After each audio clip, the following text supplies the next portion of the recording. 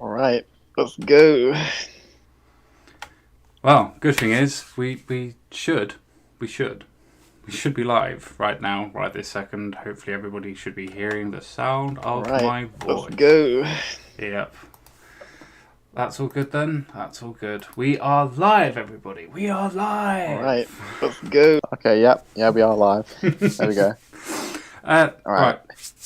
So just off of the back of it, I'm the common sense guy. We're going to be talking a load of bollocks. Nobody's really going to give a shit, and we're just going to be talking between two people about different ideas and ideals.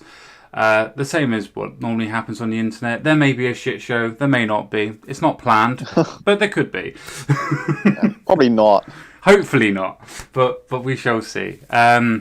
Yeah, we're going to be talking about sort of incel sort of stuff. We kind of got onto this topic because of basically basically through Chudge Logic's stream panels and a couple of other from Wix panels. We were talking to a lass that was called Stubby. The gentleman I'm speaking to now is interested in talking to her, but I also wanted to talk to him, so it's kind of a stepping stone. He's using this to challenge me to see if he can get to her. He's using me as a number one contender spot. Yeah, so there's a little bit of a backstory, but not too much. So yeah, I'm going to be referred to as Jason at this point in time. So don't worry about calling me CSG or Common Sense Guy or anything else like that. Just call me Jason. But please introduce yourself and let me know what you want me to refer you as and what just going on from there. Yeah, so it's nice to meet you, Jason. Yeah, thanks for having me on.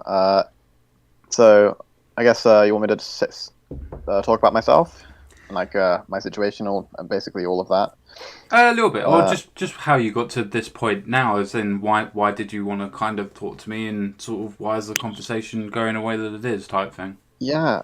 So I think there's a lot of like misconceptions and like misunderstandings basically about the whole incel issue, Hmm. and I kind of want to bring some of that to light at some point. Um, and essentially, I am an incel, so I identified myself as an incel since early 2018, which was before the word incel was used as like an insult. And interestingly, so I was just like a lonely guy, a bit socially awkward, and I wanted a girlfriend, pretty much, just a kind of normal start. I think a lot of guys find themselves in that bit of a situation. And so my friend at school, or not school, at uni, because I was at uni at the time, Hmm. showed me the incel subreddit, not subreddit, the forum. So it's incels.me at the time. Right. And I went on there and I thought, oh, so look at all these these comments people are making. Like they're using all this lingo and some negative stuff about women. Sure. And at the time, I just checked it out for like a few minutes and I just closed it. And I thought this is weird, because I could relate to them because actually I'd seen some of Elliot Rogers' videos in the past, like a few months ago, Hmm. and so Elliot Roger was the mass shooter, obviously, who Sure. was like, he got really frustrated at women and ended up shooting them up. And I did relate to some of the stuff that he said, like his frustrations. I thought it was quite funny his reaction to it though, because his reaction to being involuntary celibate was just to have incredible amount of anger at women, which was very odd to me. Like and it was also odd to me to see the people on the forum like saying negative things about women, because to me, I just completely blamed myself. I thought, I'm just socially awkward. I have autism as well, so like Asperger's syndrome, and I felt like the reason why I was alone is because I just can't talk to people, Sure. and I didn't understand why people would like people who want to be in a relationship with a group of people or a member of a group of people would say negative things about that group of people. It just made no real sense to me, because it's like because I wanted to love someone, wanted to be in a relationship. Sure.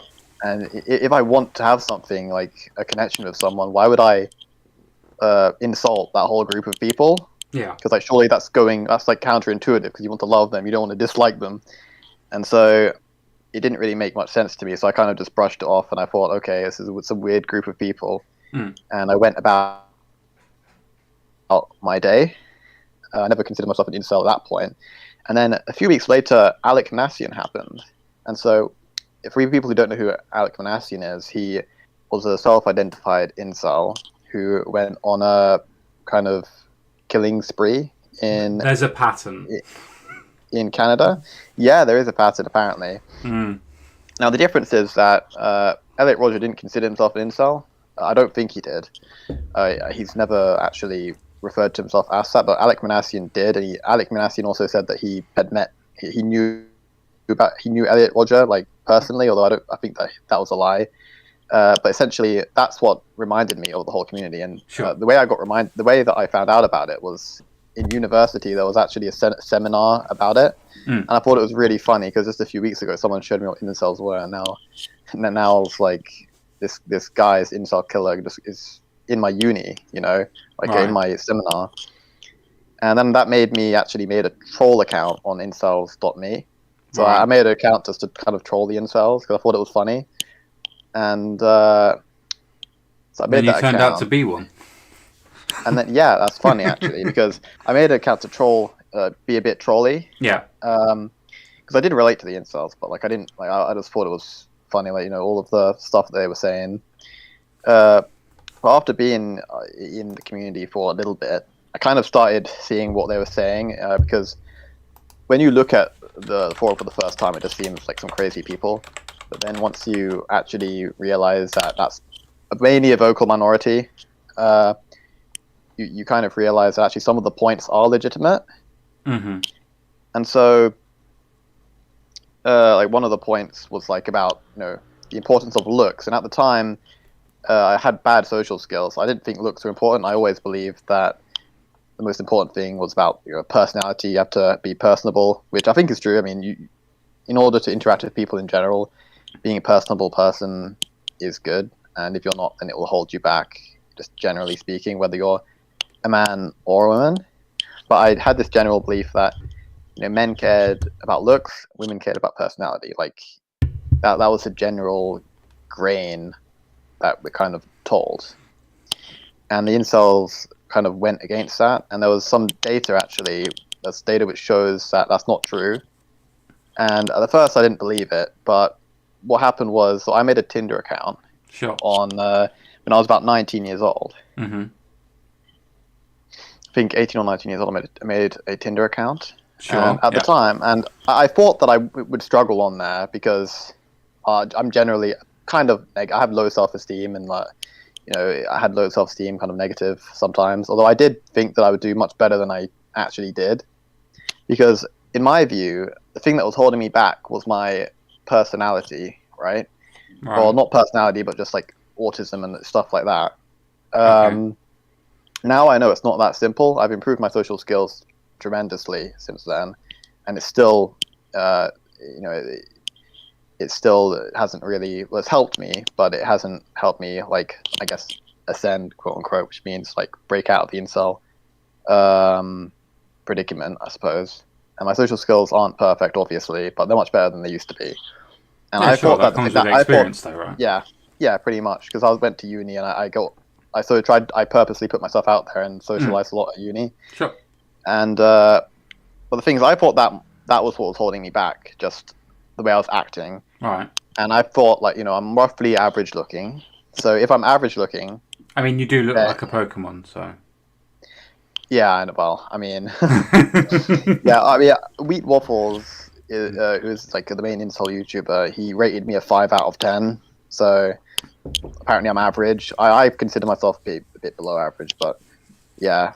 Sure. Do you think that rating comes from your own self-confidence or lack thereof of why your rating is in between there, rather than you thinking that you're like a 6 or a 7? Obviously, I haven't seen you. I'm just asking a question.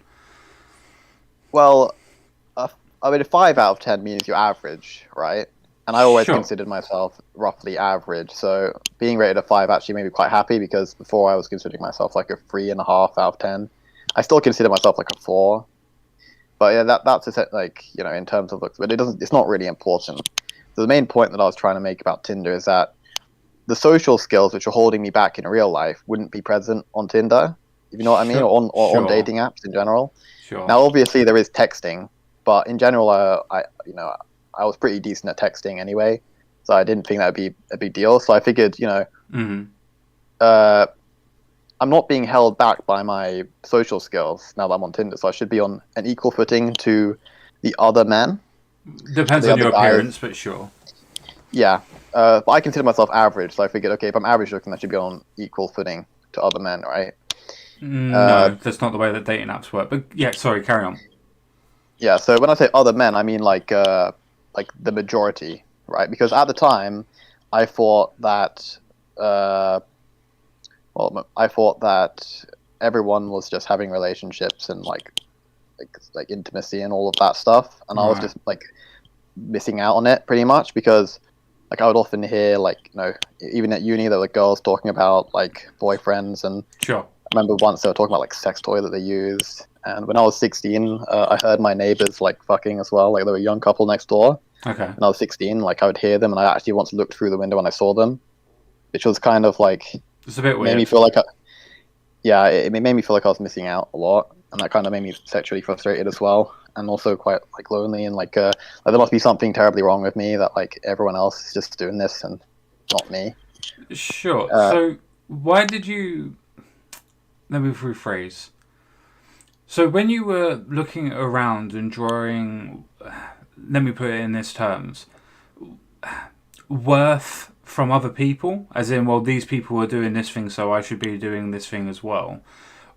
How comes that it seems to have changed a bit for you, where before you were very low on self-confidence by yourself rating yourself a 3 or a 3.5, to now saying that your confidence has improved a tad by you rating yourself around about a 4, maybe at a 5 at a push, as being average.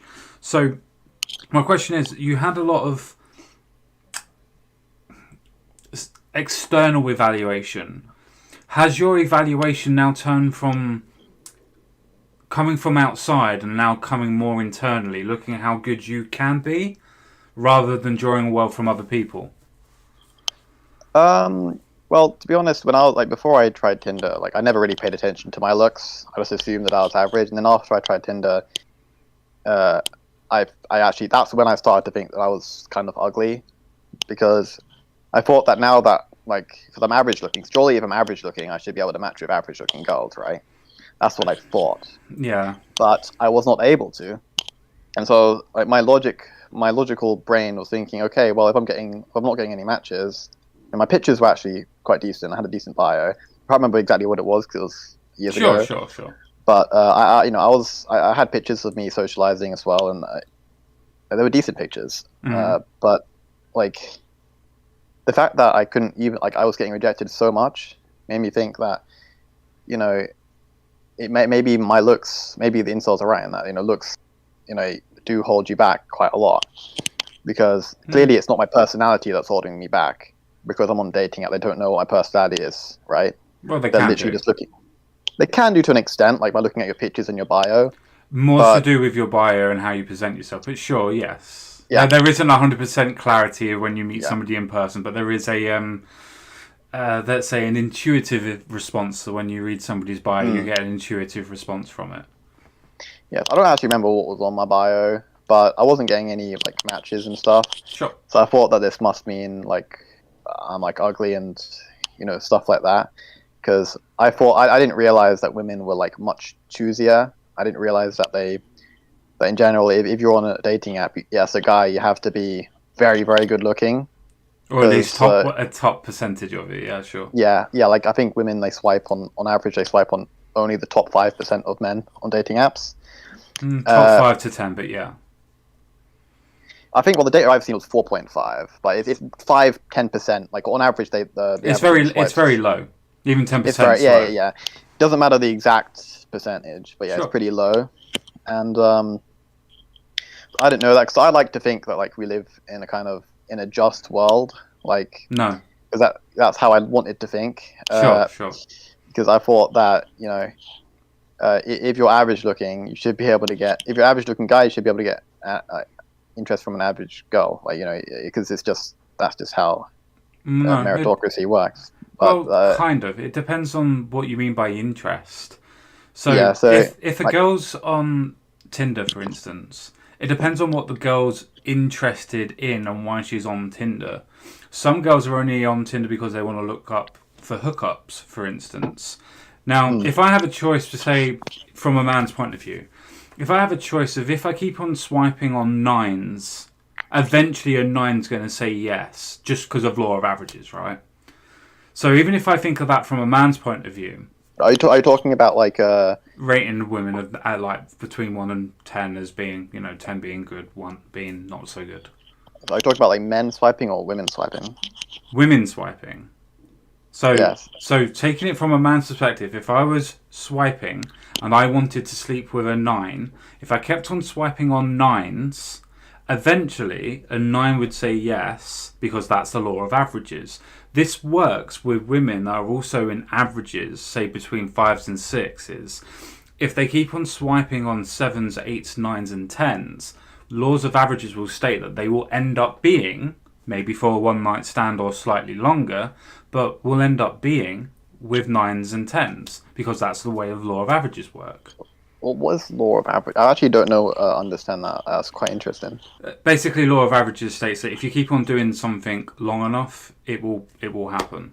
So if you keep go on. Isn't there a saying like the fool is the one who does the same thing over and over again and expects a different result? No, that's the definition of insanity. I can't remember exactly the quote. Something like that. That's supposed to be the definition of insanity. Mm. But law of averages is doing something and getting a response. See, saying for insanity, that would be going, say that you keep on messaging Becky, for instance, right? And Becky keeps on rejecting you. And you keep on saying, well, I'm going to keep on messaging Becky because eventually that one Becky is going to say yes to me.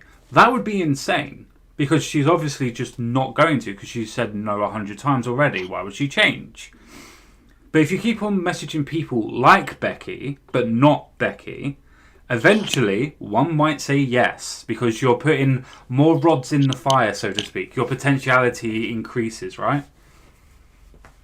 Well, yeah. I mean, if you try, I mean, I guess if you law of averages. If you want to win the lottery, right? You keep trying. If you try enough times, eventually you'll win the lottery, right? Yes, law of averages. Yes. Okay, yeah. I don't really understand like law of averages, but I mean, I guess if you keep, it's more of a word. It's more of a play on words. It's basically talking about probability. If you do something continuously, your probability increases because you're doing it more and more. I guess so. I mean, the probability increases. Sometimes it's quite unrealistic. Like if like an ugly male swipes on a bunch of nines, I mean, how long is it going to take before he finds someone with like an ugly fetish? Like, I don't know. He'd probably be quite an old man. But if he doesn't do it at all, he's not going to get anything, though, is he? The probability doesn't state that it's a good chance. It's a probable chance, right? Yeah, I guess. I mean, so yeah. I mean, I guess if you keep swiping, you'll eventually. Well, hopefully, you'll eventually get something. Although it could take years if you're like not a good-looking guy. Well, as you quite rightly said, it depends on what the women or the other person that's on the other end of the perspective is looking for. Because everything in relationships, especially to do with apps, is a case of it's dependent on what you're looking for. You may be looking for a relationship, but if the person that you've swiped with and matched with isn't interested in a relationship, it doesn't matter how good you are and what you want to do in your end of that aspect or interaction. If they don't want one, you're not getting one. Yes, I think I said that, like, I'm pretty sure the only thing I remember about my bio is that, like, I think I said that I was looking for, like, either fun or relation, because I didn't really mind. I was looking for pretty much anything, because, like, I wouldn't mind. I wanted a relationship at the end of the day. But I noticed that there are some women who say that, like, oh, I'm here for a good time, not a long time, and some women who say no F-boys, so, like, it's kind of, like, some women want something, some women want other things, and I wanted to like keep my options by like not give them reason to reject me based off of that.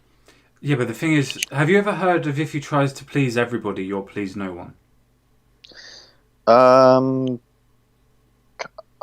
think I've heard that. Yeah. So basically, say for instance that you're in a room of 5 people. Say the 5 people, one likes sports, one likes chess, one likes computer games, and the other 2 like reading.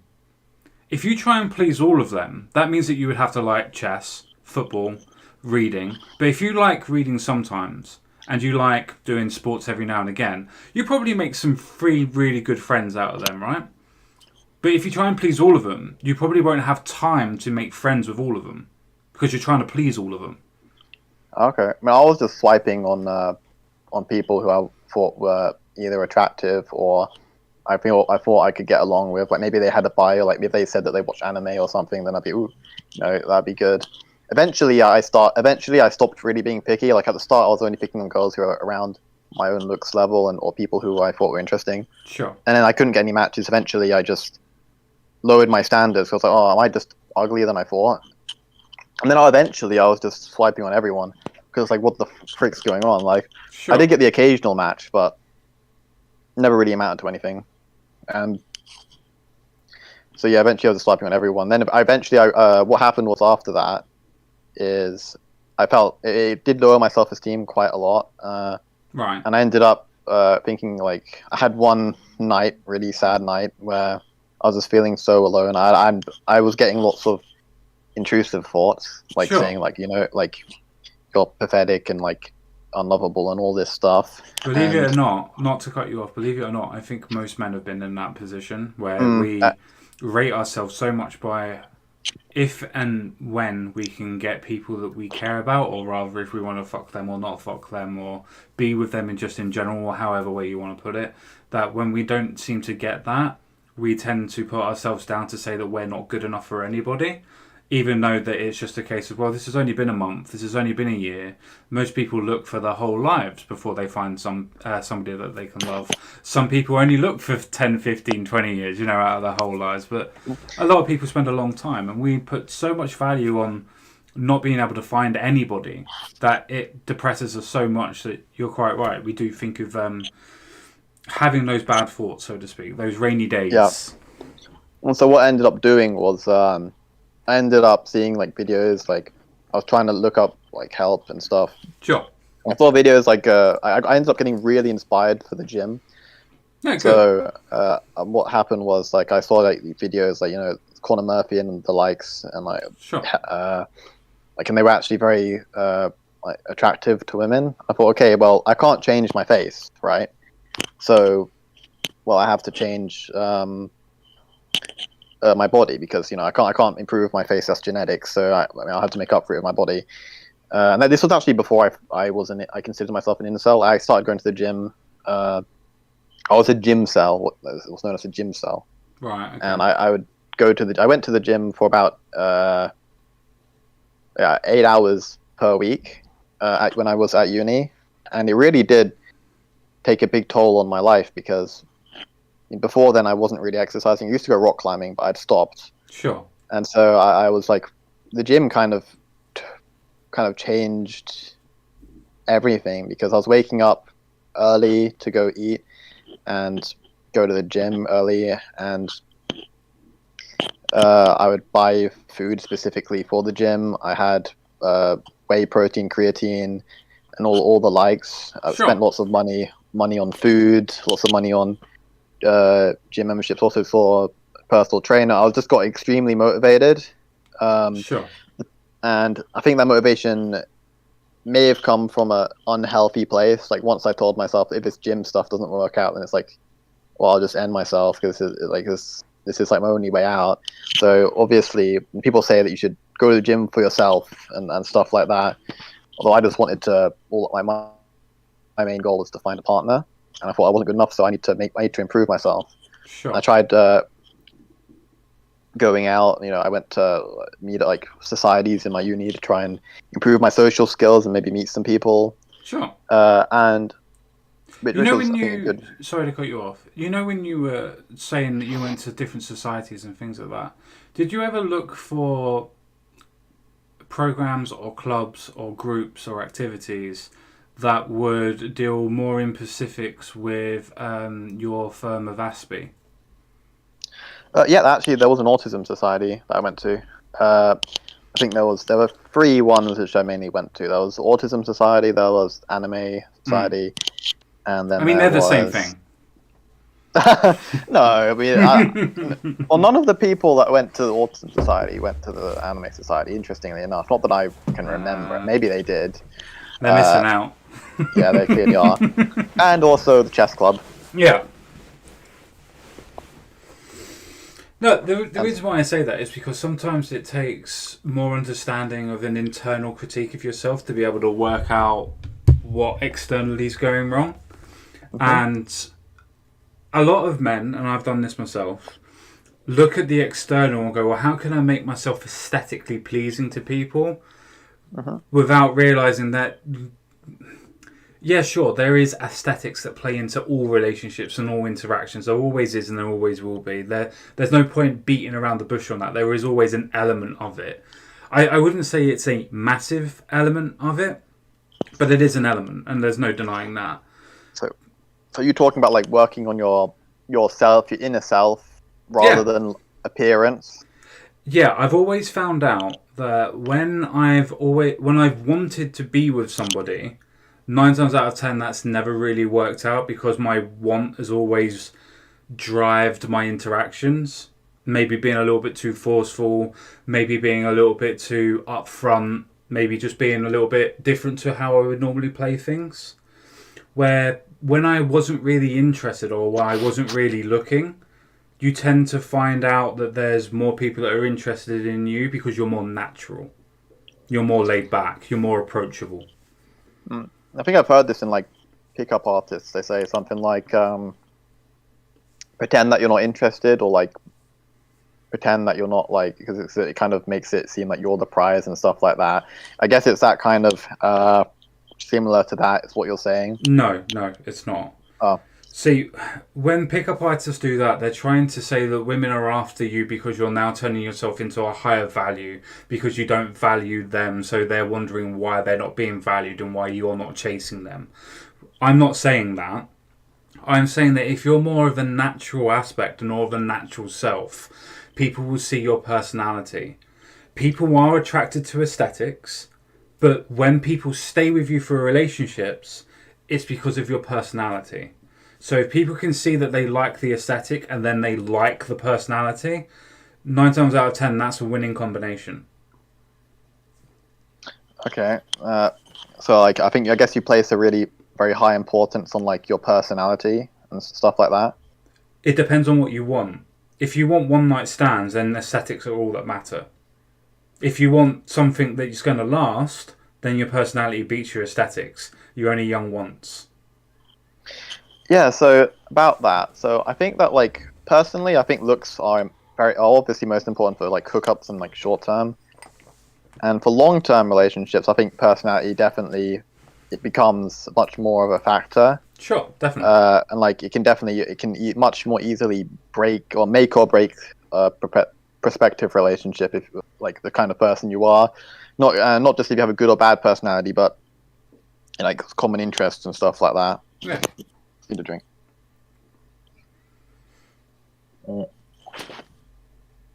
But the way I see it is that you do need to like have a certain threshold of looks in order to get your kind of foot in the door. Like, personally, I think women care just as much about looks as men do. I just think it's in society we kind of we just I disagree. tell it that it's different. I think they care just as much about looks as men do. I disagree. Okay. But the way I see it is that it's not about one being more important than the other. It's about one being important to get your foot in the door. So you have to get past someone's looks threshold. Once you're past someone's looks threshold, then your personality will be important. Because the way I see it, like, if a girl is fat, morbidly obese, just ugly, like, you know, I won't be attracted to her no matter how good her personality is. But if she's like reaches a point where I can be attracted to her, then then the personality becomes important. See, I also disagree with that as well. Because if you're talking about the idea of not wanting to be alone and wanting to be loved, which I've been there, then if you find out that you have somebody that is attracted to you, but you're not physically attracted to them, but you could learn to like their personality and be around them and have that companionship, for instance. Yeah, I mean, that's fine. I can be friends with someone, but if I'm not physically attracted to them, it's kind of just hard. Like people say that you can become physically attracted to someone, which I get that, but I think to a certain extent that you do have to have a certain level of looks. And when I say a certain level of looks, I don't mean like it has to be. Well, for me, it doesn't have to be very high level of looks. Like it could be just like someone who's around the same level of looks as me, or even a bit below. Like if she's like a bit chubby, that's okay. Because you know, personality. I'd much rather be with like a 5 out of 10 who who shares my interest, is very nice, than a 10 out of 10 who would is just like cold, you know. Even when it comes to hookups, I'd probably prefer that, because it's just, yeah, I just feel like it would be a nicer experience, pretty much. Like it would feel like you're doing a hooker if they're just cold, you know. So to me, it sounds like you actually value the companionship, or the idea of getting to know the personality more. The compatibility side of things values more to you than the actual physical aspect of it. Well, I think they're both very important. Yeah, I mean, which one's more? I think both are necessary. Both are necessary. I know. I wouldn't disagree, but the way that you were talking before, just to reaffirm and just to go back and summarize, you were saying that you would rather be with a 5 with a good personality than a 10 that had a crap personality. And obviously, I'm paraphrasing. I'm not directly quoting. That is basically what I said. Yeah. But the thing is, it's not about one being more. I think that after a certain point, one is more important than another. But then because if she's already like a 5, or if she's a 4, you know, it's fine, because like Sure. I already can be attracted to you. Then personality does matter. But if you're like a 1, you're like extremely morbidly obese, you're like 60 years old, it doesn't matter how good your personality is, right? So I think both are necessary. People will say like, oh, okay, what do you prefer? Like, do you say like looks? What percentage of looks? What percentage of personality? What percentage money? But which I don't think is a good way of looking at it, because I don't think you can quantify that. I don't think you can it's hard to quantify it quantify between it. But I think that you do need to get past a certain threshold of looks, whether you're like male or female, in my opinion. Sure, but what do you think would be the more common thing for the most common person? Do you think it would be the fact of the looks would be the most common thing, that they need to have the highest scoring, if we want to do scoring as an aspect, or do you reckon to be personality is the highest for the scoring? What do you reckon would be the most common aspect? Well, it's hard to rate. Well, personality. I mean, I guess for personality, it's like could be. It's it's much more subjective, obviously. Well, we're literally talking about subjectively scoring individuals, so everybody's going to be subjective regardless. So okay. Well, I don't think it's easy to separate it, because I think to some extent, there is the halo effect going on. So, like, if someone's better looking, you will think that they have a better personality. So sure, but as you said, that would be an effect. That wouldn't actually be what you're rating. You'll be forcing yourself to push up the rating because you want it to be true rather than it being true. Which, in turn, then means that you actually do rate personality more than the looks, because you're forcing the personality up.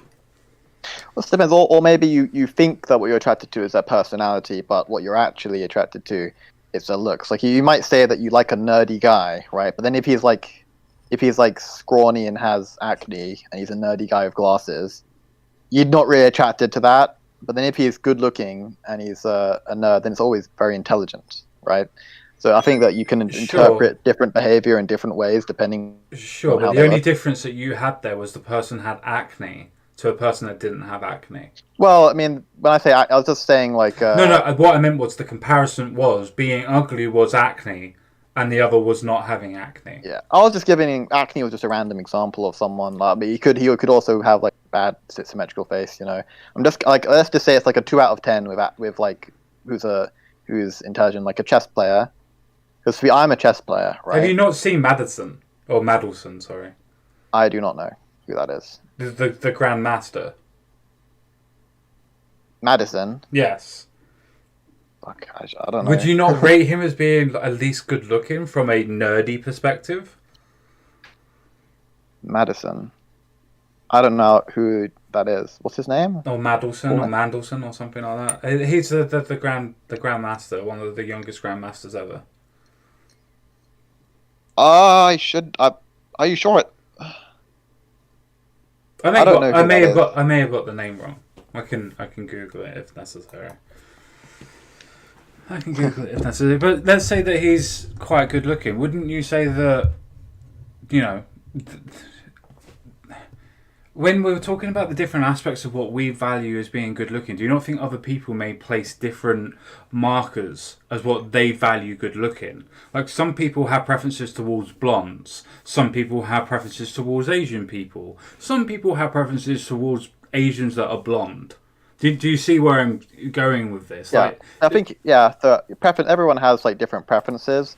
Although I think that there is a lot of like there is some subjectivity to looks, but there is also a lot of objectivity to looks because if it was mostly subjective, then you wouldn't have some guys on Tinder getting thousands of matches and then other guys getting no matches at all. Because clearly there's a general consensus that this guy, like among women, there's a general consensus that this guy is attractive, this guy is not attractive. I think that there is like different, like different people might have different preferences, but I think compared to the objective looks level of someone, I think it only goes so far. Like, like it might be like if you like emo guys or something, like it might change him from like a 8 to a 9 or something like that in your head. But I think genetics, like how your face, like symmetry and just general good genetics, plays much more of a role, and that's more objective. I don't think anything when you're valuing beauty is going to be objective. Everything is going to be in the eye of the beholder by definition. I would definitely disagree with that. Okay, name one thing that's beautiful that we can all agree on. Um, well, the thing is, I don't think that's a good Exactly. comparison. Exactly. No. The reason why is because looks are genetic, right? No. Well, If something, looks come from genetics. Yeah, sure. they come from genetics, right? So you would be genetically wired to be attracted to certain attributes. So if I were to say like a flower is beautiful, like you're not necessarily genetically wired to be attracted to that, right? Because we're genetically That's not what I meant by do something that you classify as beautiful. So, say for instance, you say, "Oh well, her eyes are beautifully a beautiful shade of blue." I can go, "Well, I don't like blue eyes. I don't even like the look of eyes. They disgust me." well, I think certain aspects are subjective, like eye color, like hair color, because that isn't a portrayal of someone's genetic quality. So I think Technically, it that is. It depends. It depends on the well, genetic stock that you want. But sure, I understand what you when I mean. say genetic quality, like I guess I guess blue eyes tend to be considered more attractive. I don't think eyes and hair color that stuff doesn't like people aren't really going to be too fussy about that. But if someone's fat and someone's like muscular, like that is going to be a much bigger But that thing. doesn't That's come not from genetics. yeah, that That's not a doesn't come from genetic marker, though. it is a health marker because But basically that's the reason different why to a genetic marker, though, right? Can we can yes, I think agree on that definition? It's not a genetic marker. yeah, okay. So maybe I should use height as a different example to just show what I'm talking about. So if someone's tall, that generally is considered more attractive to women than someone's short, and that is genetic because women want to be protected. Like it's just natural for them to want someone who's more like who's taller, if you know what I mean. Sure, but And as you correctly said, that depends on what their perception of is for being defensive, as in protection. So if I have a 5'5" bodybuilder that looks like he can kick down walls, for instance, and somebody who's 6'1" that's as scrawny as shit, I can guarantee you that 9 times out of 10, most women are going to go with the short guy than the scrawny guy, right? I wouldn't be so sure about that. I put money on it. That's the reason why. That's the reason why short I'm men not end up so sure getting. about that. Okay. Okay. I mean, I don't know. I don't have any. I don't know if either of us has any data on that. But I think that if someone's tall, there are like tall and scrawny guys who would be considered more attractive than like a smaller, muscular guy. I mean, I think as guys, we like to think that the more work you put into something, the more effort you put into something, the more you'll get out of it No, because that's that's not what I was just. talking about.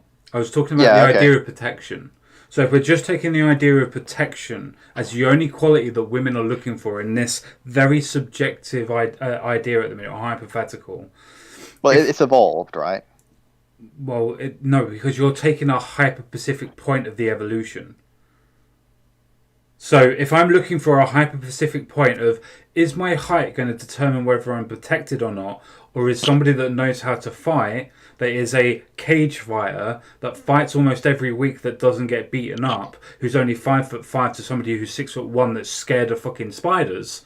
I can guarantee you, if you're just taking that hyper-specific point, most women will pick the 5'5" guy if they're looking for protection. Well, when you say looking for protection, you're talking about like logically they're thinking in their brain, I want someone who will protect me. No, Or no, because that'd still evolutionarily. be that. Well, evolutionary is still a subjective conscious, right? So you have three layers of consciousness. You have your conscious, your subconscious, and your non-conscious. Conscious, subconscious. Non-conscious. What's it? Subconscious and non-conscious. Is the non-conscious just evolved or what? No, it's basically stuff that's done automatically. So you wouldn't say that your breathing is a subconscious action. It's a non-conscious action. It's done automatically. You don't even have to think about it on any level. It's just done naturally. I mean, if you saw like a 5'5" guy who's muscular and put him next to like a skinny 6'1" guy, I'd be more let's say worried they're about, like, I can say this from a man's point of view. If I'm on a night out and I see a timid 6'1" guy and an aggressive 5'5" guy, I'm going to be more worried about the 5'5" guy than I am about the 6'1" guy like when because you say worried, he's being aggressive. okay, are you talking about like how? I'm just talking about looks, not how they're acting. Because when you say he's timid, he's aggressive. Like you can act that out. Like a muscular guy can be timid as well, and then a scrawny guy could be aggressive as well. Sure, but we're talking about a hyper-specific aspect of protection, right? I just think that like that the protect. Well, I'm not trying to focus on the protection in particular because I Okay. think the reason why we evolved to like why women evolved to be attracted to taller men is because genetically speaking, that would be like they'd be better able to protect them. Or I'm not trying to like focus on the protection in specifically. I'm just trying to focus on how they have evolved to be more attracted to taller men. And I think we can I still agree. don't think that's true because I think that most women are probably attracted to people that are taller than themselves. They don't necessarily have to be tall. So you think that the women's only standards for height is to just be taller than me? No, I don't think it's their only standards. For, There's for height. loads of different standards. No, I mean their only standard for height is be taller than me. No, because height, even by that standard, is going to be subjective. So if But, if I'm a female and I'm 6 foot, and I want somebody who's taller than me because I want them to protect me in your mind, then I need them to at least be 6'1" or 6'2", right? well, they want someone who's taller than them because that's what they're wired to be attracted to. I don't think it's wired to be attracted to. Because you're saying that this attraction is just simply to do with being physically attracted. Okay, And then maybe you I conflate it. word. Yeah, I mean, then I you didn't word conflate that it. correctly, perhaps. What I mean is like that is one trait that women are wired to be attracted to. Of course, they could have other traits which are really unattractive, but that's just that in general, being tall as a guy is considered an attractive trait, and women in general will consider that a positive, like rather than a negative, right? Sure, sure, but I still think that it's still subjective. If I have a 5'1" woman, tall to them is 5'8", right? Yeah. So it's still a subjective aspect. It's not necessarily Well, you need to be 6'1" or you're not getting laid. actually, wait. I just said yeah, but I mean, I don't actually know if 5'8" is tall to a 5'1" girl, because like what we have is like so an interesting It's stat. 7 inches taller than her. Yeah, but the thing is, I think a lot of the time women will just want to go for the highest, like the top men essentially. So even if they're short, because well, I actually did see a study which found that I think Alexander Grace showed a video of it where I can't remember the actual. I haven't seen the study in a while. I probably should have looked at it recently, but I know that one point about it was that women's preferences for height don't change depending on how tall the woman is. So if a woman is 5'5" compared to a woman who's 5'1", both women will actually desire the same like height of man, which is like No. above You're 6 foot. misunderstanding the study, even by the way that you worded it. So most women want women that are taller than them. Yeah. That's what I've just said. That makes it subjective to what height is. But I think well, my understanding of what you said was that like a short, like a 5'1" woman would find would find a 5'8" man, would Taller than consider him her. Yes. more tall, like taller compared to if like a 5'5" woman was looking at a 5'8" man. Sorry, you'll have to repeat that because I Okay, must have got okay, lost. sorry. So what I'm getting from you is that, like, because you said it's like height, the height of a man is subjective. Because if a woman is 5'1", then a 5'8" man will seem taller, and then if a woman is 5'5", then that same 5'8" man won't seem as tall. That's that true. Yes, yeah, that's true. Yeah. Although when it comes to like selection, though, because that's what the whole conversation is about, like what women go for.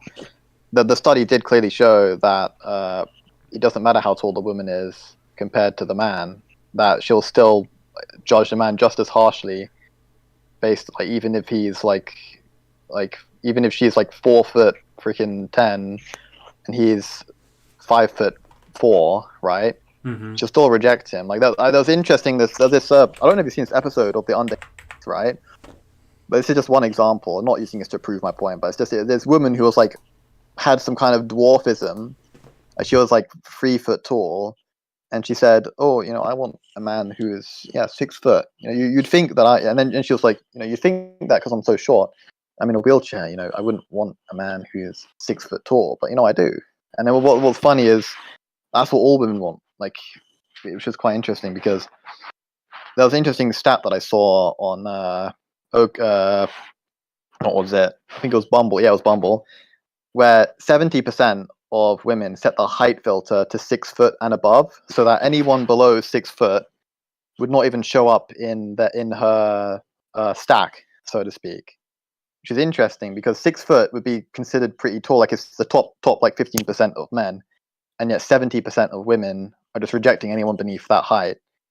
So it's like it seems like women do set a standard for height, even because I'm sure that a large percentage of those women in that 70% aren't very tall themselves. You get what I'm saying? I understand what you're saying. I would have to read the study to be perfectly honest with you because I just don't see it. Even with the idea of using things like selective apps, yeah, sure. I can select to make sure that people are between the ages of 25 and 30, for instance.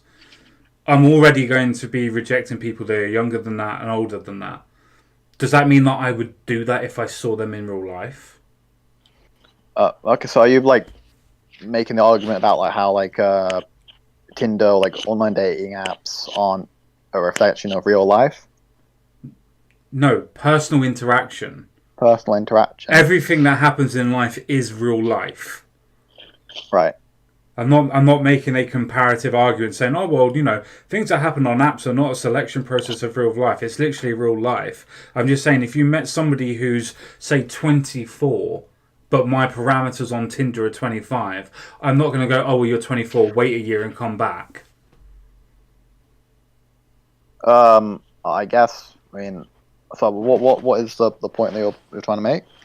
Correct. I'm not completely sure. That we select what we think we want when we're looking for things. So we have societal biases that come forward when we're trying to select for things. So societal biases. Yes, what we think society might want us to be in. Well, I'm a 30-year-old man, so I shouldn't be going with anybody younger than 25, and I probably shouldn't go with anybody over than 40. Those should be my parameters, what I'm looking for. Let's say I meet somebody who's 44, absolutely gorgeous, looks like she's only 30. Am I going to reject her because I found out that she's 44 and I get on with her like a house on fire? If I met her in real life, I'm not going to turn her away, am I? Well, what I see is like I would like filter out people who I know that I won't be attracted to. So like I know like I would filter out anyone who's above the age of 30 because I know that I'm not attracted to that. So like I wouldn't be like because personally I'm like in my early 20s. I can't relate to someone in their 30s. So it doesn't matter like what personality is or anything like that. That's the way I see it. Like you just filter out. Sure. So you never fancied any of like somebody like Jennifer Aniston when she was in Friends, or I'd never Courtney watched Cox, that. or Courtney Cox, or to say Jennifer Lawrence, or something like that. Jennifer. Like just in general, people that are a little bit older than you, that are in their late 30s. What In their about? late 30s. Well, the thing is, Jennifer Lawrence. I mean, she is. I mean, not really. The thing is, like, You mean you I guess wouldn't be she. attracted to Jennifer Lawrence? Well, let me just look up a recent picture of her. Well, personally, she's not my type because the thing is, I want someone who I can relate to. A 30-year-old, I'm not going to relate to. How do you know? Uh, Well, she's interested in anime and everything else like that. She loves Marvel, for instance. I mean, well, I don't watch Marvel, but I think your point is that like maybe rejecting someone who you don't who you might like and you're not giving them a chance, and that in real life situations, like not on dating apps, you'd have the chance to see that part of someone that you might miss on a dating app. Is that what you would Kind say? of, but let me flush it out. Say, for instance, you meet somebody as elusive as somebody like Jennifer Lawrence. She loves anime. She's really fun to be around. She's absolutely beautiful. But the only problem that you can see is she's like 37, 38, right? Right. But she doesn't look it. Everything else you get on with her like a house on fire. Are you telling me that you would give up on somebody like Jennifer Lawrence, as a hypothetical, because she's 37, 38, 36, whatever, because you don't date anybody over the age of 30? Well, the thing is, with my selection, it would be like I would take that into account that maybe someone who looks this certain way or like is this kind of maybe I wouldn't be initially attracted to them. I would be attracted to them later. I would take that into account with my selection, and so the people who I would reject would be people way out of who I know that I wouldn't be attracted to. So like anyone above the age of 35, I wouldn't be attracted to. Like I have a preference for women who are about around my age or younger. So I wouldn't go for someone who's like 35, if you know what I mean. That's just my personal preference. I think like it's again going to looks are important. You have to reach a certain threshold. It looks like I think that there's a difference between a friendship. I would be a friend, but not a romantic partner. You know what I mean. Sure. It's just like just looking at Jennifer Lawrence's age, right? So she's 31. She doesn't look 31. She's the Hunger Games chick, right? Oh, she's only 31.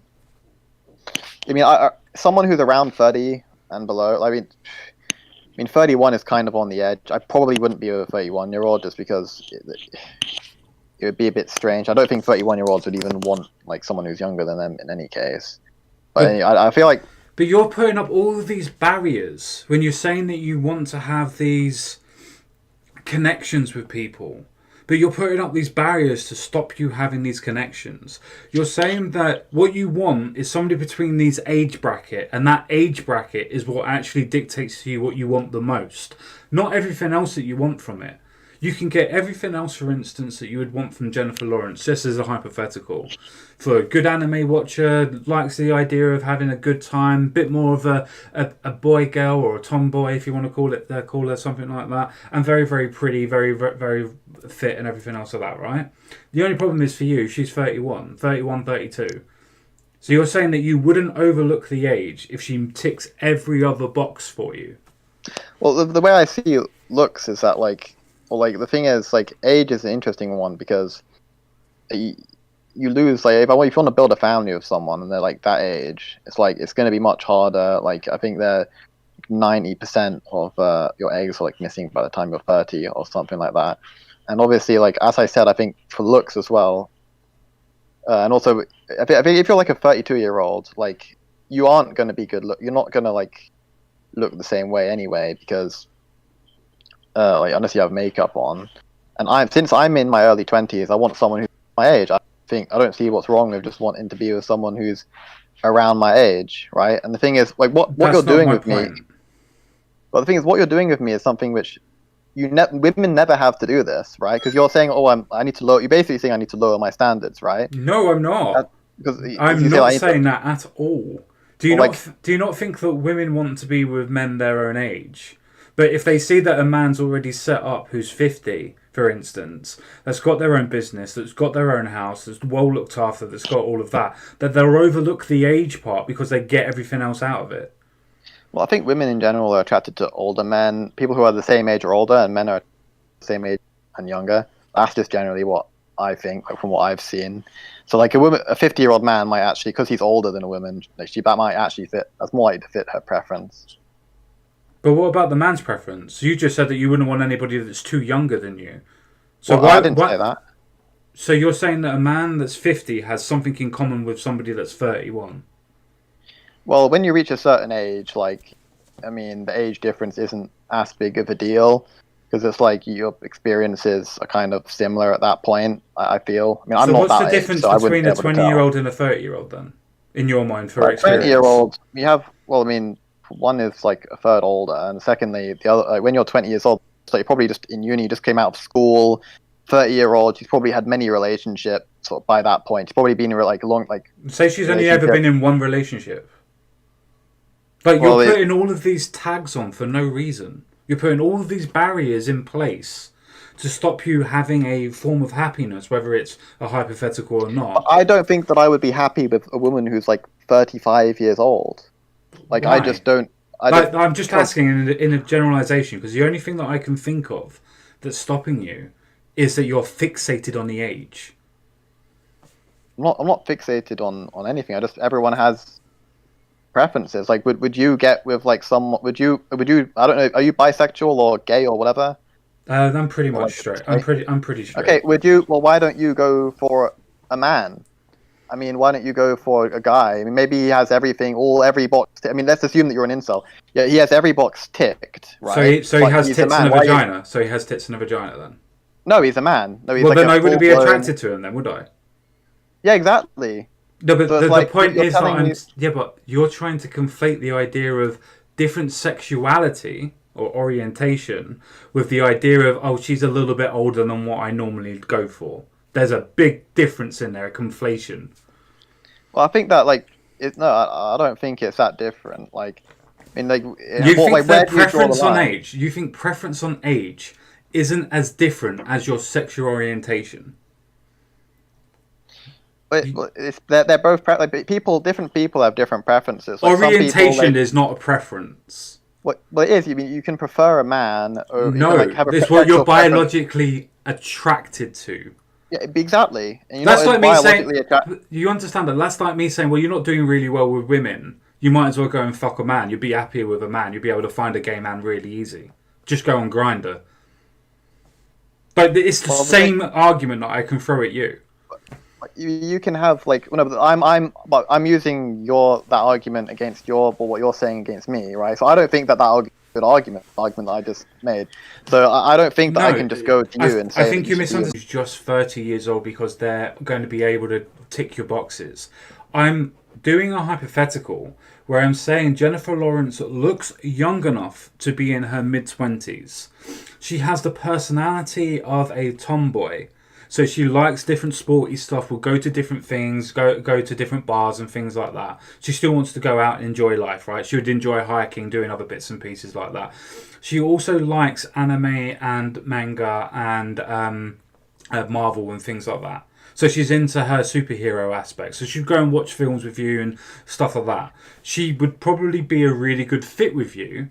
The only thing that I can say is that the number of her years on Earth is what's stopping you from going with her. And I'm saying that that barrier could be a reason why you're not able to be in a relationship, that you put up too many barriers. I don't think I put up many barriers. Like I'm completely happy with going with someone who's around like on my level or even below level. Someone who's like when it comes to standards, my standards are not high at all. Obviously, I have preferences like age. Obviously, like I don't think I don't think like going for anyone between the ages of like 16 and like 29 or about 29. I don't think that is like such a like bad thing. Like No, do I I really agree have it isn't. No, I agree it isn't. But why is like why 31 a should I cut like? off? Why is 31 a cut off for you? Well, it's a rough cut off. I mean, the thing is, that's just my personal preference. It's like But yeah, but being a you're male is also fixated a on cut the off. age. Yeah, but you're fixated on the age. I'm I'm not saying fixated on. the reason why I'm saying you're fixated on the age is I understand that I understand that we're getting a little bit heated, but that's because we're misunderstanding each other. I'm not saying, oh, you're fixated on the age for no reason. I'm pointing out to you that she looks young. She looks 25. She ticks all the boxes that you could possibly want from somebody that you've mentioned before. Well, a femboy might look like a girl and then have a dick. She might well do, but I'm pretty sure that Jennifer Lawrence is a girl, like by the Yeah, but I'm biological just using sense. the same logic that you're using. What logic do you think Because I'm it's like, using? Because you're conflating my point for no reason. It's you just being confrontational for no reason. okay, look, okay, I apologize. I'm just trying to. I'm just getting a bit. Oh shoot. So I apologize for being confrontational. I'm just trying to understand about it because. So from what I get, you're saying that I'm like I shouldn't be. I shouldn't reject people who are above a certain age because I'm potentially missing people who might be good for me. In a very, very simplistic way, sure, but my point isn't, oh, just because she's older, she might be better for you. My hypothetical is saying that your cutoff is 29. She's 2 to 3 years older than that cutoff point, but she looks like she's 25 and she ticks like a vast amount of the boxes that you would want from a girl. And I'm saying that in this hypothetical, she's interested in you, and you're saying, well, I'm not interested in her because she's 31 years old. And I Well, haven't heard she's it. like, I haven't heard any other reasons of why you wouldn't want to be with her. well, 31 is kind of on the edge, but like, let's say she was 35, like, I'm just not attracted to people who are that age. Like, you know, it's like you could say like a lot of guys aren't attracted to girls who have slept around a lot, right? Sure, Like but they'll if still you have like sleep a with them, body right? count of a, if But you they'll get like still a, sleep with them. I wouldn't. I don't want to get. I know I you don't want to wouldn't. get. I know you wouldn't. But you're saying that, oh, some people are disattracted with people that have slept around a lot. That wouldn't stop them sleeping with them, though. Well, you get STDs. I mean, I'm sure people would, but I mean, men generally have low standards, right? So a man will sleep Sure. with a woman who's slept around, even if he prefers otherwise. I think everyone has preferences, Sure. right? I think we might be getting mixed up between preferences and standards, maybe, I don't. I because don't think so because every time that I pointed out to you, and again, I'm not trying to be confrontational. It just sounds that way. I'm it saying sounds. that. Yeah, I know. That's why I'm saying it's not prefaced that way to be as an attack, though it may come across that way. It's not meant to be. But I'm saying that this hypothetical girl, Jennifer Lawrence, she fits every single box that you could want in a girl. She looks pretty. She ticks all of the fantasies that you could want from her, so to speak. That she's a tomboy. She wants to do all of the boy stuff that you want to do, and she's supportive and everything else like that, right? And then I'm saying she also looks young with it. She looks like at max 25, maybe 28 at max, right?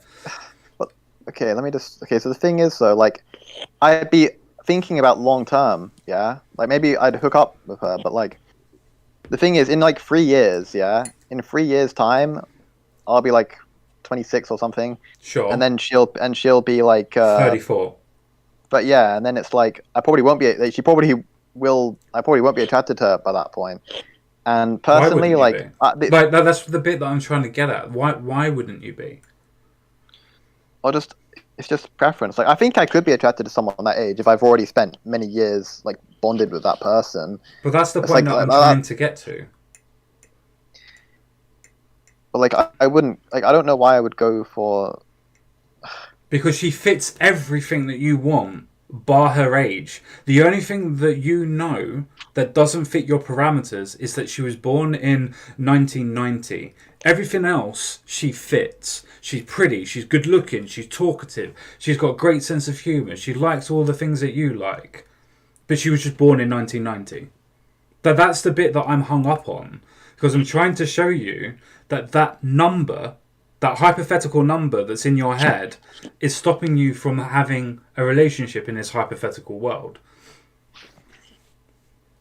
Well, I feel like I should be able to like have some kind of stand. I don't think like it's unrealistic for me to say that, like, you know, because I'm like 20, I'm like in my early 20s, right? Sure. Like, what's wrong with me saying that I want someone who's around my age? Nothing. There's nothing wrong with it. But do you Yeah, I mean, I'd be completely fine. Like, I personally, I like obviously I would prefer someone who looks like Bella Delphine, right? Like someone who's like really good looking, right? But I would be completely fine. Like obviously that would be like the ideal. But I'd be completely happy compromising for someone who's even worse, like even like a bit chubby or like not that good looking. Like I'd be happy with like a 4 out of 10, or like a 3.5 out of 10, even like a 3 out of 10 if So she's what if would I'm you really rate get Jennifer along with her. Lawrence then? Like, have you had a look at her, or a chance to look at her? Well, when I rate on the scale of 1 to 10, I'm talking about between the ages. So Because you like I are don't. putting a strong emphasis on the age then, not the looks of the person, but the age of the person. Yes. Yeah, but So it's that's not the just point about I was looks; it's also making. about age. That's the point I was making. Like that definitionally, that was the point I was making. You're not bothered about the looks. You're bothered about the hypothetical number or the biological Oh, number. I mean, the thing is, like, if like science managed to like evolve to a point where you could like do what the jellyfish do and like revert to your previous ages, biologically speaking, and like so even though she's 31, she actually has because of science has the body of a 21-year-old. Then sure, then I'd be completely fine with it. Then why don't you just It's say just a that you weird. want somebody between 21 and 25? Well, I did say that. Basically, I want someone between who's like around my age, or but who's like between like 18 and 29. That's what I said. Sure. It's just it's annoying to me because if you get to the point of when you're saying that in general, as a incel in general, not use yourself, but as an incel, you're saying that people are stopping you from doing this, or stopping you from doing that. Fine, I get that. But in this hypothetical world that I've just created, you have somebody that is as pretty as Jennifer Lawrence, that fits most of the aspects of what you said that you were looking for. The only thing that's stopping you from being with this woman and having a chance of a relationship and whatnot, and she was born in 1990. Do you not think that that barrier is something that you might find for other women that stop you from going with them? Oh, she's not as good looking as I thought she was going to be, so I'm going to stick to my standards. Well, the thing is, it's not just about sound; it's also about preference. But also, women like, what was I gonna say? So it's like I'm just not attracted to that. I don't know what I can really tell you. Sure, like it would create a barrier, right? But No, that's what like, I'm trying to understand. I don't like. I look at Jennifer Lawrence, and yeah, sure, I'm a bit older than you, and I think, yeah, she's a good looking lass, like very, very good looking lass, and I think she looks that she's about 24, 20, 26, right? I think she could quite easily pass for that sort of age. Sure, some lights, maybe in the morning she might look a bit older, but generally in most days she's going to look between 24 to 28 at max. the thing is, like, again, what I said before, it's like it's like with the gender thing. Like I could like why not be attracted to a man? You said that like sexuality is different from preferences, right? But it's like you can have a sexual preference for men or a sexual preference for women. Like that's literally what it's called. It's sexual preferences, Well, right? it's actually called orientation, but sure. Sexual orientation. Well, because people, it's very common for people to say like, "Oh, I have a sexual preference for men," right? Like Sure, that's a it common is. thing to say. There's a difference. You're talking about common parlance, where we're talking about the actual definition. Because usually, like, preference would be like you like you're attracted to one thing like Sure, over common another, I guess. parlance for preference means that I like as well, but that's not what preference actually means. So I feel like we might be like getting caught up on like kind of semantics here, like which is kind of like maybe it would be best to like kind of change the topics because we're just going around in circles. Maybe. I mean, the main thing for me is the idea of barriers. Yeah, That although that's the like main thing for me. yeah, so I mean, the thing is, I'm happy with creating like some barriers, like Then don't in take order this the to. wrong way. Don't be annoyed when your barriers stop you from being happy. So, but this is again what I said before. You're essentially saying that like I need to lower my either like I should change my preferences or standards in Do you not order to think that stop being people do that incel. when they settle? Yeah, so you want me to settle, but the thing is, like, I don't see No, I want you why. to be happy, and I think your barriers are stopping you from being But happy.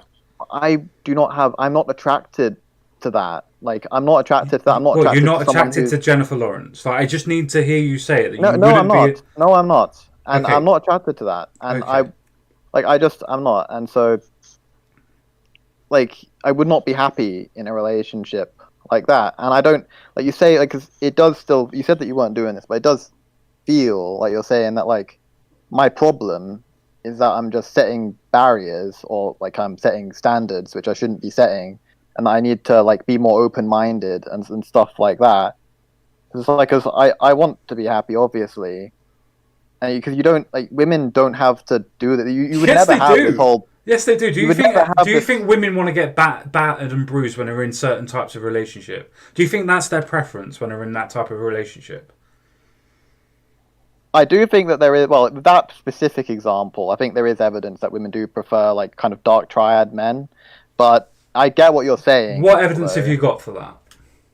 So there was a study actually where they asked women, like they basically listed a bunch of traits which dark triad people had. So and these questions were to test or were to show how he had Machiavellianism, psychopathy, and I think that was another dark triad trait. I forgot what it was. And the women actually rated that as more attractive than the control, which didn't have these dark triad traits. And so a lot of the time, So when you know say how control, when you say control, are they good looking? Do they have any personality? well, What's the it's just the control? same. Well, it's just the same. I think it's just the same, except that they didn't have the. Then how can it be a control if it's just the same? Well, it's the same, but without the dark triad traits. I'd have to read the study because that sounds selective as fuck. Well, the thing is, like you often, I mean, you often hear women say about how they're being like, abused and the boyfriend is beating them and stuff, and yet you hear that and they complain, but it's like you chose that guy. No, they right? feel trapped. Have you not been into trauma aspects where women have talked about their trauma of being in those types of relationship? They feel trapped. They feel scared to leave. They're threatened if they are leave that they'll be killed or their family members will be killed.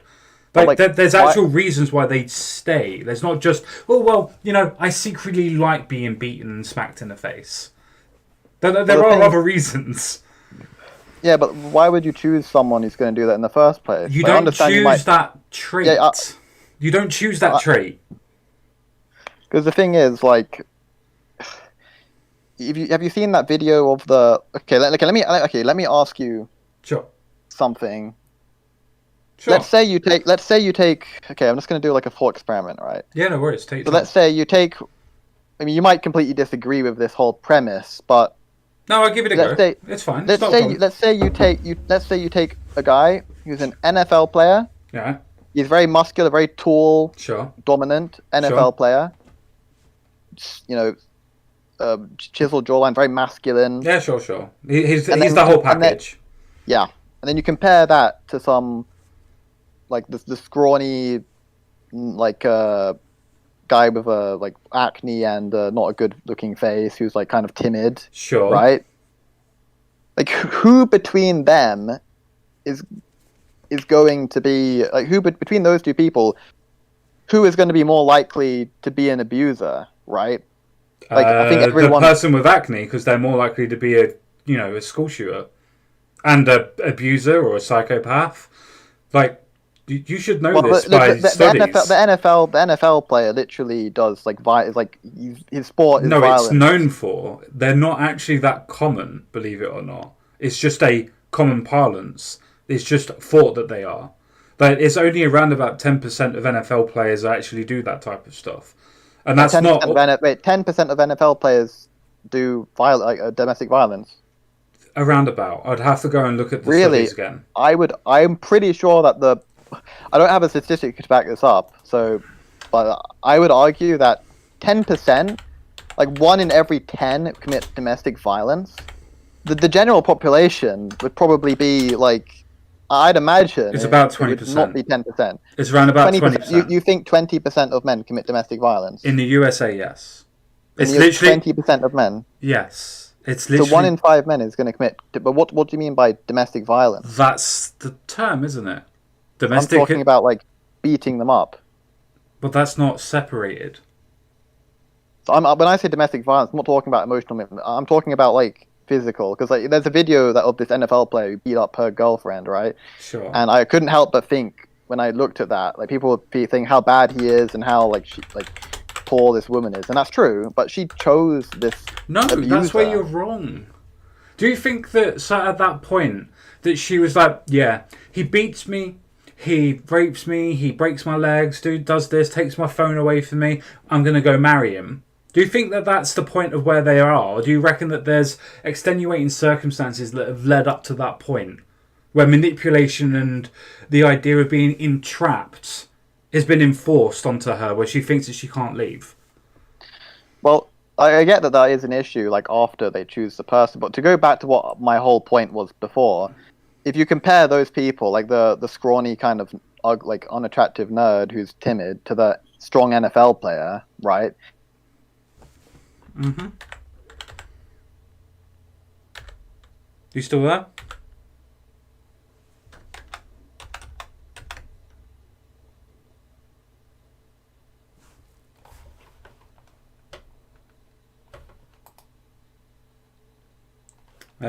My Discord has decided that it's gone all woo.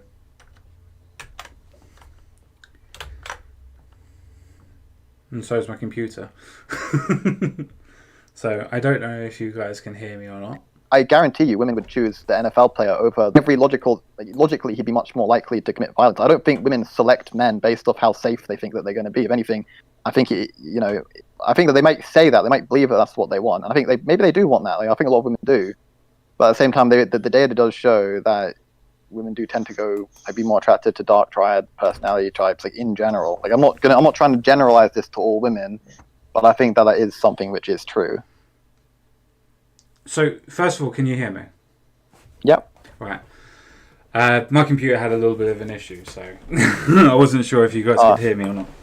I couldn't hear you. That's fine.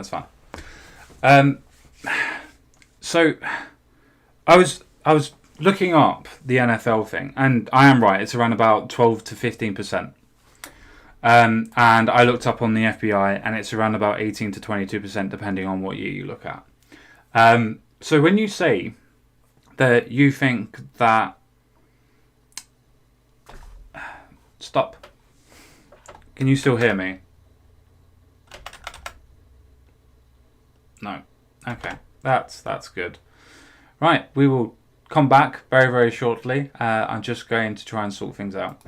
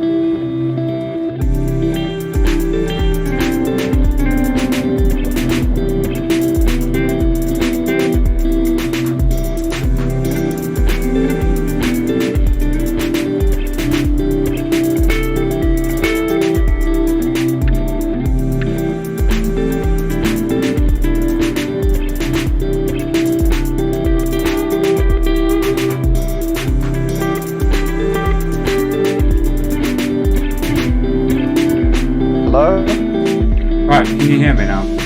Oh, there we go. Yeah, I don't know what happened there. My Discord decided to fuck up. Yeah, that's unfortunate. That's right. Just give me one sec, and I'll sort out the stream again. It's not off. I've just put on a screensaver.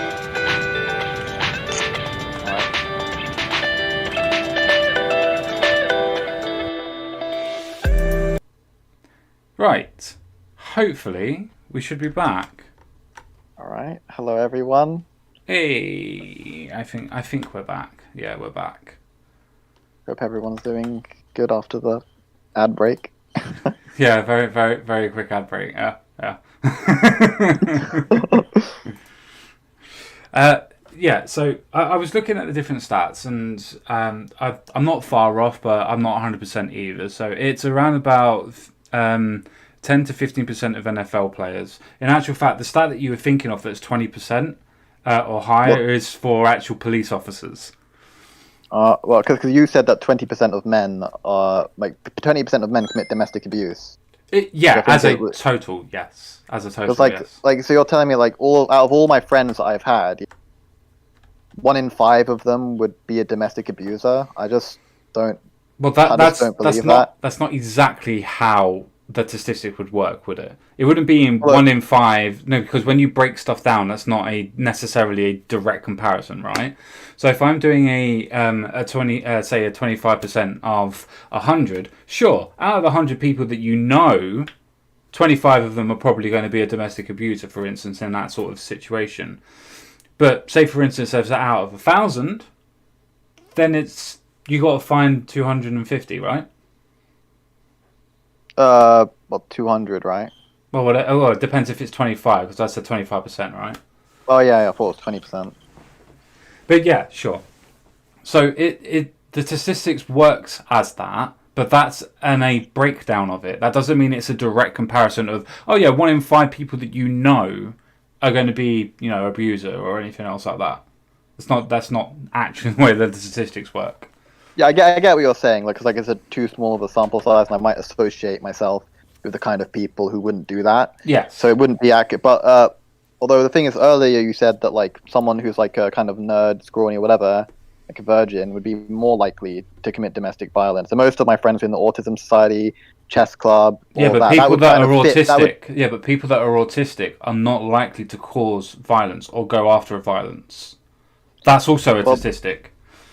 What I'm saying is that like the people that I associate with kind of fit what you said earlier would be more likely to commit domestic violence, because you said, like, because I was asking you before about like who would be more likely to commit domestic violence, the NFL player or the kind of nerdy, scrawny, timid guy, and you said it would be the nerdy, scrawny, timid guy because of the shootings which have happened. But then like I feel like you're just like, I didn't agree with that, because it seems like you're just isolating a very like small. Like, I think only like 61 people have actually died from incel related killing. I wasn't 61. talking just about incels. What about all the other school shooters? All the other school. Well, I don't know about the other school shooters. I guess that they were often bullied. A lot of the time, that would be like a I agree. response to bullying. I don't think that they would commit domestic violence necessarily. What do you think that a form of terrorism is? Like, don't get me wrong, I understand that there's a drastic difference, but it's still violence. The thing is, like, the percentage of like nerdy guys who are bullied or whatever, who are timid, like those kind of guys, like the percentage of guys who would commit violence against someone would surely be much less than an NFL player who does violence for a living. No. It's the same thing with, do you think that all boxers beat their wives because they fight people in a ring? Like, obviously, that's not true. That you don't. Well, the thing. Well, first off, they're even less capable of committing that as well, and also like they probably have like temperamentally, you have to kind of be that kind of guy who may be more likely to get aggressive. Like think of Andrew Tate, for example. I mean, the women would like fall on his knee, basically his lap, pretty much, according to people, like women seem to be very attracted to someone like that, and he's obviously very strong, very powerful, but he's also been known to like be kind of like violent as well. I don't know exactly him, but I think men who are kind of like that would be more likely to be violent. Like think about like there's someone called Jeremy Meeks as well. It's another one who's like a really good-looking bad boy guy, and women were really attracted to him. He went to prison for physically assaulting a 16-year-old. Sure. And women were really attracted to that. When you say women, what do you mean by women? Do you mean a selective group of women, or do you think all women would be attracted to that one type of guy? Well, I think that in general, because what I said before about the study, and also like I think women do tend to go for bad boys more than you hear like nice guys finish last, and then there's also the nice guys. Which is not true at all, because otherwise no nice guy would ever settle down. Unless it's a figure of speech, but like I do think that there is some truth to the whole the dark triad theory, and that women do. I don't at all. No, because it depends on what type of girls that you're asking for a start. Do you think that if you have people that are, say, your stereotypical valley girl, as in, the cheerleader type as you get portrayed on the internet and whatnot, right? Do you think they are a true representation of womankind? Or do you think that they're a stereotype that's played out? Well, I think the study just took like I think it was 100 137 women on the campus. Like it was kind of just like they didn't pick a certain group of women who would specifically like dark triad men, and also the same study also was So going there on was only previously. 130 something women on the whole of that campus, was there?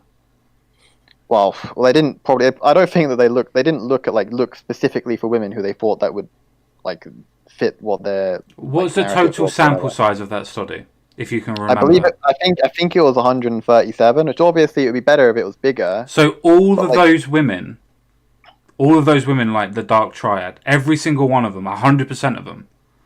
no, it wasn't 100% of them. It was just like I can't remember what the exact percentage was, but I know that significant number who like they significantly found that being dark triad would correlate with being attractive to those women, and they got that off previous research, which found that people who displayed or men who display dark triad traits also report. Yeah, you understand that more traits. You understand that traits doesn't definitionally mean exact markers, right?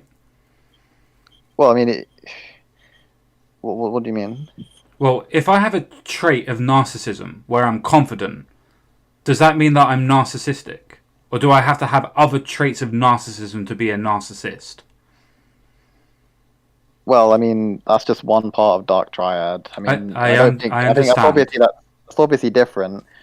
But like, Why is it different? being Because being a narcissist, the way that the study's framed, it says that women liked traits of one or more of the dark triad definitions, right?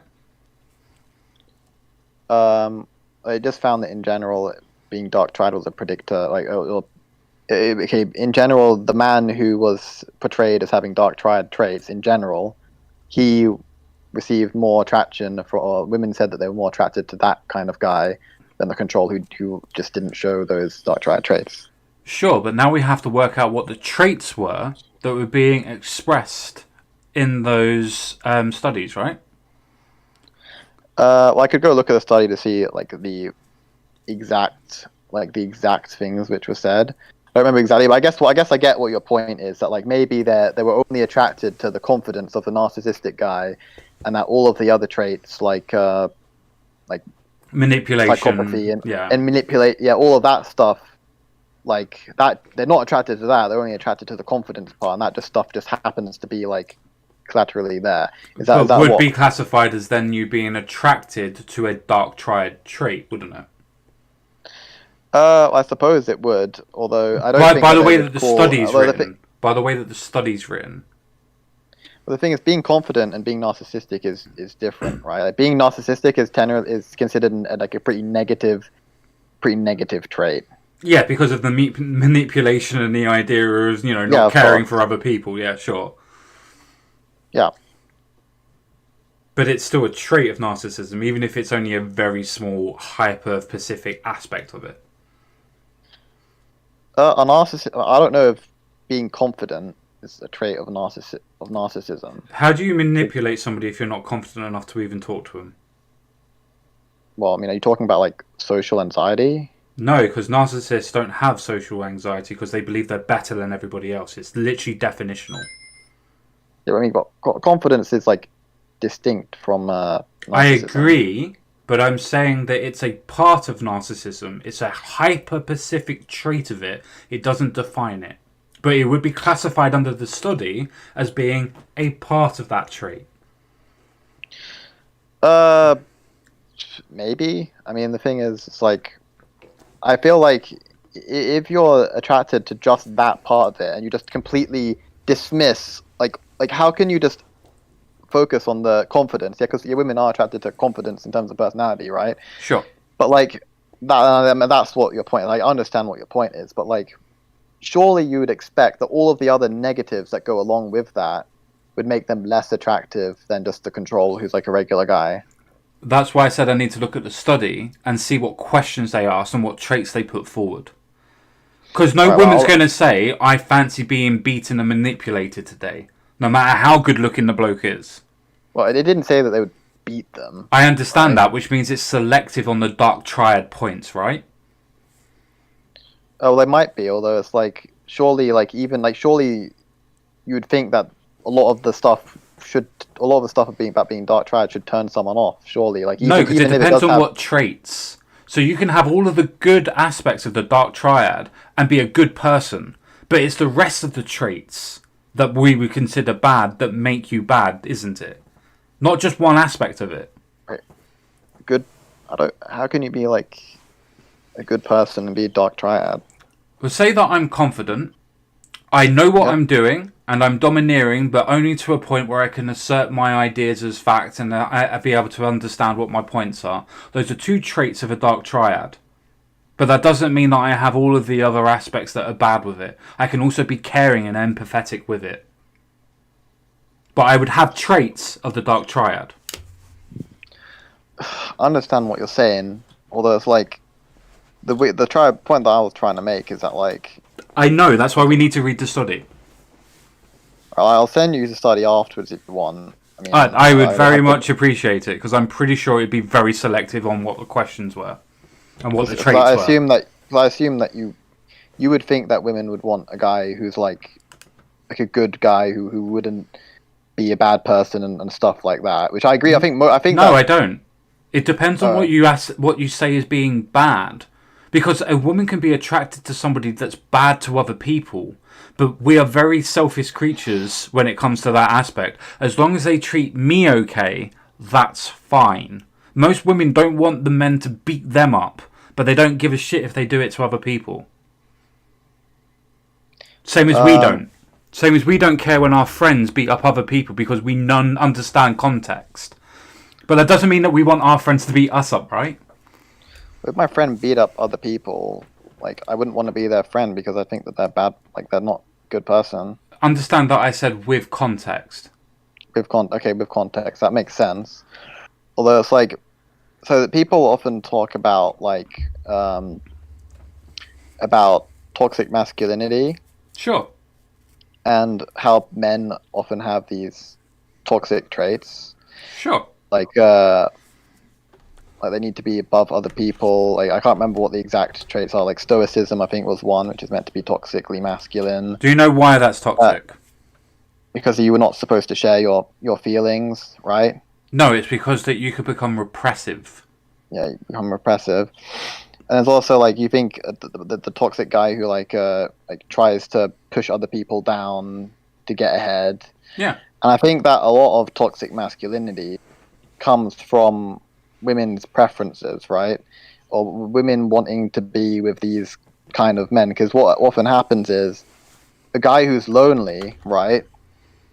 A guy who's lonely and he wants a girlfriend and he doesn't know how to get one. Well, look at the men who display men who do get girls and who are able to like form like be attractive, right? And like someone like Andrew Tate, for example, I keep bringing it up, but they'll look to someone like that and they'll want to model that because they think, okay, if he's doing this, then I should do that too. Sure, but even people like Andrew Tate say, don't do what I do because you won't be able to pull it off.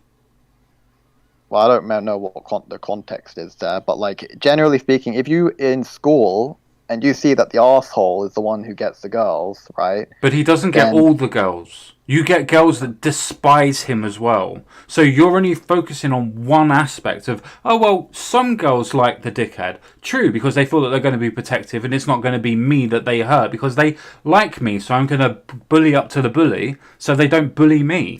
Boys do this. It's the reason why boys go with other bullies as well. Because then they're in their friend group. That doesn't mean that they all like them, though. Not all people like the bullies.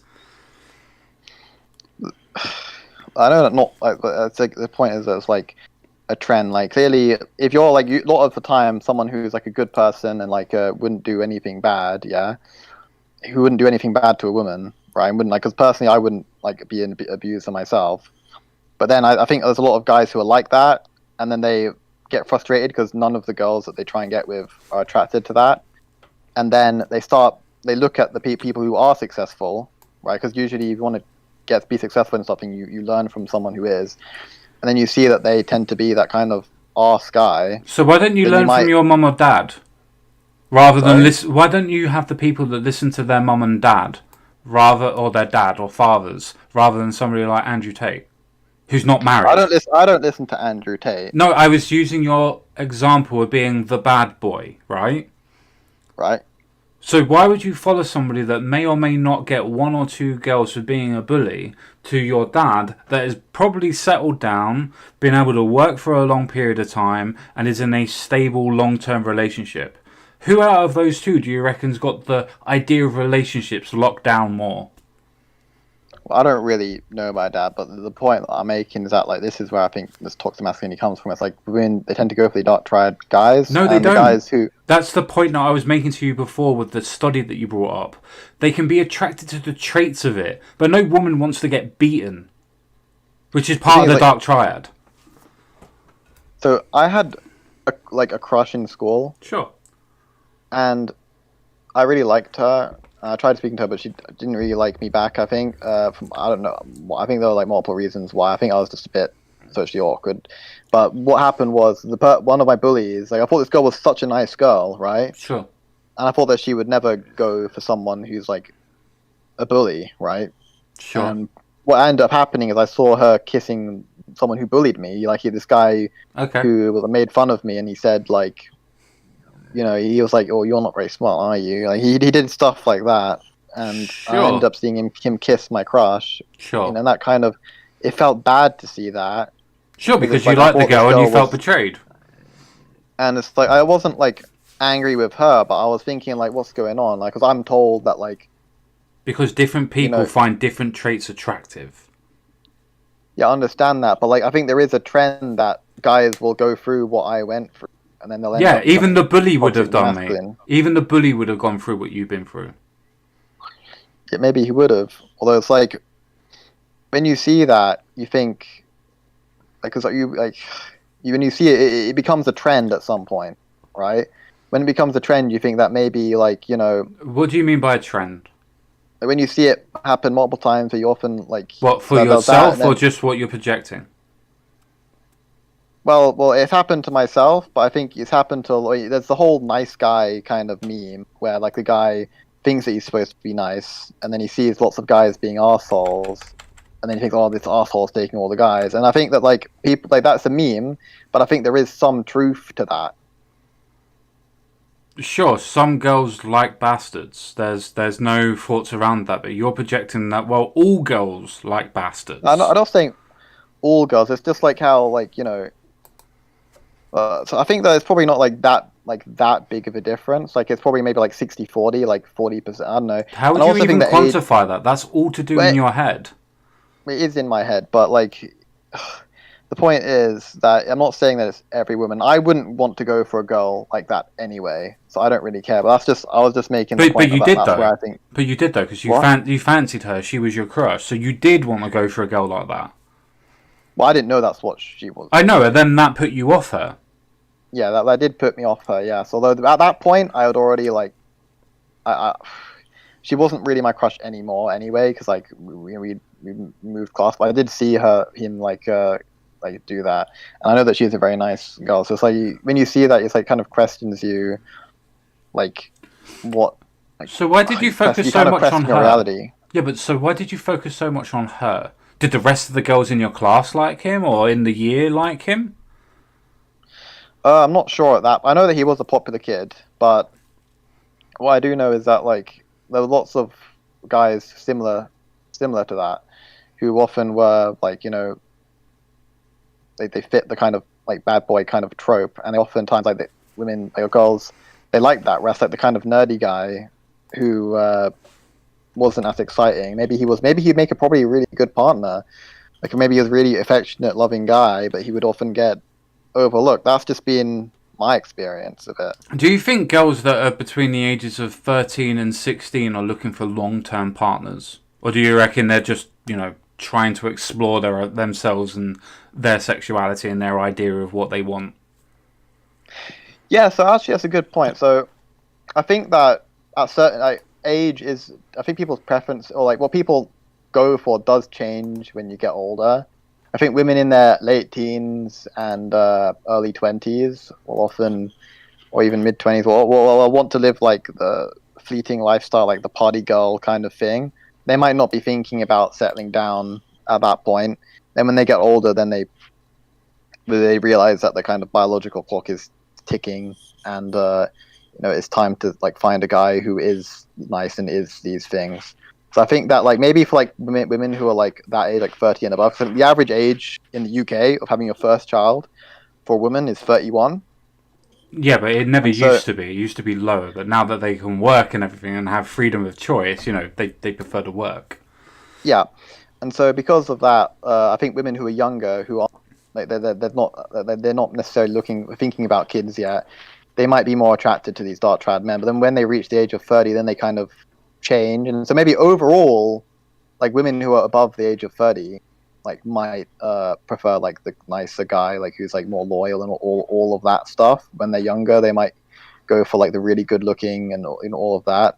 Because I think there's like a theory, like beta boxing. I don't know if you've heard of that, Sure. where women will often. Okay, basically the point is basically the way that it goes is that they say it's a red pill I know. kind of theory.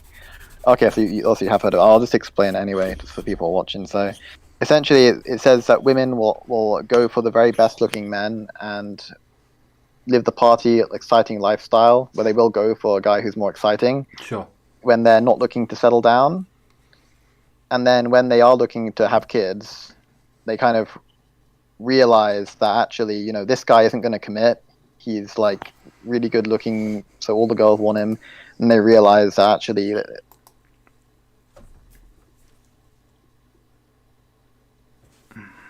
able financially is the guy who will support their kid, and they kind of come crawling back to the guy who they would have rejected when they were younger, and then it's called beta boxing because like he's being like used for his money and resources essentially, or maybe not used is the right word. I think that's Sometimes absolutely wrong way of describing it, but sure.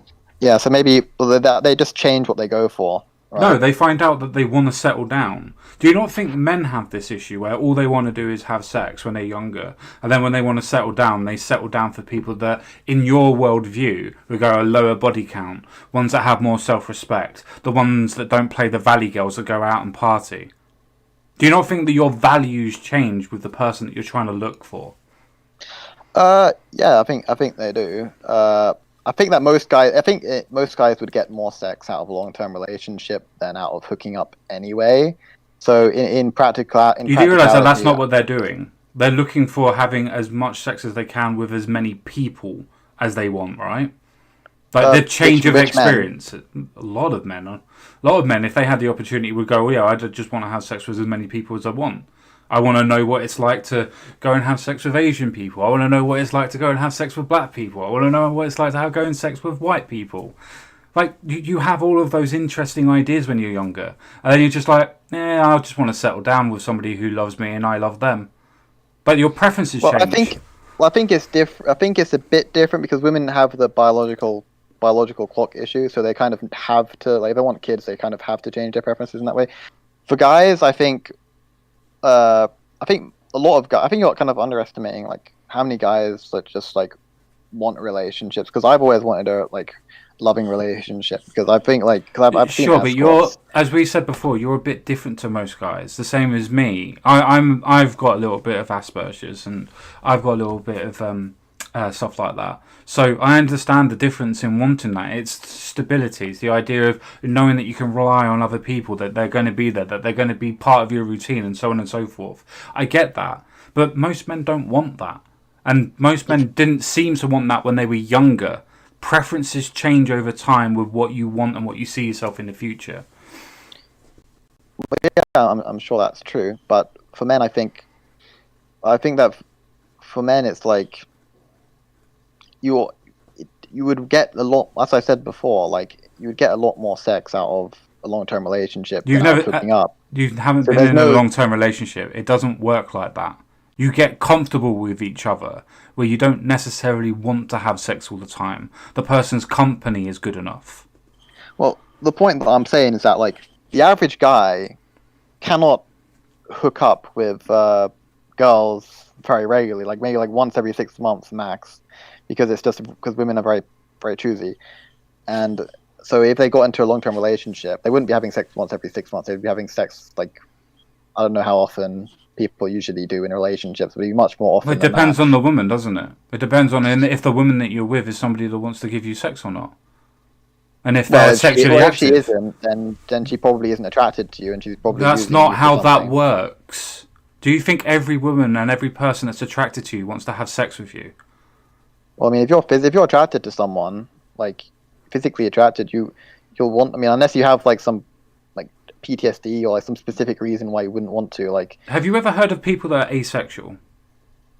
yeah, well, that's I said. Unless under specific circumstances, like PTSD, asexual. No, some people That just don't fancy having sex.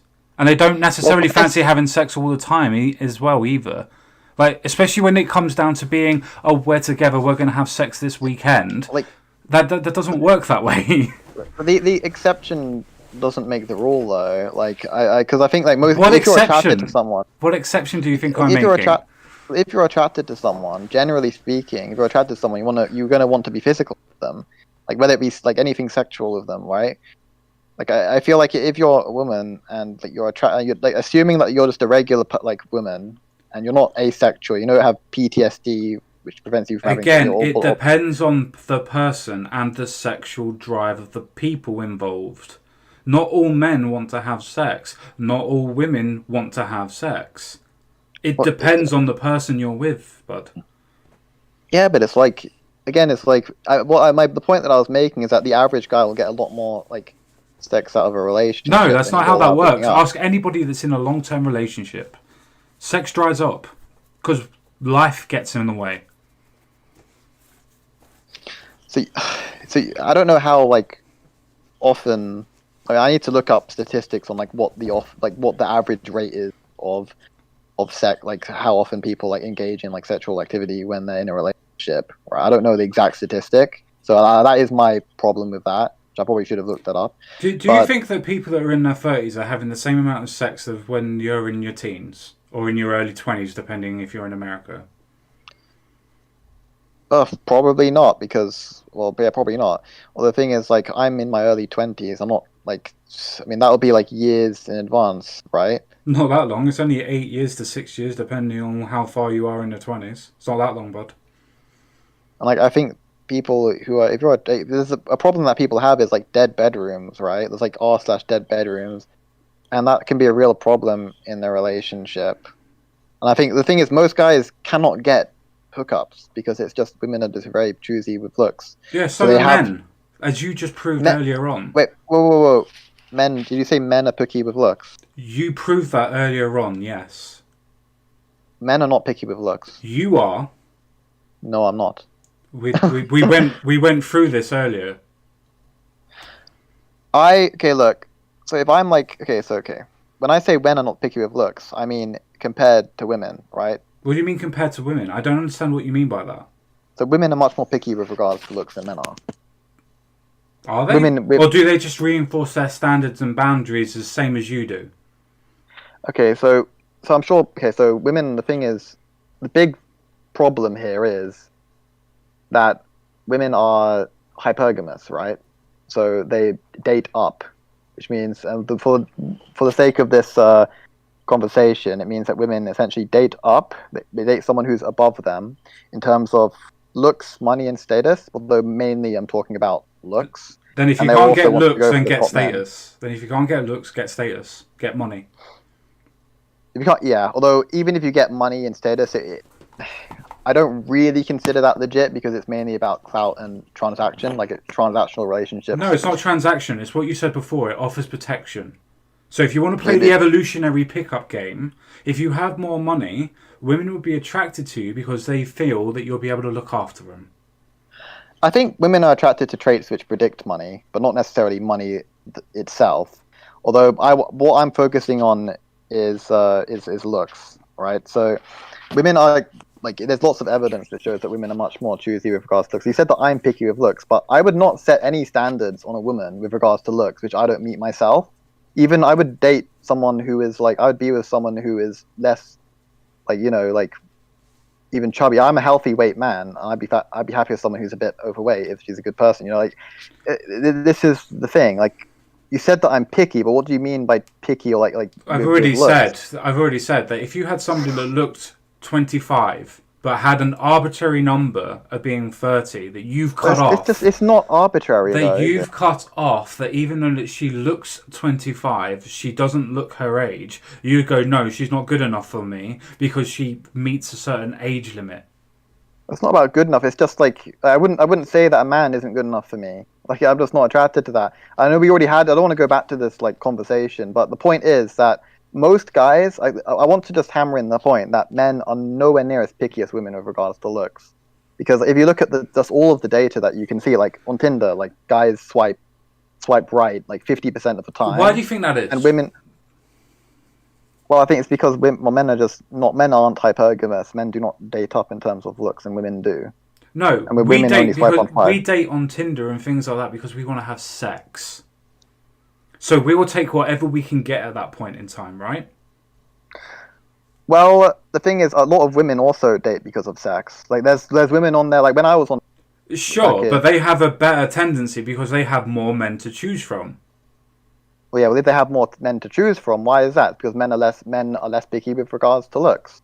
So, like, the point is that men are blatantly less choosy with looks Yeah, but when it comes to why? sex and But relationships. why? That's my point to you. I understand, but why? Why? Well, okay, there's multiple reasons why. One of Pick up them the is one. example. Pick up the example that I gave to you.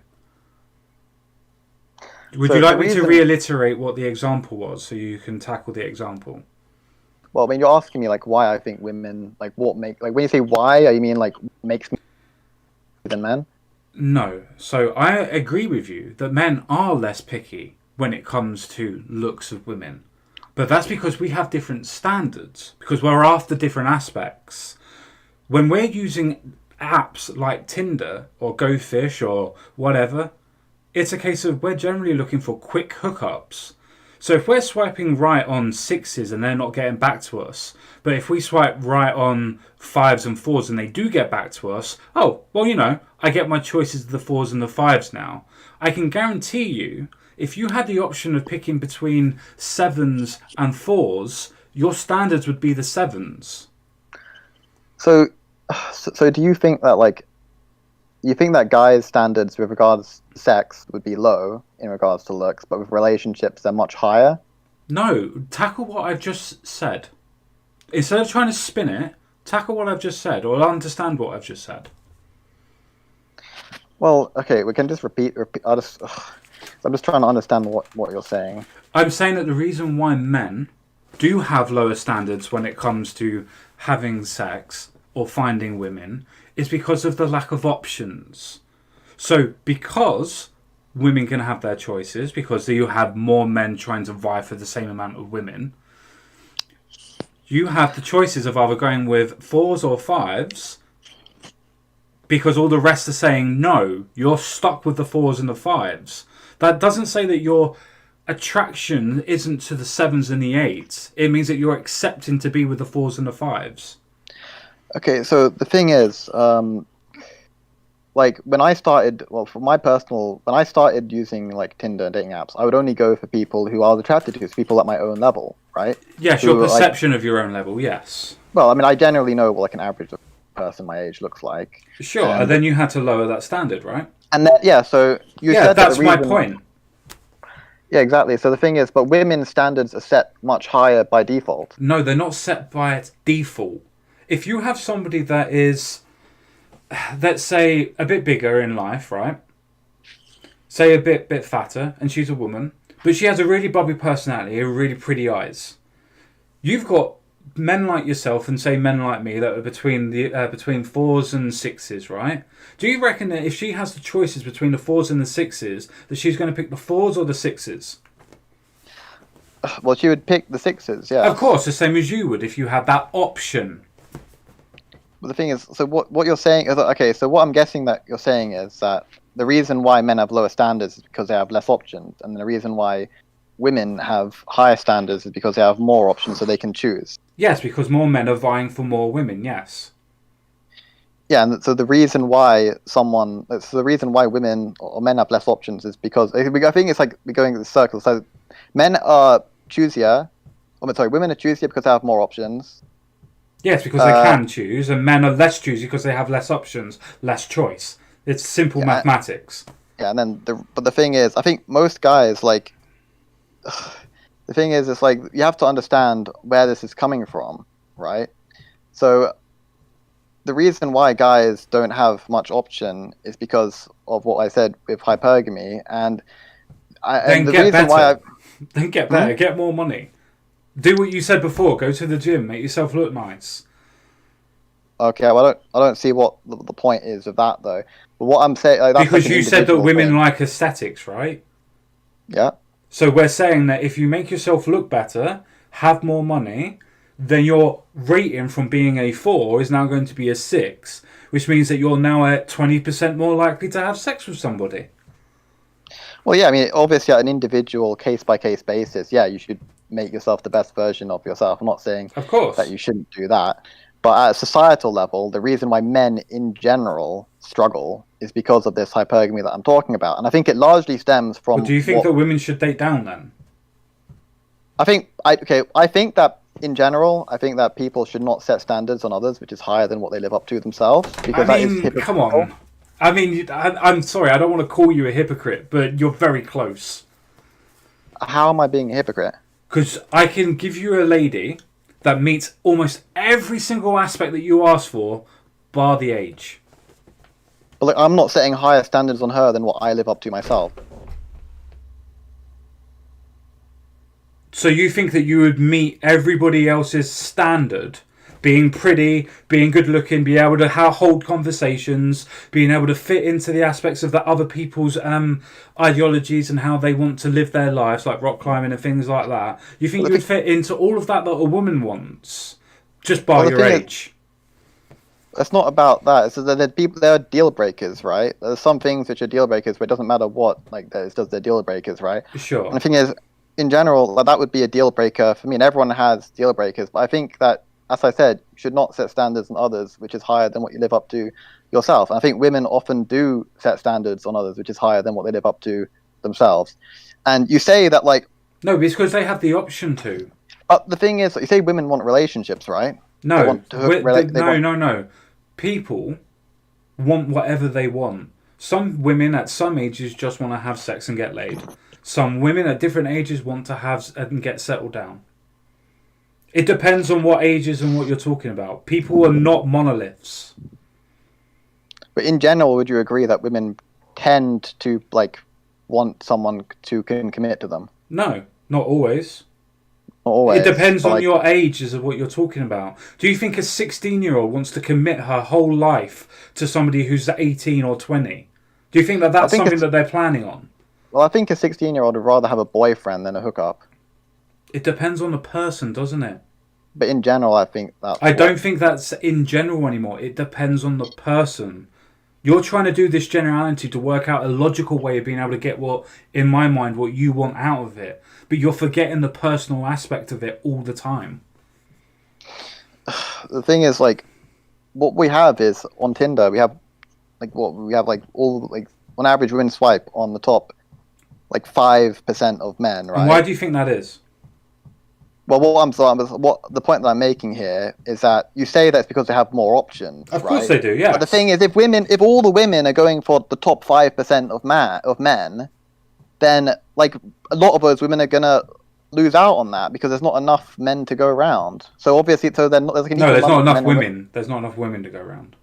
Not enough men to go around. There's enough men. There's enough men to go around. No.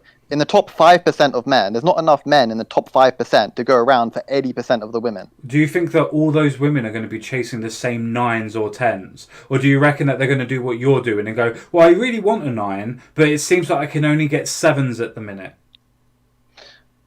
The point is that, Yeah, you're trying to force a point that isn't true. I know what your point is. What do you think my point is? That you're saying that because there isn't enough men that women should go downwards, and the point is they do. They just stick to a higher standards because they have more options. You think the thing is, you can be a completely average looking guy looking for a relationship, or sex or whatever, average looking, and get absolutely nothing on dating apps. Yes, because you still have 6s and 7s and sometimes 8s in front of you going all the way down to 4s. And you have standards where you won't go lower than a 4 or a 3, which is your standard, and that's fine. But I won't go lower than a 3. Fine, but understand that that's the reasons why. There's actual logical reasons why these things happen. They're not just skipping over you because they think that you're not good enough. They're skipping over you because they feel that there is somebody in front of you that's a 6 or a 7 that may be better for them than you are. Right. So I want to ask you, why do you think that there's a gender difference with this? Because it seems like an average guy will get nothing, an average would get lots. So why do you, I'm just curious, what do you think is the gendered explanation for this? Because men follow their nuts. We need to have sex, and if we have an option of having sex with anything, we'll go and have sex with that thing because we have that option. But you were talking to me about how I was generalizing when I said that women want relationships. You asked me the gendered aspect. That's a generalization. Right, but like the thing is, I don't like. You were disagreeing with me when I said like, do you think that generally women want relationships and that, and then you said and no. I disagree yes, because I generally disagree. Well, I disagree with you about that men just only want sex. I think men do. That's not what I said. Okay, sorry. Can you just what are you saying? You asked me why do men go lower, and the reason why men go lower or chase lower. No, I asked you why is there a gendered difference? Like, why is it that only men are struggling on dating apps and women aren't? Because men will chase what they can get. Women will wait. Right? So, because women are... Essentially, you're saying because women are more picky, right? No, because more men will chase the woman. More men will chase the woman? Yes. So if I have a woman that's a 5... I'll have the choice of all the 1s, I'll have the choice of all the 2s, I'll have the choice of all the 3s, I'll have the choice of all the 4s, I'll probably have all the choice of all the 5s, I'll probably have some 6s that would be interested in me. Think of how many men that I could have at that point, right? Compared to you that's just going, well, I just want between 3s and 5s. Well, the thing, I wasn't originally only going for 3s and 5, or like... I understand, it's because the standards had to slip. I understand why. You asked me my position on the gendered reason. That's the reason. They have more options. The thing that pisses me off about this whole thing is that, like, my female counterpart gets so much more options. Yes, because more men will chase the woman, yes. And it's like me being born male, like, shouldn't mean that my opportunity to have a relationship is so much less than my female counterpart. It just seems like it's an inequality of opportunity between the genders, which I just think is wrong. So what do you want? State mandated girlfriends? And I know that's a meme, and I'm asking it as a meme question. Well, I think that we should have like socially it should be equal, like not like necessarily equality of opportunity. Not how would you do like, that? You do have opportunities of equals. So we all have access to apps. Yeah, but like, I mean, well, that doesn't mean that you have equal opportunity. Yes, you do. You're talking about market factors that shape the opportunities. The thing is, being a male doesn't make you any You're less... asking for equality of outcomes. I'm asking for equality of opportunity. No, you're asking for equality of outcomes. That's not the same thing. So do you think a man on dating apps has the same opportunity as a woman? No, of course not. The woman is much more highly valued. Right, so it is an inequality of opportunity. No, it's not. Because that's a market factor.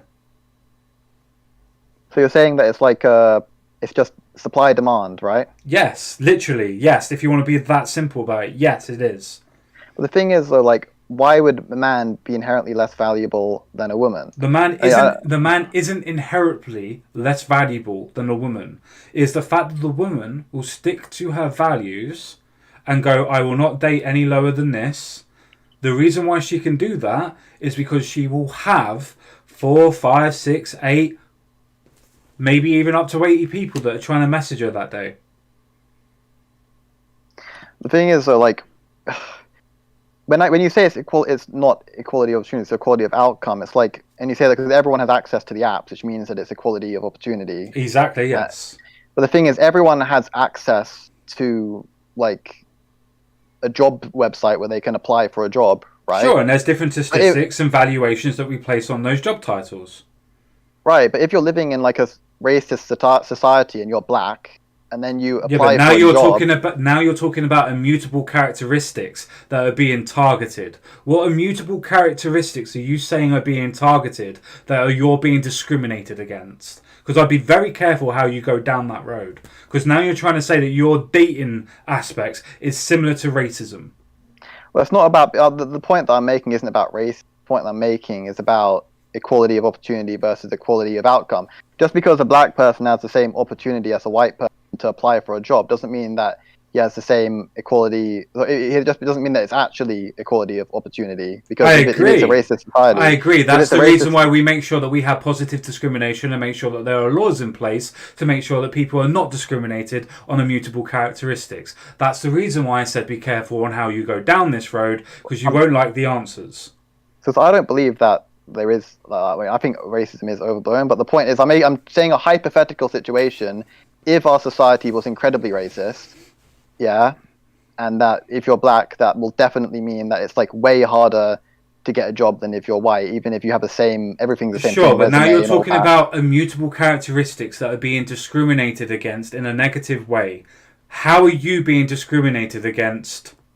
But my point isn't about discrimination. My point is about, it's not that I'm being discriminated against. It's that I think that I just disagree with what you're saying about equality of outcome. I don't want equality of outcome. I want equality of opportunity. I don't think that my female counterpart. What do you think the opportunities are different? What opportunities are different for you? Well, I don't think that my female counterpart is any more worthy of receipt of. What are you talking about worthiness? There is no worthiness in these apps. What are you on about? The point that, look, women's opportunity to find sex or relationships is far greater than men's, right? No, can you repeat that? Sorry, can you repeat that? I looked at chat and I'm sorry. Can you repeat that? Sorry. So, like, the point is that women's opportunity to find a partner or like a relationship with someone that they like or anyone, it's just far greater opportunity than what men have. No, that's the outcomes. They have the same opportunities. There's the same amount of people that are after each other. The thing is, if I was born a female, if I suddenly woke up tomorrow and I was a heterosexual female, everything about me is the same. Literally everything about me, except that I'm a female instead of a male. I wake up tomorrow, I would easily be able to find a partner that way easier than I can now. How is that not? Do you not think that there's femcells? No. There is literally femcells. Okay, there are femcells, but they're female celibates. They're not incels. Yeah, there are literally feminine incels. Have you seen? No. Yeah, there are. Right, let me just explain this to you. Just because you're female doesn't mean that you're inherently going to get more people. There also comes with the aesthetics and your personality. Have you not seen that? There's literally been like, I've even done dating Tinder experiments myself, where I put a girl. There's been videos of this. A girl can be morbidly obese, incredibly ugly, right? And she'll get lots of guys who want her. It's do you know why? Well, it's because women have much more opportunity than men do. No, it's because men lower their standards to be able to go and get sex. But the thing is, like, they'll also lower their standards to get relationships, because you have this idea that men that men don't want. Like, men, like, don't desire, like, relationships and, like, freaking, like, well, not... No, I don't do that. I'm not saying that men don't rely on or want to have any relationships. Of course they do. They're human. They want that contact. It's just that the valuation that men put on interactions and hookups is different to how women put onto the information of their hookups. So let's say if dating apps are only for relationships, right, and they weren't for sex at all, that you had to be on there for a relationship, then you think it would be just as easy for a woman and a man? No, I wouldn't. Because again, Men will lower their standards, which means that if you're a 7 or 8 and you're not having a good opportunity with the other 7s and 8s around you, you'll end up going for the 6s and the 5s, which means that the people that are in the 6s and 5s have less opportunities or less outcomes to be able to get what they want out of it because they have flooded markets. So the way I see equality of opportunity is that if two people, let's say that there's they have one trait which is different, right? They have two different people and they both act the same way, or two groups of people. And if one group of person does the same thing as the other group of people, they will have a better success rate than the others based off no fault of their no. That's outcomes by definition. But it's not because it's opportunity. No, it's not. That's outcomes. Opportunity is the access of being able to get to the starting line. The opportunity is the finish line. That simply. Well, let's say, but the thing is, if you're going back to my example of getting a job, yeah, if you're black, you can get to the start line, which is applying for a job, right? That's the start line, is applying for a job. And so that means if a black person in a racist society doesn't get the job because he's being discriminated against for his race. Do you not think that discrimination stops him from having an equal opportunity? Yeah, that stops him from having equal opportunity. That's the point, isn't it? So that means it would be inequality of opportunity. Due to the discrimination that is placed on the racism, yes. So now how are you passing your analogy to what you're talking about? Because you said that the starting point, men can get to the starting point, which is being on the app. Am I correct? Sorry, just repeat that. Sorry. So the starting point that you're saying is getting on the app, and once you get to that starting point, then everything else after that is outcome. Yeah, of course it is.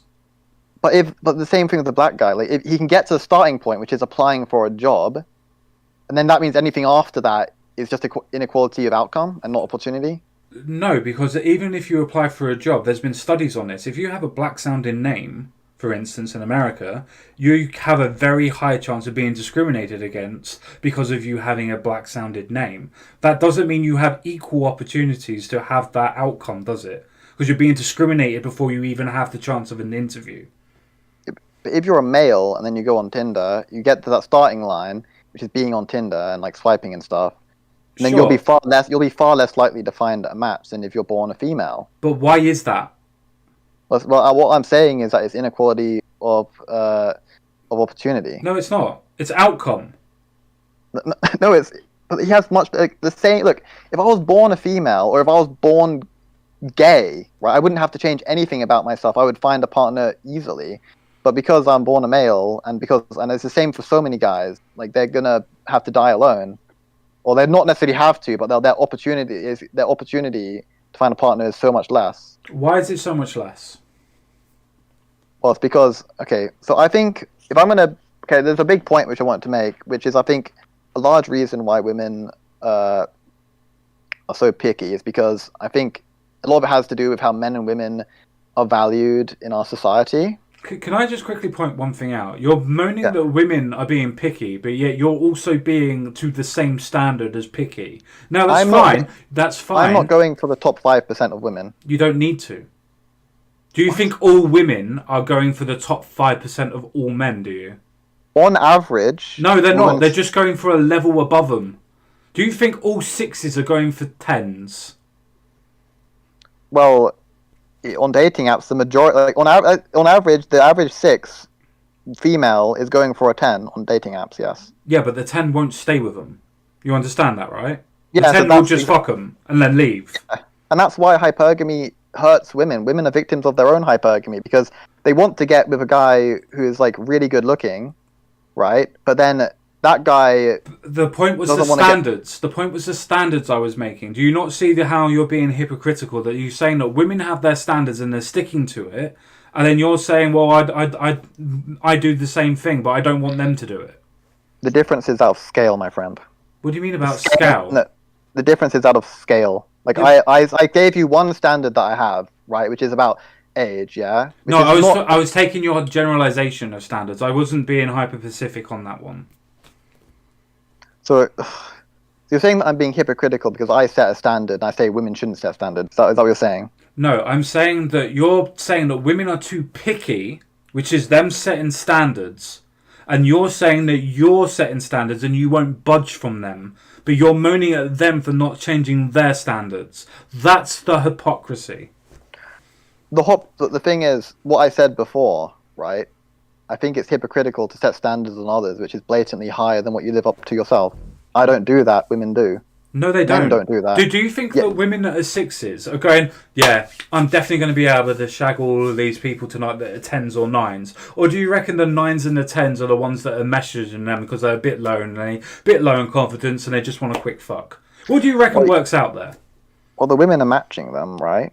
Do you think the men are the ones that are also doing the swiping as well, mate? Or do you reckon it's just a case of the women are going, oh, I fancy you, and you don't think the men have a choice in that? Well, of course they do, but the thing is, like... So the men are accepting them and going down a level, yeah? Well, yeah, in terms... Well, yeah, of course, but the thing is... But that's the point I'm making. The women are not changing their standards. They're sticking to it. In terms of hookups, like, a guy who's good-looking will hook up with a girl who's less good-looking, but he might not necessarily... You know, like a 10 probably won't get into a relationship with a 5, but he might... Probably not. Probably not, but he will probably end up fucking her. Yeah, probably. So that's the thing, like... Sure, but if I'm a woman that's 5 and I think I've got chances with 10s, and you're coming along at a 4, do you reckon I'm going to go with the 10s that are only going to fuck me, but I think I might have a good chance? Or am I going to go with you that I have no idea what the hell you even want? Well, the thing is, a guy who's like a 5 is much more likely to commit than a guy who's a 10. How do you know that? Because, as I said, because he has, like, the 10 probably has got, like, 6s and 7s and stuff who would be in a relationship with him. So why wouldn't he commit to other 7s, 8s or 9s that are around him? Why is he going down too many levels to be able to just fuck around? Well, he probably just got messaged on a night. It's like he's not doing anything the night. You don't think that these women chase the 10s or the 9s or the 8s? You think they just sit there and wait? Well, they match with them and then they message them. And sometimes they them, yeah, like they send messages to the guys. Do you not know that women on Tinder also chase men? Yeah, of course. So when I'm asking you, do you think that these 7s and 8s are chasing these men? And you go, well, they could be messaging, they could be doing that. Why are you diverting from what I'm asking, which is a straight, yes, of course they're chasing the 10s. Yeah, they are chasing the 10s, that's what I said. Okay, so why would they go with a 4 or a 5 if they have opportunities with these people? Well, and why is it bad for them? Hookups or relationships. It doesn't matter. To them, they may think that they're getting relationships, but never have the chance to. Well, they're wrong in what they think. Sure, and you're also wrong in what you think, but that doesn't matter. I'm also wrong in what I think, but it doesn't matter to what's happening, is it? But the thing is, like, at the population level, right, there's an equal number, like, in general, there's an equal number of, like, society. So, like, if women are going to get into relationships with guys, population level, like, if they're going to get relationships with guys, it's going to have to be someone who's around their own looks level. Yeah, because as I said before, that's all the not women... how that works. At population level. No, that's not how that would work. You're just trying to make logical conclusions that don't happen with people. People are not logical. They don't fit into boxes. The thing is, it's like, what you're saying is that, okay, so what I'm saying is that women are going for the top, like, small percentage of men. They want a relationship with him. But the thing is, there's not enough of those men, because there's an equal number of men and women, there's not enough of the top 10% men to go around to pair off with all the women that want them, right? So women are actually going for much better than what they can get. And why is that a bad thing? Well, it's a bad thing for multiple reasons. If all the women are going for top men, like, they'll end up alone, most likely. Isn't that their choice, though? Well, I don't think they would want to end up alone, and... No, but isn't that their choice to chase higher standards like you are? Well, I'm not chasing higher standards, I'm just going for someone who's, like, my looks match. I don't see anything wrong with that. But if you're going to go for, like, the top dog man, chances are you're not going to get into a relationship with him because all the women are going for him, and there's not enough of those men to pair off with the women. Like, that's why the single motherhood rate is going That's not the reason why single motherhood is at sky high at all. Okay, if you're going to look into statistics and the reasons behind them. People are not just numbers. There's reasons behind the statistics. So hypergamy is about the majority of women going for a minority of men, right? According to U.S. No, Census. that's not true. You said it right the first time. It's the standard of it being at a lower level chasing a higher level. Right, and there's less percentage of men at a higher level than there are at a lower. So Yes, it's like because luckily enough, women are able to get educated now. I'm talking about looks, but what I'm talking about is like if all. Okay, so let me just give you a statistic. Now I know you're probably fed up with my statistics, No, but I quite like them. It's just a case of okay. finding where they come from. That's all. So about the single motherhood thing, right? Look at according to U.S. Census Bureau, right? Mm-hmm. I think there were like twice as many fatherless or like sorry childless men than there are childless women. I think it was like 16% of women. 16% of women are childless compared to 40% of men. Right? Sure. That's a statistic which I saw. It's fact. And mathematically speaking, it's impossible for that stat to exist unless you How? have a smaller number of men reproducing with a larger number of women. And if you have this like over what's the word I'm looking for? It's like over excess of mothers compared to fathers because a minority of men are reproducing with a larger number of women. That's going to cause single mothers because just mathematically speaking, it's guaranteed to.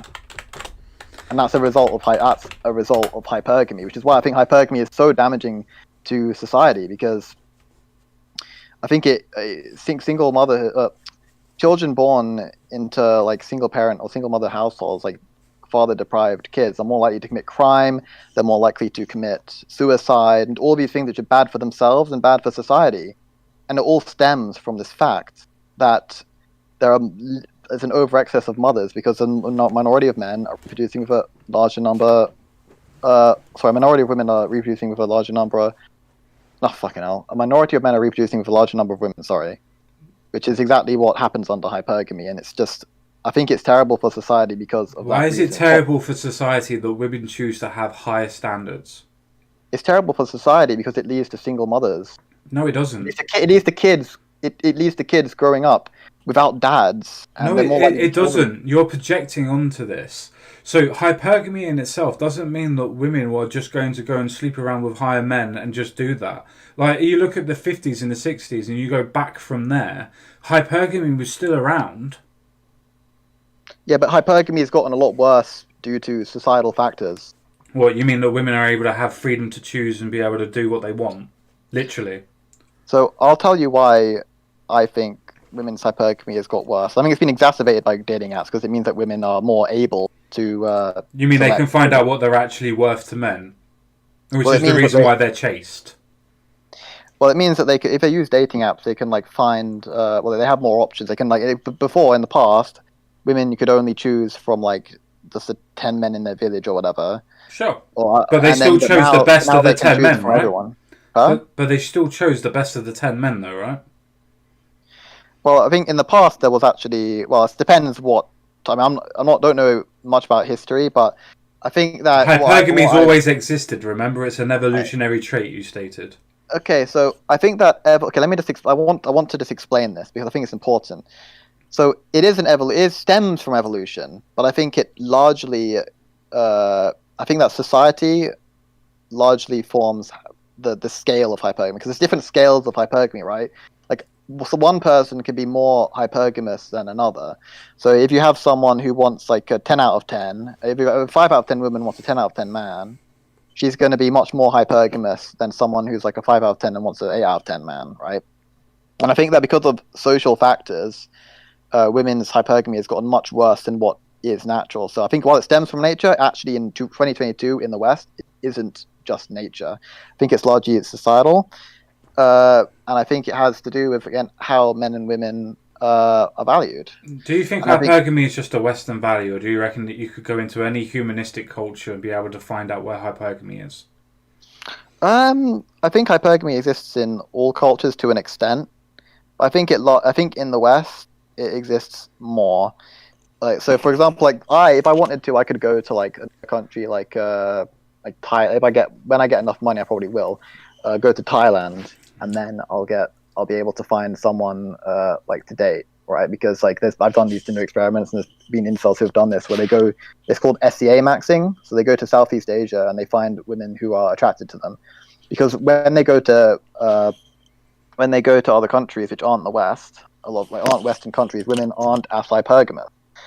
That's not true. Also, you're literally describing hypergamy. They rate you as being a foreigner, as being an outsider, as being better than the people that they are with more money. They're taking a risk of you being a higher quality person than the persons and people that are in the area that they're in. They are literally providing hypergamy as an example.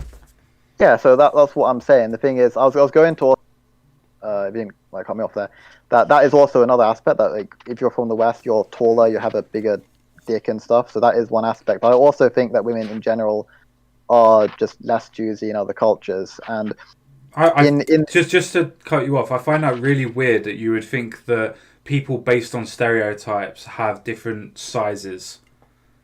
Well, okay, statistically, Asians have smaller dicks and they're shorter than men in the West. But they're shorter. You can trust me on that. They're shorter, and maybe on average they are, but that doesn't mean that you yourself are bigger than somebody else there.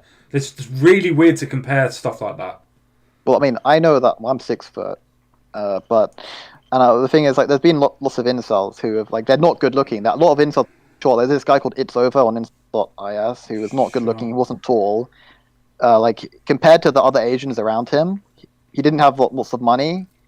Like, compared to that, like, he would get a lot more matches on Tinder. And do you not think that if you were a Westerner going into somewhere like Thailand, that even though you think that you've got no money, that you would still be classified as middle class to higher class in Thailand? Well, maybe, but the thing is, this guy, the thing is that you can hook up with girls. You don't even need, because usually money tends to be with commitment. Like, people, like, they're more attracted to a guy who has more money because he can, like... look after you. Yes, we've been through this.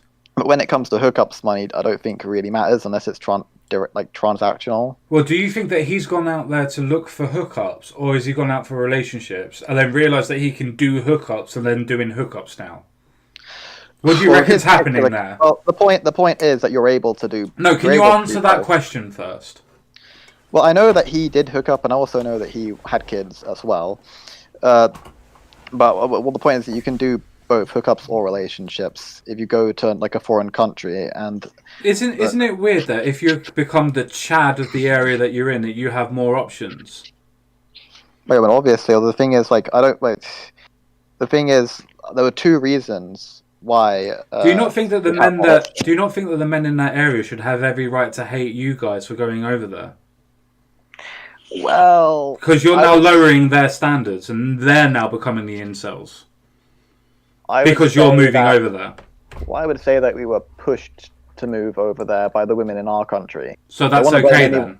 So you're going to destroy their culture. Well, the thing is that the women in our own country weren't that, like, incredibly picky like that. Then what do you mean by picky? They have the option. Stop using the word picky when you're the same. You just want to stick to standards. I told you it's a difference of scale. No, it's not. You can't call me picky when I'm completely happy to go with someone who's like average. Apart from Jennifer Lawrence, because she's 1 year past your cut-off point. Yeah, I know how picky you are. On Tinder, I swiped on, like, half the girls. Like, you mean the girls that you parametered into? Yes, I understand.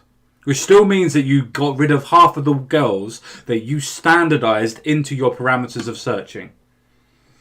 Well, yeah, but I mean, my standards, like, they're, like, between, like, I think it was 18 and 29. That's a pretty large search, right? I understand that, but listen to what you just said. I like to stick to the standards that I set. Okay, that's great. I want my standards to be between 18 and 29, or whatever it was for the top range, right? And I'm between that age group as well. I live up to my own standard. That's great. But then you said, oh yeah, but I also turn half of them away. Even via the standard that you set, you're still turning people away. I'm also turning away half the population of men. I don't understand. No, you're misunderstanding my point. That you set a standard And you're saying that you stick to your standards. That's great. That's fine. But then you're turning away half of the people that fit your standard because they don't fit something or you don't like that standard. You're just as picky as the girls that you say are too picky. I don't think I'm more picky than most of the girls I say are too picky. There are multiple reasons why I wouldn't go age of 30. First off, Do you think that a lot of men that are true incels have the option of turning away 50% of the people that they're trying to date? 50%. I'm not trying to date the old women. Like it's like no, in your parameters. Menopausal, in your parameters. women. I'm talking about your parameters. I'm not trying to say in general. I'm talking about your parameters, your standards. The thing is, even if you take into account like the age thing, yeah. No, I'm not talking about age. I'm talking about your standards on Tinder, where you've set the parameters of who could message you, who can't message, and who you chase and who you don't chase. You've set those parameters and standards, and that's fine. But you just admitted that you still turn half of the people away that fit your standards. Well, part of the reason why is because, like, if I said, well, part of it is because of their bio. Like, you know. You mean you're being picky, right? Well, I mean, if they say in their bio, like, oh, you know, you have to be this height, you have to, you know, if they seem like a shitty person, then I won't swipe. But so you mean you're being picky, right? You can say it in a minute. You can say it in a minute. It's fine. I'm being picky, but not in regards to. Like, you're literally being picky. They fit your standards, and then you say you don't like it because of a bio, which is fine. You can have that, but then don't say that you set standards and you follow it, and then you don't hire the standards. The amount of women who I deny with my is 50%. It's far, far less than How the do you number know? of men that because of the statistics literally show that women reject 95%. The average woman, on average, women swipe left on like 20, like 19 out of 20 guys. Do you reckon that they have the parameters set to the same standards that you do? Their parameters? Well, I don't know what parameters they have with regards to age. No, I listened to the question. It's very specific, and I'm doing this specifically because of how we both are. Do you think that they would have the same standards as what you do for the age ranges? When you say the same standards, what do you mean by that? Parameters set for searches. Okay, so I think that when you say standards, you're saying what I would think of as preferences. I think so. That's why I said both. Sorry, it's why I said both to begin with, so there wasn't no confusion. So I thought you were just talking about standards. No, I was talking about your parameters, search parameters that you have on Tinder or whatever app you use. Yeah. Do you think that they have the same standards or parameters of their search histories as well? Or do you reckon theirs are different? I don't know what age they go for. I do know that on average, the average couple has a between 2 and 3 year age difference. So women will end up getting with guys who are about 2 or 3 years older than they are. Sure.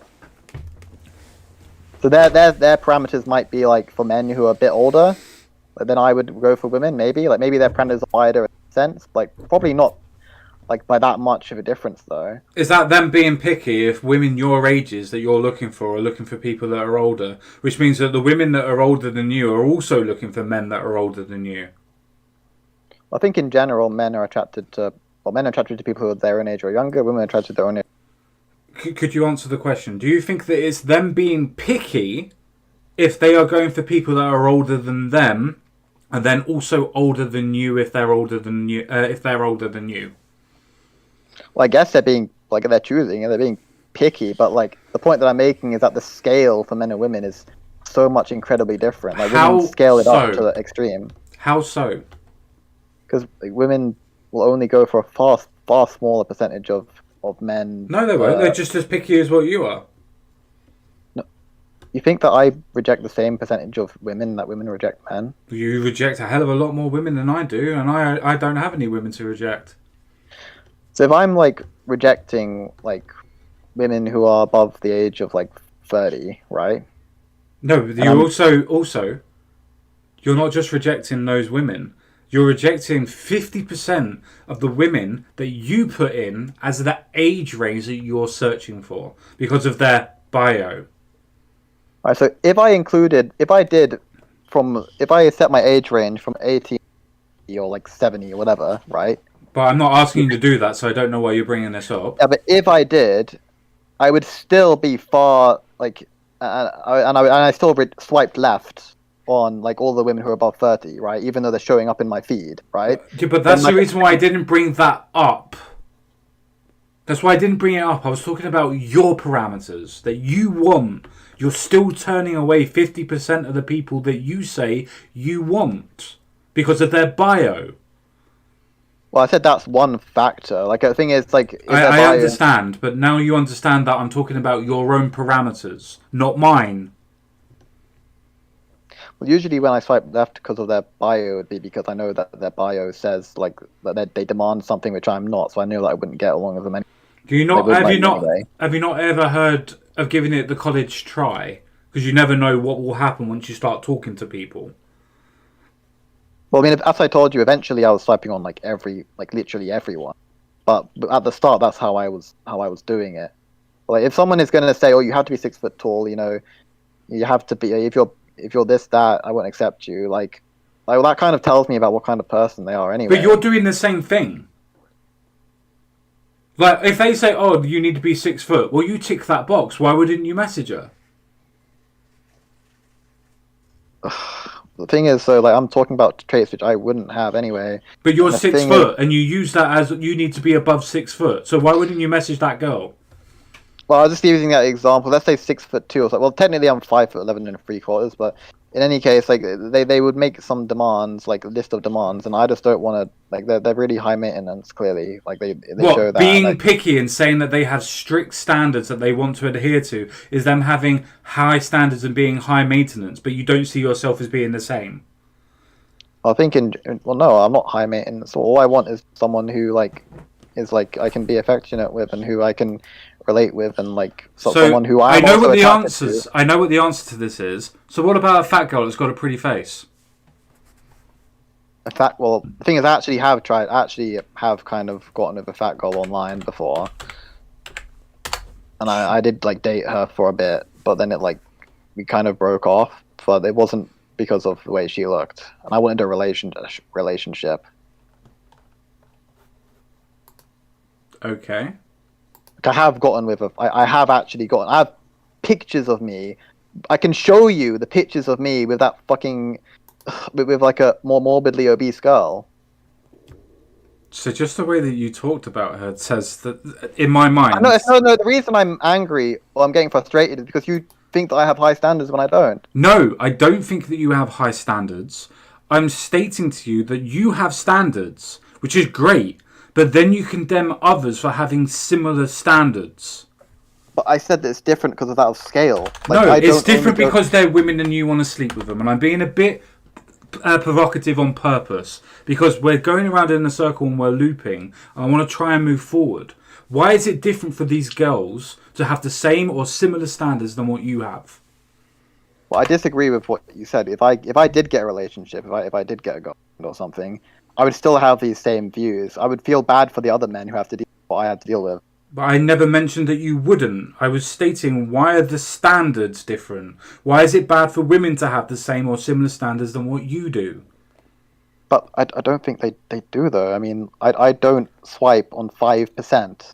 Because they have better options than you do. You already admitted that you would still swipe left or right or whatever it is on 50% of the people to say you don't want them anymore. It's only because that your standards have had to lapse that you now include more people. They don't have that issue. So they can still have a high standard. So why is it wrong for them to keep to the standards if they have the market option to be able to do so? Okay, well, the thing is, I'm not. You think that I'm just blaming everything on women? I'm not. Stop trying to project what you think I'm saying. That's where we're going wrong.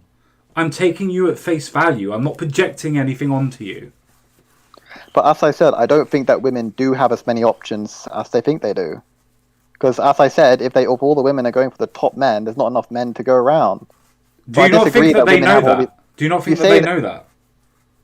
No, I don't think that they know that. So why did they end up going with 7s and 8s to then settle down with? Why didn't they keep on trying to go with the 10s?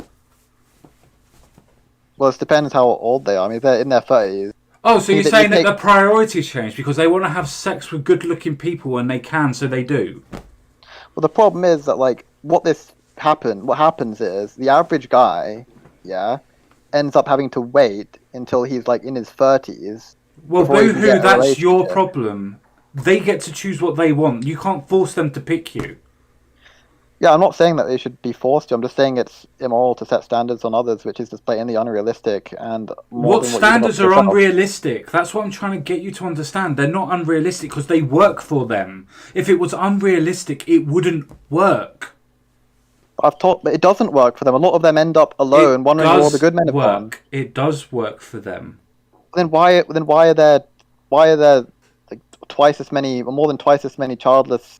Like single. Why are there so many single mothers and childless? I don't know. It might have something to do with the incarceration rate that happens in the US. Maybe. The incarceration rate in the US. Yes. No. But when I say that there's more mothers than there are fathers, I'm not talking about being with the kids, living with. I'm saying that, like, biologically, there are like 40% men are childless, and I don't mean that. When I say childless, I don't mean that they're not living with a kid, that they're in prison, that they have a kid and they're just in prison. I literally mean that at a biological level, more women are reproducing than men. That's nothing to do with prisons. Do you know why that is? Well, I explained why that is. It's because no, you were wrong. That's why I'm asking. Do you know why it is? Because artificial insemination is a thing. Lesbianism is a thing.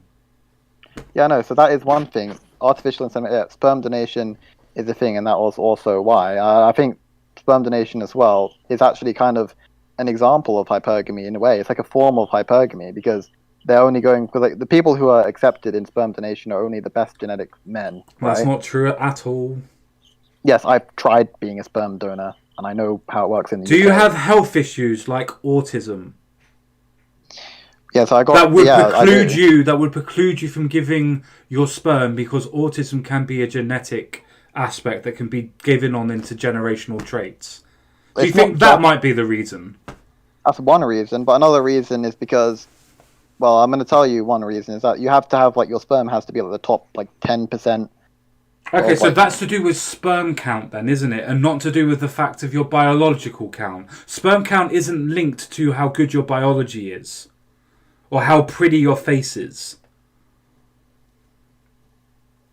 You don't think so? No, it's not. That, like, you don't think it's that linked to testosterone. It's linked to testosterone. You don't think that, like, your genetic quality would influence how fertile you are? Not in the way that you mean, no. It's literally to do with your testosterone level. You can have the most prettiest of faces in the world, but if you have a low testosterone level, your count's going to be low. What I don't understand is that, like, you seem to believe that the only reason why there are so many more mothers than there are fathers is because of sperm donation. What's your reason for it? How can mothers have sex with multiple fathers if there isn't multiple fathers? Well, it's the same. Well, it's the same men. As I said, it's like the women that are having children with these high men that you say is an issue, they're still having more children with the same high class man, and that's an issue to you because it's an issue to society because single motherhood of children growing up in fatherless homes is a problem to society. I've told you the statistics on that. When I talk, like, a lot of this conversation has been about me personally, right? About me being a hypocrite, what I am doing. Because right? I'm taking you as your face value. It would be wrong for me to say that you are a representation of the incel community as a whole. The same way it would be wrong for you to say that I am a representation of the middle class society. It just doesn't work that way. You can't take a slice of it and say this is the representation of it. So I think that hypergamy is a much bigger problem which affects, like, society, and I'm taking it as, like, more of a societal. Yes, and I'm asking you why, and I want to know the reason why because I have a theory on why, and I want to see if it either fits it or if it's not. So why do you reckon that hypergamy is such an issue? Well, for what reason? Well, I told you about the loneliness that it causes men, because if all the women are going for the like top. Why is that women's issues? Hold on, I'm just saying why hypergamy is an issue in general. So that's one reason. Okay, sorry. That's one reason. Another reason is it also hurts women as well. Even though it's their choice, it hurts them as well. I think if women learnt about this, that like they shouldn't set standards on others which is higher than what they live up to themselves, I think and they don't do that. They don't do that. I think that. Well, the statistics don't. No, you're pulling out the fact that fathers are not staying with them. They're saying, well, this is bad because they're not staying with them. So they're just deadbeat dads. Well, no, I imagine that they actually pay alimony, especially if they've gone back for a second time or a third time. No, but if every dad who isn't living with the kid, if you tried to force every dad who's not living with the kid to get back with the mum, there'd still be an over excess of mothers compared to fathers anyway. Like, you can't do that. How does that work in your mind? Because you're saying biologically this physically can't happen, and you're correct. Biologically, it physically can't happen. That means artificial insemination for lesbian couples and gay couples and so on and so forth is a thing that is increasing or skewering the stats in this. Okay, so I'm just going to explain it this way. So imagine, so it takes two to make a child, right? Like, a man and a woman is what's necessary biologically speaking to make a child. Sure. Right? But it doesn't, just because it takes two to make a child doesn't mean it takes four to make two children. Like, you could make two children if you have the same man and two women, and then that man impregnates both of those women, and then you have two children. That's only three people, right? And there'd be more mothers than fathers in that case. I understand that, which means that the mothers that you're talking about are still staying with the same amount of number of men because they're getting more children from those same fathers. Well, yeah, and it's that top 20 whatever percentage of men that's reproducing.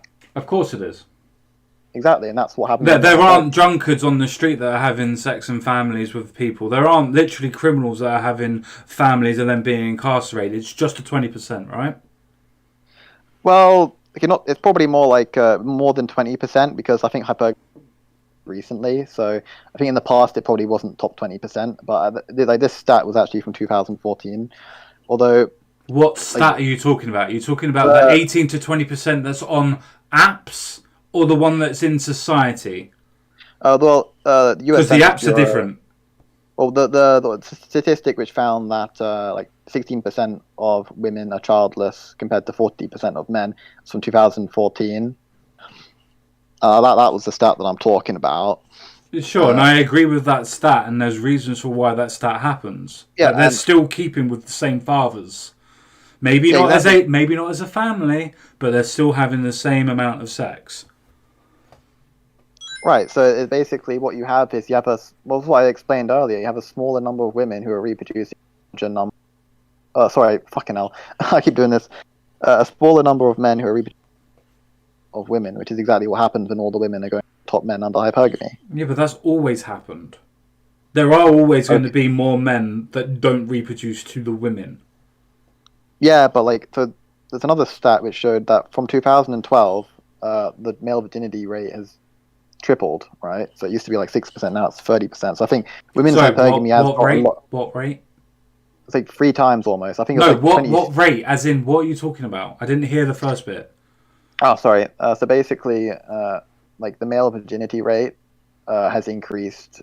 Like, hasn't the female virginity rate also increased as well? Where both of them are around about 18 to 20 now. I don't think so. I think you should check again. I'm pretty sure that recently, in 2020 to 2022, the virginity rate is both between 18 and 20 for men and women. I don't think that the female data is important because we know that women. Why? Get sex. Because we know that women can easily get sex. Like it's just this. Like there's been Tinder experience. Like you can easily get like. So you bring up the men being virgins, but not the women being virgins, because women are the ones that are supposed to give sex to the men.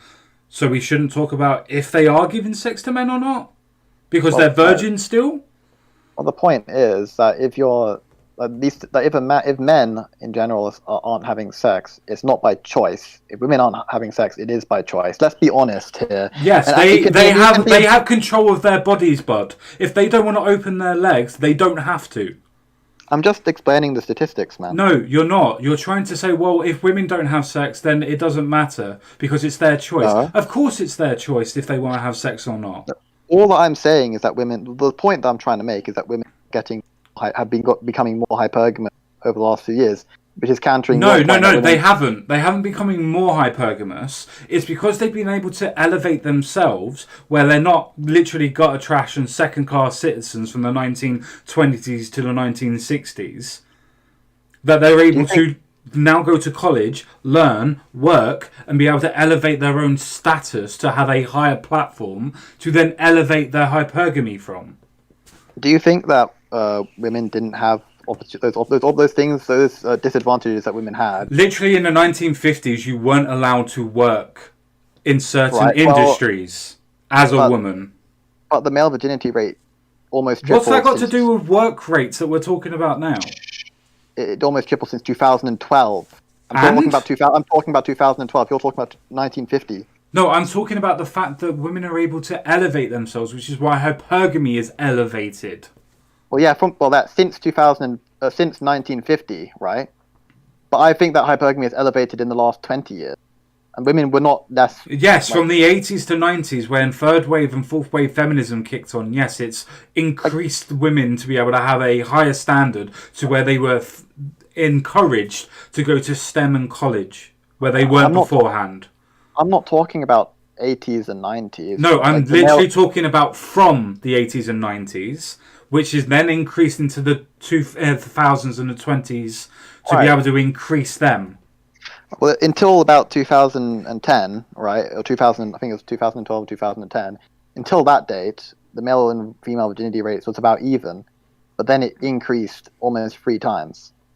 And because I don't see your whole point about women's being hypergamous because they're being elevated by society. That came before the time period that I'm talking about. I think that women have gotten a lot more choosy much more recently. They've got much more you're misunderstanding. Just because something happens in the 80s and 90s, that doesn't mean that it's directly going to affect in the next 10 years. That's what we talk about generational change. That can take 20 years. So if something happens in the 80s, that would take to the year 2000 before it started to implement in generational change. What? So you think that it's just a delayed effect? If I say to my sister that was born in the 80s, well, you can do anything that you want, but she's already set up and she can't do anything because she's set in her ways and she's already got children, do you think that she's going to tell her children that they can do anything that they want and they can be anything that they want? That's the point of generational change. And this all just happened in 2000, from 2012. It just delayed. It just happened to kick in now.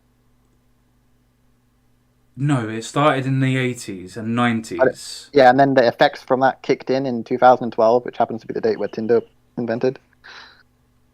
It coincides with, yes, sure. Because of freedom of women being able to choose the sex life that they want, yes. Women's liberation that also kicked on to third and fourth wave feminism that happened in the 90s and the 2000s. Yes. Literally, yes. That just doesn't make really sense to me, how it can just, suddenly in 2012. That thing is, in 1990... Do you not think that if the app was built in the 70s, that women would use it as much as they do now? So I don't know about how it was back then. I think they probably would use it a lot then as well. No, they wouldn't, because the society would shun them, because women weren't allowed to be sexual creatures at that point in time. Well, I mean, come on, if it's a dating app, you can meet them discreetly without judgment. It's a dating app. You won't get societally judged. Yes, you do. App. You tell your friends you're going out to see this person. You tell your mates that you're going to go fuck Jennifer. These things happen. Do you not know how society works? That you don't. What? Well, then you just don't tell all your friends. If you're afraid of society judging you, just go on Tinder and then or whatever dating app, and then just do it discreetly. I'm talking about in the 70s when it was shunned. Do you not think that you would want to go and say, as a woman, you'd say, right, I'm meeting this bloke. I don't really know him that well. I need to tell somebody where I'm going, because if I get hurt or anything else like that, I need to let somebody know where I am so somebody knows where I can be held or caught or tell the police. Do you not think that that happens even back in the day? Well, women don't really do that. I don't think women do that now, even. Yes, they do. Massively, they do. And the thing is, I don't think that it would be shunned to use dating apps back in 1970. Like, it was. You should do a little bit more research on how society would literally slut shame the women from being able to go out. It was still shunned to have sex outside of marriage at that point. Well, if you're dating a guy and you want a relationship with him and you find that from a dating app... Tinder. You're talking about Tinder and the culture that comes with Tinder. I mean, Tinder isn't necessarily just a hookup app. It's also a dating app for relationships, so people use it for that as well. Yeah, I would say it's probably about 10% relationships and 90% fucks, right? Don't think you really find that many people that are actually getting relationships out of Tinder, at least long period depends. Well, if you choose to use it for relationships, you can use it for that. Sure. How's that working out for you? Well, I've actually got banned from Tinder a while ago. I haven't been going on dating apps recently anyway. Why did you get banned from Tinder? I think I rejected a transgender female. So you think that because you rejected them, that they kicked you off because you rejected them? Isn't that literally how everybody reacts to people if they don't like them? So why would that kick you off? Well, it was either that or because of probably was because of my Tinder experiments that I was doing. Because I was doing ones where I would pretend to be gay and pretend to be like... You mean you were technically catfishing? Tinder experiments. It wasn't catfishing. I wasn't actually... Literally, by definition and by law, catfishing. You were pretending to be somebody else to reel somebody else for a specific reason. Sure, it wasn't for sex or for meeting up, but you were catfishing. Well, I didn't string anyone along. You literally did. If somebody matched with you and you started talking to them as that person to see if it would go anywhere, you were stringing them along by definition. Well, are you making a kind of moral judgment? What do you mean a moral judgment? I'm talking about the law as a judgment and why you would have been kicked off by the TOS. Well, I mean, look, maybe I shouldn't have done that. I mean, I don't really care, to be honest. I mean, yes, I would make a moral judgment. Yes, I would make a moral judgment if you literally pretending to be somebody else and a different sexual orientation. Yeah, why would you do that? If you're worrying about your own standards and pulling people along and stringing them along. Well, the thing is, the reason I did that is because I wanted to see if the fault, the reason I was getting rejected is because of me, or it's because of some other societal influence, right? It's markets. The same as you found out when you were doing the gay experiment. People liked you for you because you looked like you were attractive in that aspect, and there wasn't so many gay people that were looking for experimentation at that point, should we say. And vice versa from when women. You got more men that are chasing women. But you're literally proving everything that I said. Well, no, the reason I was doing that was just for a personal experiment, but I don't see how it was like a... You can say it was a moral judgment, but I didn't hurt anyone. All I did was... Do you not think that the people that you let on weren't maybe hurt? I didn't let them on. All I did was just... Did you talk to anybody saying that you were thinking of meeting up or trying to see if they liked you or not? I had a couple of conversations, although it only lasted no more than 5 minutes. So you didn't say, "Oh yeah, I like you. Do you like me?" You didn't say anything like that at all to experiment to see if they did like you or not. Well, I did because I knew. Then that's where the moral judgment comes from. All right. Well, I don't think it's that big of a deal. I never said it was a big deal. Moral judgment doesn't mean moral condemnation. It means I'm judging you to say I find it amoral or not moral. Doesn't mean I'm condemning you. Okay, that's fine. I mean, you can make a moral judgment on me if you want. You're entitled to do that. That's fine. Hello? I'm still here. Don't worry. Okay. Yeah. So I mean, we've kind of gone off on a limb about moral judgment and stuff.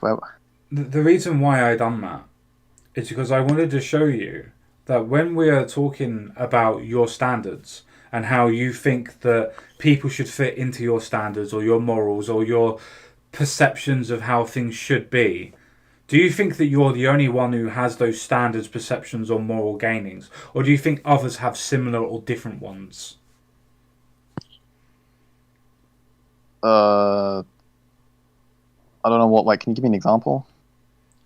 I like to be with sixes and sevens because I think that they're really nice. Does that make me different to you, or could we be considered the same at that point in time? Or is there more to it than that? Well, the moral judgment that I would make on that wouldn't be whether like you go. The moral judgment I would be making is that like hypocritically setting standards on others, which is higher than what you live up to yourself, which is what hypergamy is. That's the moral judgment. And That's also, not what hypergamy is. That's what you've defined it as. well, hypergamy. So hyper means above. It's a prefix which means above, and gamy is the suffix which means marriage or union. So it essentially means like get into a relationship with someone above you, and what we can see is that women do date up. Or are Sure, but that doesn't mean quote. that they're breaking their own hypocritical standards, does it? Saying that I want to do better doesn't mean I'm breaking a standard of my own standing, does it? When I say standard, I mean like the standards that you set on other people and yourself. So what Like, women set standards on you? yeah. So can I just? This might clarify things if I just give an anecdote example. Would that be okay? Yeah, sure, please. Okay. Yeah, thanks. So basically, all right. So this might not be a perfect example. It's hard to just off the top of my head. So when I was in uni, I got put with a bunch of random people in halls. Yeah, and I was put with like some random people who got picked out by the uni. I don't know who they like how they picked them, but I was put with some random people. One of them was a girl who was a big bully, and so she would essentially berate me over things. Like, essentially, what happened was the reason why she started disliking me was because she thought that I stole her chocolate bar, and she blamed it on me when I didn't do it. And then after that, she was just incredibly bad towards me, despite the fact that like I didn't do it.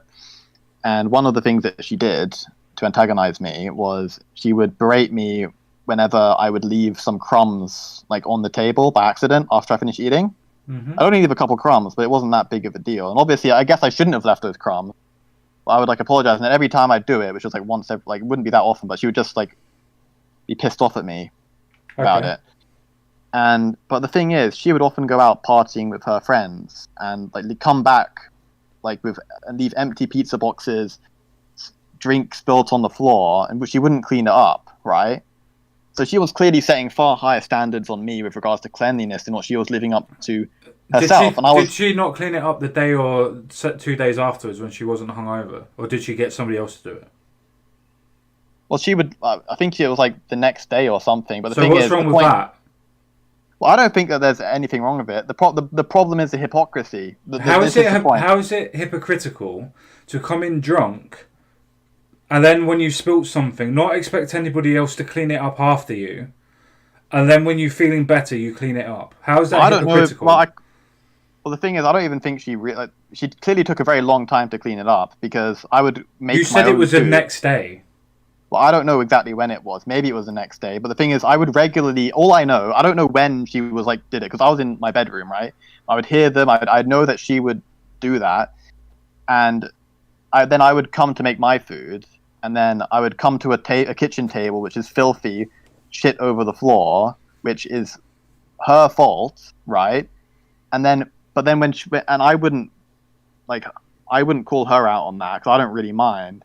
But then she would call me out for leaving a couple crumbs by accident after I eat my meal. And it's like, I feel like that is quite hypocritical because she's setting much higher standards in regards to cleanliness. Do you not think that there's a difference? Do you not think that there's a difference in somebody that has moral agency of being sober to somebody that doesn't necessarily have complete agency of themselves because they're intoxicated? Well, the point is she didn't care. I mean, that wasn't the only thing that she would do. Like, she would just... No, but what I'm getting is that you said that she cleaned up afterwards. It was a day or 2 days later, but she still cleaned up. I don't know. I don't remember when she cleaned up. Don't you think that if you're going to use this as an example that you should have remembered? Because otherwise you're misremembering it and putting something on that may not have happened. It's a hypothetical situation. I thought you were using an antidote. Well, okay, no, sorry, not anecdote. Yeah. Although the thing is, I just want you to use this anecdote. I don't want you to question every little detail of the anecdote, right? Well, I I have to, because this is setting your foundation of why you classify the difference of standards. Well, So yeah, I exactly. have to. So, the point that I'm trying to make, right? Because I would also clean up after myself, right? I mean, once I've been made aware of it, right?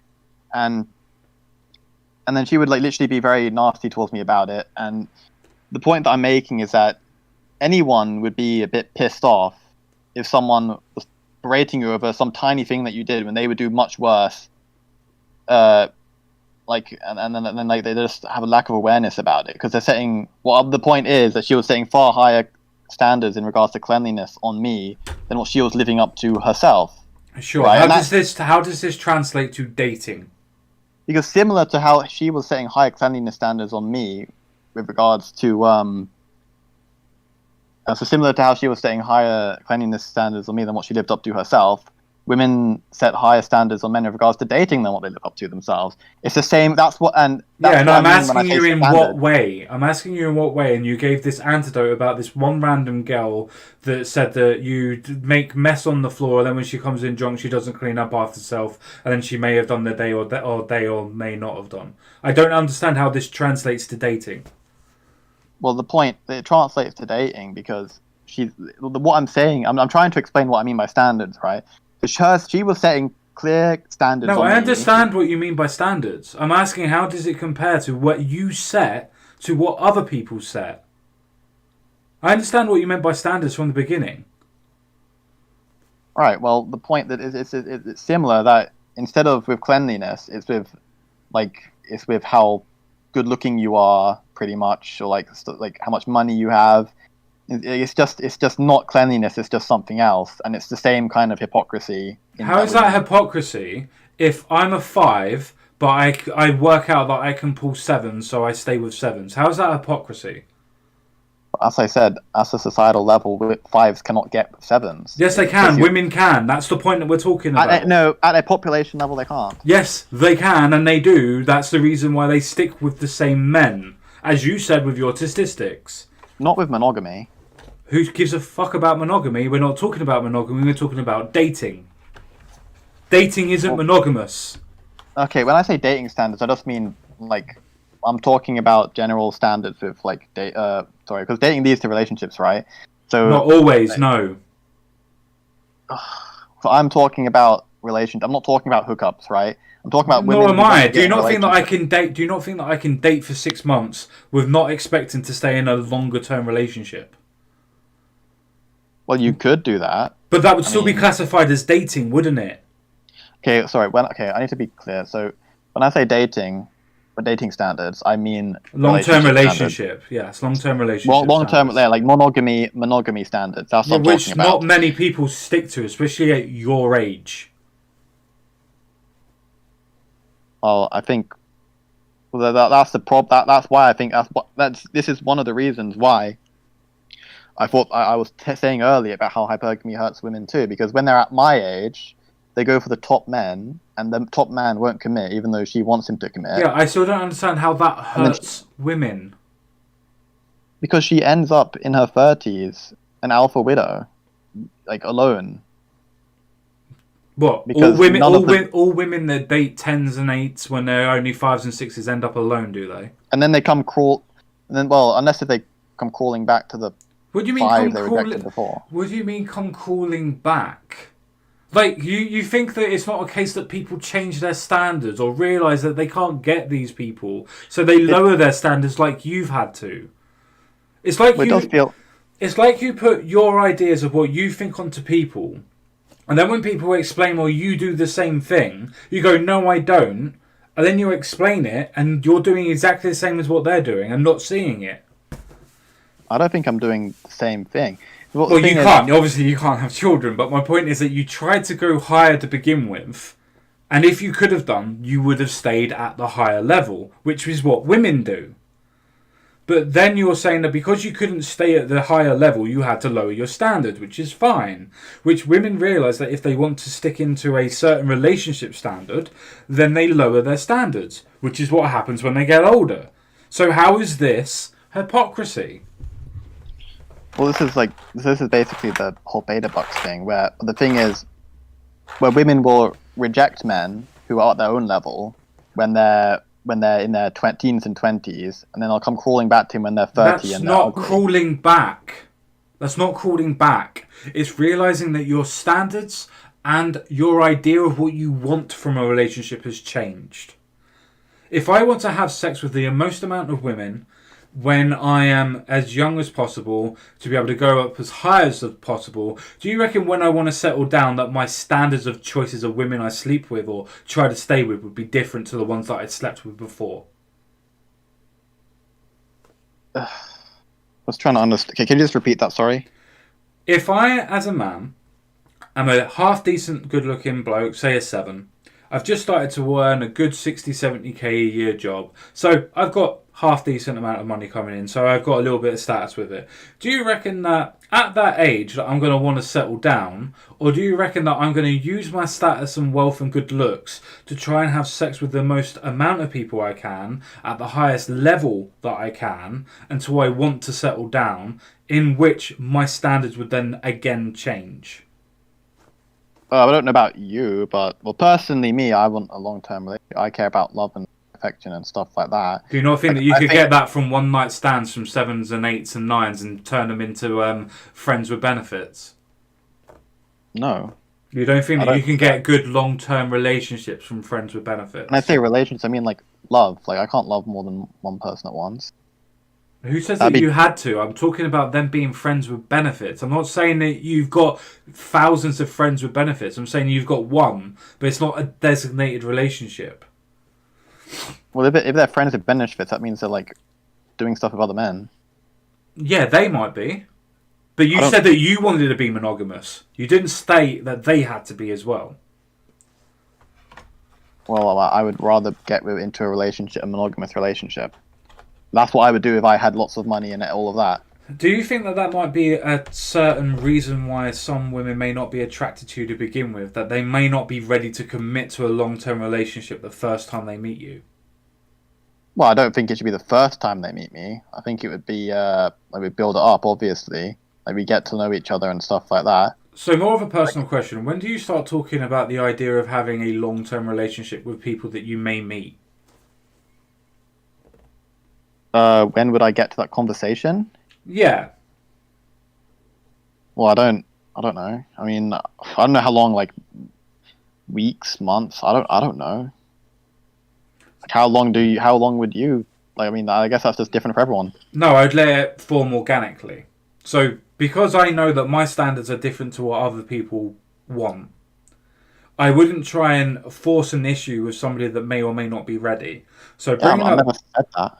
So bringing up a conversation 2, 3, maybe 4 weeks into a relationship, going, look, I'm really interested in you. I really want a long-term relationship. I really see ourselves getting married, having kids. I really see us having a long-term future together. Do you not think that 4 weeks into a relationship at your age, that might put some women off if you get to that point? I mean, if you like, well, I guess it's socially like a bit pressuring. I wouldn't want to be pressuring to someone. No, I'm not saying that. I'm saying that people's choices and ideas are not set up the same way that yours may be. They may just be looking around, seeing what's going on, and just enjoying your company. And then you'll say, "Oh right, what I really want to do is, in their mind, I want to try and keep you for the whole period of time, and we want to have children and a family and things like that." But do you not think that in their mind that might be a form of not entrapment, but just feeling a bit claustrophobic with the idea of I'm going to be stuck with you for the rest of my life, when you've only known that person for 4 to 5 weeks, maybe even a month or two? Well, I mean, I don't know. I mean, it depends how you approach it. I mean, some people they want that, some people they don't. Not many They people your age want to know that they're going to have a long-term relationship with somebody 4 weeks to 8 weeks into a relationship. Well, okay, that's fine. I mean, I don't know. I was just throwing those numbers out there. I mean, I don't see what the point is of this conversation. The point is, I'm talking about the idea of how you communicate what you want when you're trying to get a relationship. If you come across as needy and pushy, and saying, look, I want this relationship, I want us to be monogamous, and you're setting all these rules just before you even like gone on a date with somebody, that person is going to be thinking you're a bit controlling. Even though all you're doing is setting boundaries, and that's fine, but because you're setting them all at once, they might think that you're a bit controlling and think, well, fuck this is a bit weird. I don't know, depends on the person. Maybe I wouldn't like try and demand something on them. If you say at the beginning of a relationship, the first time that you meet them, look, I want to be in a monogamous relationship, do you not think that you're forcing something on them if they don't have a clue what type of relationship they're in? I wouldn't say that on the first time. So when would you say it? The second, the third, the fourth? When would you say that this is monogamous? Well, I mean, I guess like once you've been seeing each other for a while, and you're already like really like intimate and affectionate with each other, like you kind of actually feeling that love and connection, then you can maybe start talking about that, I suppose. Well, that could happen literally an hour after meeting each other. Like, love and affection is very, very strange and very, very fickle. It can come and go. It can come and please you, or it can come and destroy you. Like, I don't think it would come that soon. Have you never heard of love at first sight?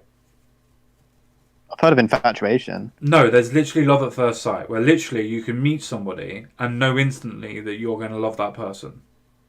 I think that's infatuation. Nope. This is how you can talk to people that met their wives, and you can have the story, like I have with my missus, where I met my missus in a pub, and I knew straight away she was going to be the woman that I married. And she had the same sort of idea as well. Well, I'm happy for you. No, what I'm saying is it happens. It can happen. Not that it does, and not saying it's common. You're saying it's something completely different. It's not. You can ask a lot of men that type of thing, and they'll admit that to you. It may have been infatuation which turned into love. I like the way that you're trying to describe what I'm telling you my feelings were. Okay, I mean, that's fine. I mean, for me, I don't think that I could fall in love with someone after like that personally. I don't think I would. I'd have to spend time with them, get to know them. Like I don't like I judge like when it comes to relationships like that, you can't just judge them on like looks. Nobody said that you were judging on looks. I didn't go, No, love at first sight isn't just about falling in love with a person's looks. You can fall in love with their smile, their personality, the way that they talk, the way that they flip their hair. It's all of these all incorporated into one aspect. But you said love at first sight, not first talk, conversation, like vacation, whatever happens. You said love at first sight. Yes, love at first sight means love at first meeting. Does it? I thought it means when you first look at them. No, you're not going to look at a girl and go, right, that's the girl I'm going to fucking marry. That doesn't happen, mate. You don't meet some random girl on the street and go, oh yeah, that's the one I'm going to marry. I don't know her name. I don't know anything about her. Yeah, that's what I was saying. That's why I think love at first sight isn't the thing. In general, love at first sight is where you see a girl, you start talking to her, and you just know. At that point, you just know.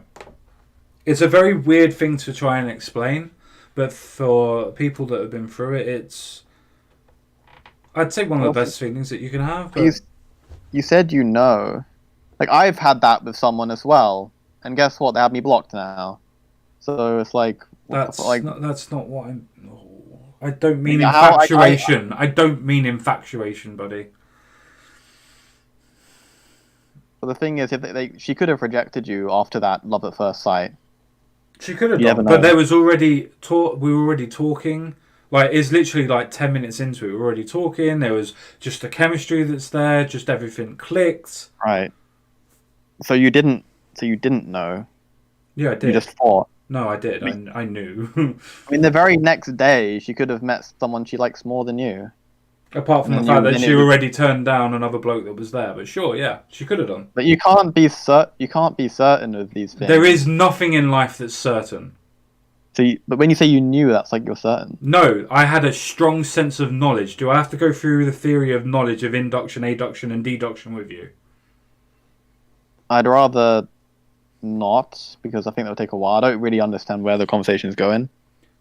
we're talking about feelings, and then you're trying to put into the aspect of facts and certainty. There is nothing in life that's certain. There is no way that the sun is certainly out 100% is going to rise tomorrow. There's a strong possibility at 99.999% that it will, but there's that 0.001% that it might not. Well, personally, I don't believe in love at first sight. Maybe if I experience it in the future, I'll change my mind. I don't know. I just personally, I mean, maybe love. I mean, the word love itself is like weird. I don't even know how you could even define that. It's just a strange conversation. If you don't know what love is, why are you chasing relationships? It sounds like you put a pedestal on the idea of relationships as being the definitive answer to any or all problems, as being the thing that's going to fix it. And relationships are hard. They make things harder. They're not a fix. I never said it would be a fix. It's like... No, I said you put it on a pedestal. You think it's going to fix where you are. Because then you put it on the pedestal. I think people in general, there's statistics that back this up, people in general do better when they're in a relationship. Like, being lonely and isolated, it means that you're more likely to die sooner. Sure, but being lonely and isolated doesn't mean that you have to be in a relationship with somebody. You can have friendships. You can, but like touch starvation, like physical touch starvation. Then go and hug a friend. I'm not gay, but like... No, what I meant was hug a friend, as in you acquiring physical connection. You don't have to have that from a sexual aspect. It can be from a familial kind of love aspect, and that can be enough to be able to sustain you, so to speak, for that want and need and feeling that you're loved. It doesn't have to be a sexual love. It can be a familial love. I never said it had to be sexual. I mean, if you're cuddling with with someone you're attracted to, like romantically, that's physical touch, which lowers cortisol levels and it makes you healthier. You can't get that same feeling by just hugging your mate at the pub. No, but you can do that by playing sports and then winning sports and then having running and things like that. You can get that type of cortisol levels of playing in a team. Playing in a team? Yes, you can actually get that type of cortisol levels, not directly that quick, but you can get similar by playing in sports in a team and being with friends and doing friends quests and groups and things like that. So this, interestingly, what you're describing would be what incels would call a cope. So like this would just be a way to cope with it. And yeah, it is a cope, but like ultimately, if you want a relationship, if you want someone to hug with, like that longing is still there, and it's going to damage your mental health. Sure. The point is of the longing that's there is that you're putting the longing of being in a relationship above what you already have in front of you, which is friendships. Now, you're going to say, like other incels I've spoken to before, they'll go, yeah, but I'm not interested in having those types of friendships at the minute because all I want and require because of my ideas is that I want to have a relationship because I think I deserve one. Well, I do have friendships. I have like a couple of friendships. Sure. And when I was at uni, I had friendships in chess society, in anime society, in autism society. Sure. And like I played for the chess team. I was like the joint best player for the chess team. When we won a chess match against another club, we would celebrate together. It would feel good. But that did not release the hole in my heart that I was feeling. It didn't make it... No, because of the pedestal that you put the relationship that you think is going to fix everything for you. No, I know you never said it will. But because you put the relationship as being a pedestal, it's something that you need to attain. It's something that you want to obtain. It's something that you put as a peak aspect to be able to acquire it. That you think that it's going to be something that's going to change when you get it. And 9 times out of 10, it doesn't change anything. Just makes things harder. So like, relationships just make things harder, and like when I get one, I'll realize, and then I won't want a relationship anymore. No, that's not what I said at all. So the thing is, like, what you're doing is what incel would call a cope. Oh, I don't need relationships. They're not going to do anything for me anyway. That's not what I'm saying. I'm saying because you put it on a pedestal, you think that it's this be-all, end-all, that you need it, you want it, it's a requirement, it's something that you need. And sure, in some aspects it is, but not to the unhealthy levels that you and others seem to have it as. Well, I mean, I could make the same argument for other things, like, you know, having a house that you like, living in a house, right? Have you heard of Maslow's levels of hierarchy? Hierarchy of needs, yeah. Yeah. Where do you reckon girlfriends come on a hierarchy of needs compared to a home? When I say home, I mean like I don't mean you're living on the streets. I mean like maybe you're like couch surfing and stuff, right? And Sure. you're like Where do you reckon that comes on the level of hierarchy of needs compared to physical relationships? Do you reckon it's level 5, or do you reckon it's level 4, or do you reckon it's level 3? Well, the thing is, it's like I know that I've seen it. It's level 1, but the thing is, no, that's like, that's self-actualization. That's okay. Level. that's Wait, perfection. I thought 1 was the lowest level. Oops. No, 5 is the lowest level. All right, whatever. Okay, it's inverted. It's inverted. Okay, so it's level 5, but the thing is, like, you can be okay because we're going to be all specific about it. Let's just say, like, okay, what I would say. This is what I would say. If you don't have money, you're fucking miserable, right? Chances are you're miserable. Sure. Because you don't have money, you like your life is shit. Not for everyone, but in general. It depends on the level of money that you have, though, doesn't it? So if you're saying that you need to be rich to be happy, that's obviously not correct. Like if you're working from paycheck to paycheck, you're like you can still be massively happy. Well, you have no money at all. Yeah, you can still be massively happy if you have a good family, if you have good people around you, if you're able to go and do certain things all the time. Sure, if you're working all the time, then you can't.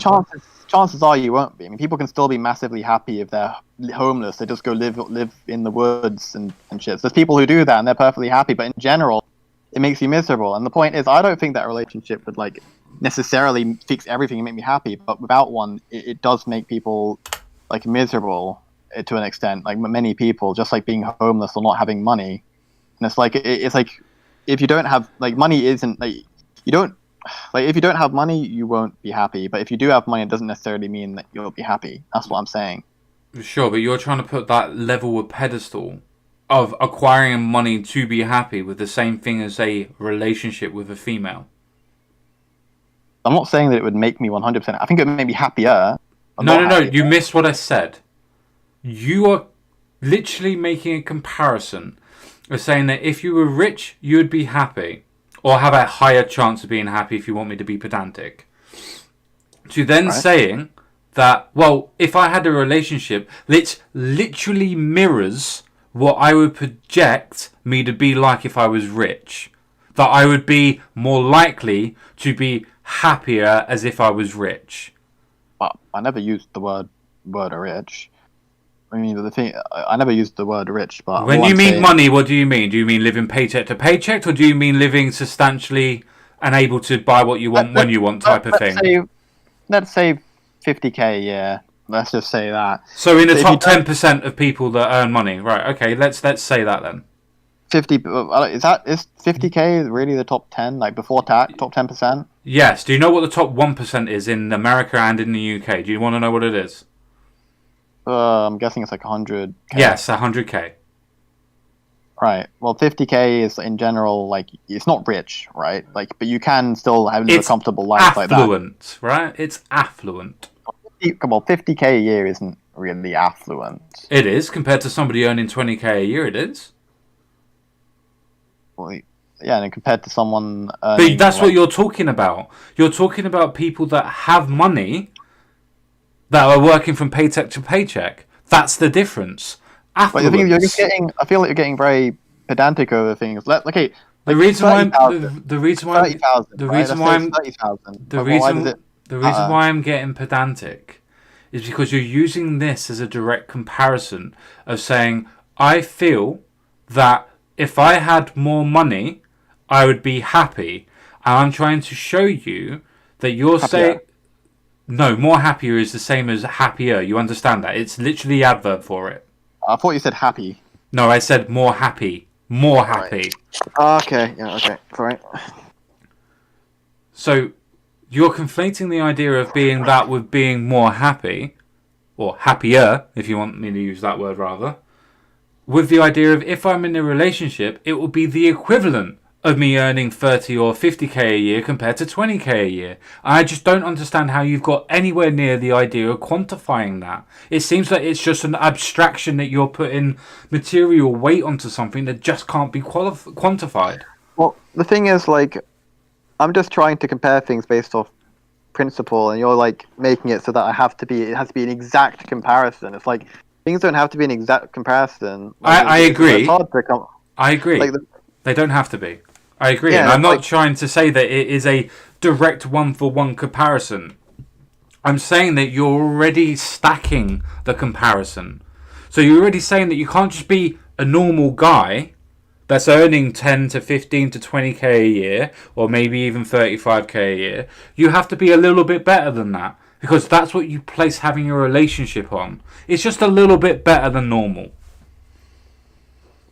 it's not just a little bit. I mean, if you're earning like if you're not earning any money, and then you're earning £30,000 a year, you're going to be much happier than if you're earning nothing, right? You're not necessarily going to be happy. You're going to be much happier, and the same thing applies to like for me, like a relationship. I'm not saying it'll make me happy, but it will stop me from being as miserable as I am. How do you know? Well, I mean, how would a poor person know that he'd be happier? No, that's not what I'm asking you. Because even if you're at 30k a year, you could get into financial trouble and then become bankrupt. So how do you know that you being in a relationship is going to make you happier? How do you know that you're not going to turn into or being into an abusive relationship, her abusing you, for instance? Well, I guess I'm assuming that the relationship is like with someone that. Yes, because you're putting it on a pedestal. Because you're putting it on a pedestal as something that needs to be obtained, as something that is a moniker of what you think is going to make everything better, or at least better than what it was. I think most people would agree that like it's better to earn £30,000 a year than to be homeless and earn nothing. It's like the same thing as this. Sure, but you can still be a lot worse off than that other guy. You can be a lot less happier. It's possible, but it's a general rule. Like, I could get into a relationship tomorrow and then get cancer, and then I'll be more miserable than I was before. But no, that's not what I mean. Do you think people that are nomads in Africa or the Aborigines in Australia are less happy than what other people that are earning 30 or 40k a year in the cities are? Well, I mean, that's like not a good example because the culture is completely different. Why is it not a good example? Because you're talking about the idea of money makes you happy, not the idea of what it gets you, which is the idea of family, which is the idea of being able to get things that you want, or do things that you want, or be where you want. That's the difference. That's what I'm trying to explain to you, that's the difference. You're thinking that one thing leads to another and it doesn't. Well, I'm assuming that like you're in the same country, the same like city. And when you're, because like then it's much more comparable. Because like I mean, obviously like money, the whole culture is different there. Like £1,000 in like whatever location you would say you're talking about would go much longer way than here. And also, people just have different experiences in the UK. Let's say, so if you're living in the UK, just assume that you're living in the UK. If you're homeless and you're not getting any money, chances are you'll be a lot happier than you'd be a lot happier if you had more money.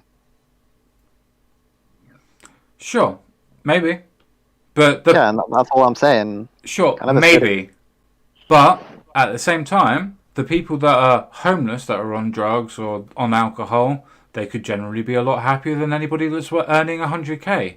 Happiness is a personal journey. What makes one person happy doesn't make other people happy. Yeah, and this is like one thing that I want for my journey of happiness. It's not the only thing that I'm doing. Yeah, I understand, because you have put the idea of a relationship on a pedestal. That's what I'm trying to put forward to you. That your level of happiness is what you're deriving it from, not what it is. Well, I mean, I know that there's like bad parts of relationships too, right? And sure, but I'd much rather... Let me put it this way. You're romanticizing the idea of it rather than it being the idea of what it is. All it is another person in your group that you may be able to put your dick in and have a relationship with. The relationship that you have with your wife or partner is very similar to one that you would have with your best friend, apart from the fact that you get physical contact with that and other aspects of it. Yeah, and also like the feeling, it's different. It's like It is slightly different, sure, it is slightly different, it's but like, 'cause remember, I just get, analogies don't need to be exact, remember? yeah, but it's like, thing is, because I get like a very affectionate myself. Like I don't, like I know that, like not having that, like just having it bottle it up inside is just really like hurtful for me. Now, when you say that you want to be affectionate, there must be reasons to why you're affectionate. So there must be people that you want to be affectionate with and to. Otherwise, you wouldn't have that affection feeling, right? Or is it just a random feeling that pops into your head for no apparent reason? Um,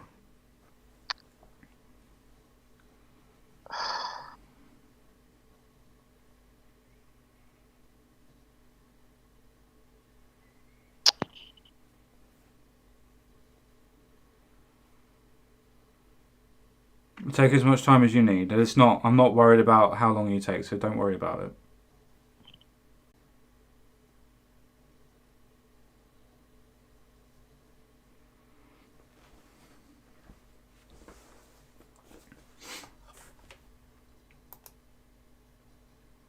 Do you see why I've asked that question at least?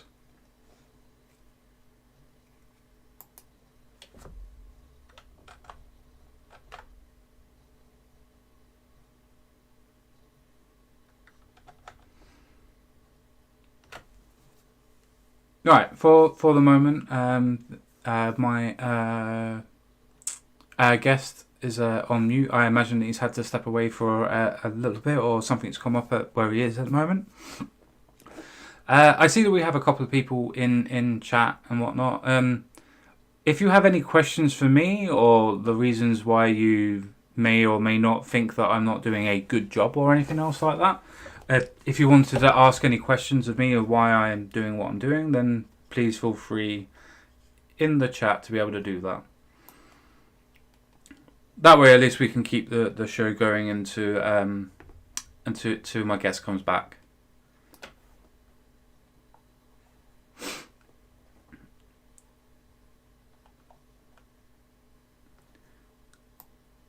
Because unfortunately, I do have this a theory, and maybe it's a case of they are listening. It seems that the pedestal that people, especially incels, put on the idea of I need a relationship, I need this, is that they think that society values the idea of a relationship, or there's self-worth, or just worth in general that comes from the idea of, oh, you're able to get a relationship, or you're able to get a girl, that makes you normal, or that makes you a man, or makes you a woman, or whatever. It seems that there's so much of a pedestal that's been thrusted upon people on that aspect, and I never understand why this is. Why is there such a pedestal that you need to have this self-worth or external valuation of I need to be in a relationship for me to be normal or considered a man or considered a person of society. I've never understood it, and that's one of the reasons why I wanted to get into brass tacks with this, to be honest with you. And I'm hoping that the guy comes back and we're able to carry on talking. Though to be fair, I don't think that it's going to be for too much longer regardless, because it's starting to get a little bit late and we've been on for a good 3 hours at this point. So I'm hoping that he comes back and we can carry on.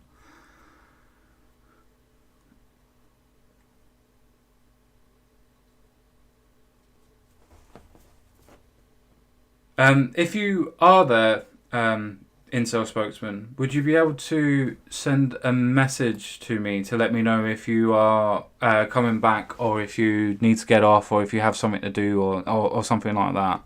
I'm going to send you a quick private message on the Discord. That way you can then respond to it if you need to.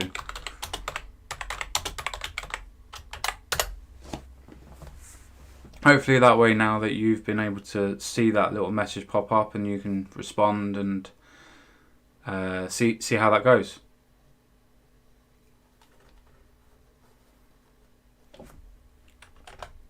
So let's see if chat's got anything for me. Nope, chat's got nothing for me. Why would chat have anything for me? Chat hates me. Chat hates me with a passion.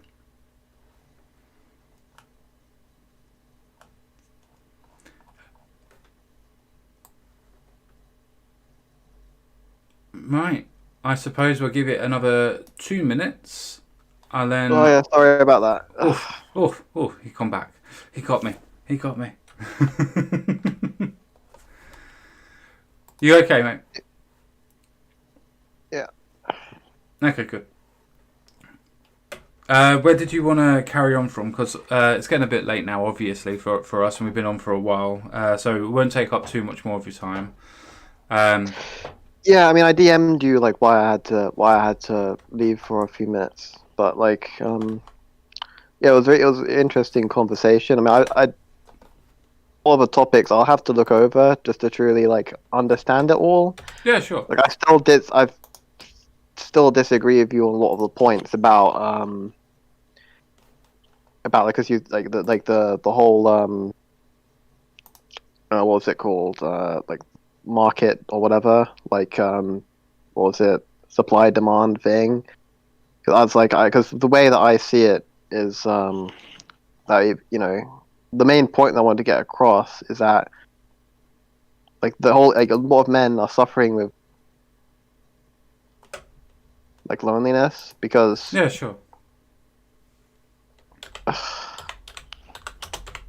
because of these issues. And I just don't think it's like, even if I got into a relationship, I wouldn't change what I think. I think a lot of guys are suffering, like, because I know that I've like gone through a lot of like mental pain, you know. Sure, no, I completely understand. Do you think the guys that are having issues have the same type of issues as what you have, or do you reckon that they place different values or different valuation of where they are? So I've had I've known, like, I've been in the Incel community years, and I've met some in real life. I have friends who are in this situation. Yeah, a lot of them are just really great dudes, like really friendly, and I just don't think they deserve to like suffer like that, you know.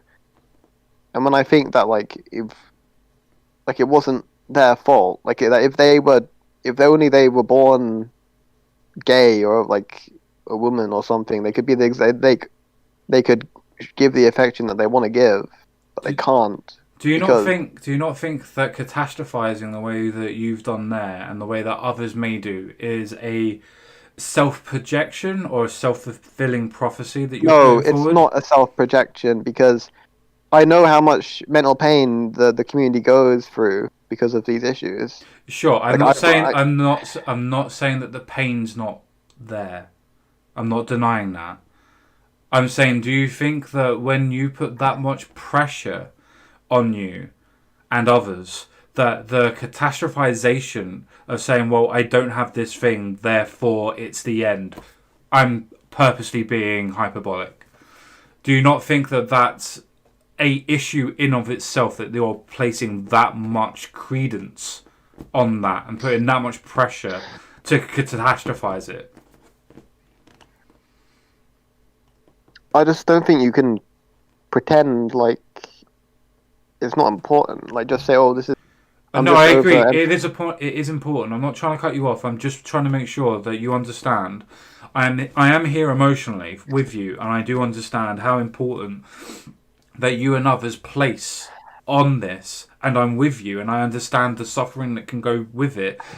I'm just saying that the suffering that you put yourselves through is exactly that. It's a self-suffering. And that's not to take away from the suffering. It's there. It's your feelings. I'm just trying to make you understand that it is a projection that you put on where you're taking your valuation from something else. I don't think. Where do you think I'm getting it from?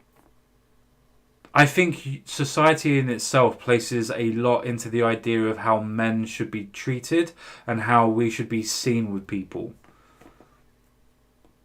And I think it comes a lot from our own peerage and our own peer groups as well. Where, oh, Johnny Boy, he doesn't have a girlfriend, or oh, Johnny Boy doesn't have a boyfriend, what's wrong with him? And eventually those I don't think digs. that's what it is. I don't think that's what it is. Okay. I'm not like I sincerely do not believe that it's because like society says that it's important, so I think it's important. Okay. Like I'm not like it like that's not inside me. That's not what it is. Okay, what do you think? Like I feel like it's just an at biological level. Maybe I don't know what level it's at, but you have like a internal longing. You know? No, I completely agree. I think we all have that internal longing for somebody in the future or to be with other people. And I don't think that people that are in relationships quite a long time or for a long period of time are able to understand where that longing stems from because they've always been in a relationship, so they don't know what it's like to be on their own, so to speak, figuratively and literally in most cases. But I still would posit that it comes from the valuation that you and others would place on the idea of if I'm in a relationship, things will get better. And I think that catastrophization and that idea of trying to pedestal something that if I just get this one thing, then everything will be better. Better, not perfect, better. I think is a catastrophization of the situation you're in. Like, you know how you said that you knew that your current partner was going to be the one for you Yeah, after you first met them. It's that same kind of knowing. You know what I mean? Like I know that it would be better. sure. I'm not saying that that understanding or that knowing isn't a correct feeling. It is a feeling that you have, and it may or may not be correct. The aspect that I'm trying to reach out to you to say is stop trying to value what you think is going to happen when you get this relationship, if and when you get one. Stop valuing the relationship and value yourself. But I don't. It's not about that. It's not. I'm not. It's not like I'm not valuing myself. Like my self-esteem isn't high. It's higher than it used to be. Yeah, sure. Like, like a lot of what, like the reason why my self-esteem was really low. Well, we already went over this, but like I remember. Sure, remember that we're streaming, so try and keep everything as personal away from the stream. So try not to leak too much if you don't want to. Just trying to make sure I protect you to make sure So that you're okay. I don't want you to divulge too much without thinking that you're going to be protected because obviously it's the internet. There's only so much I can do on the channel. So don't give away anything that you don't want to. So one thing that was a real, yeah, I appreciate that. There's one thing that was a real awakening. Like I used to think that I was like inherently just unwanted, you know, Mm-hmm. just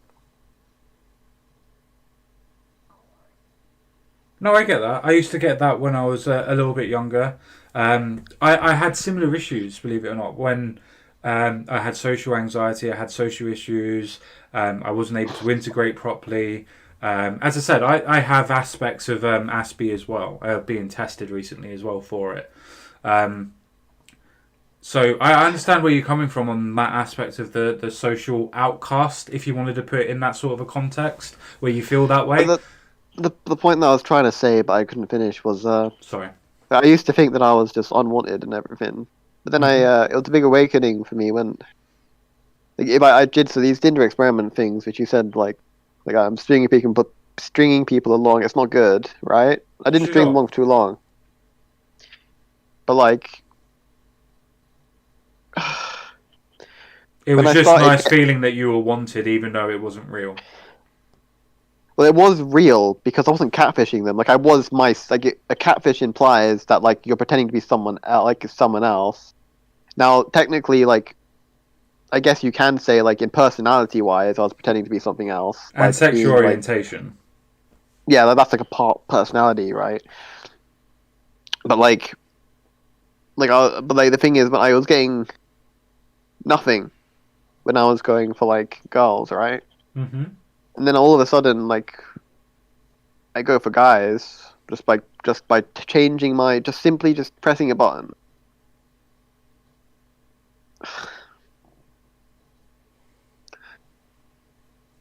And then it's like all of a sudden I'm desired. It's like it wasn't all me, you know. Like sure there are problems with me, like there are plenty of problems with me, but it wasn't all me. I'm not inherently this way. Sure. You know what I mean? No, I understand. I understand.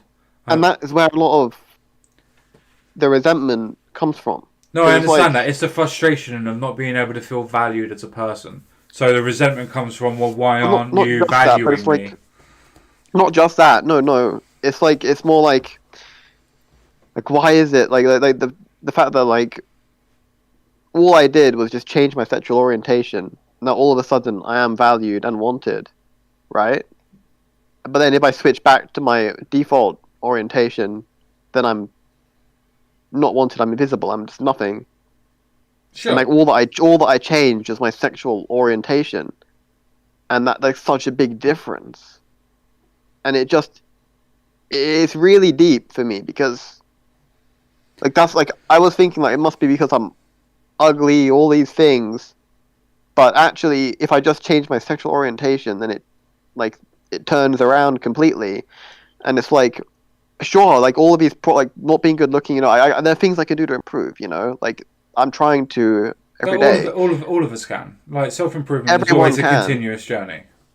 and people will often say that they'll they'll look at individual incels and say this is why you're alone because you're doing this, you're these things wrong with you, whatever barrier you're setting, I don't know, whatever it is that you're doing wrong personally, which is why you are alone and you're like an incel. This is why you are.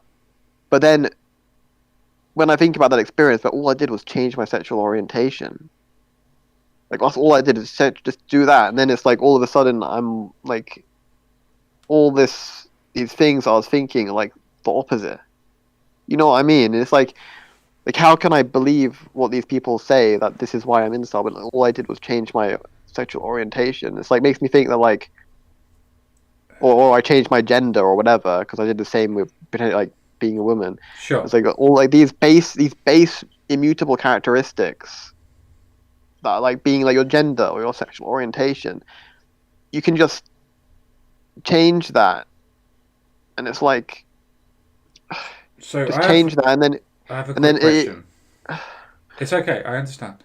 and then it's like and then it's like and then it's like you say it's like the market and stuff like that, but it's like it just seems ridiculous to me. Like this can't be a healthy society. This dating market. You say it's a market, but I just don't think this market is healthy. It's leading to like all this pain for both men and also I think women do go through pain with it too. As I said, Sure, I thought the maybe. victims of their own hypergamy. I know you don't believe that, but No, my no, belief no. It's not a case of that. It's not a case of I don't believe like it. I just don't believe it's framed the way that you put it. because of the what because like yeah, obviously I said like because if women want relationships but they're only going for the same men, a lot of those women are going to end up alone. And you Sure, but said that's the reason why they change their standards when they want relationships. yeah, I understand that. The problem I was having is that all the women my age don't like all the women my age, or most of the women my age, would be not looking for relationships, right? Sure, they're not ready Now yet. that's what you would say. I mean, I think a lot of them do. I disagree with that. I think a lot of girls my age do want relationships and Sure. not just sex. But even if what you were saying is true, and that women my age, or girls my age, want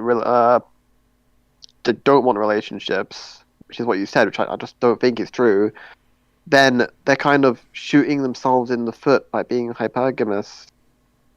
I mean, sorry, what am I saying? It's okay, it's no problem.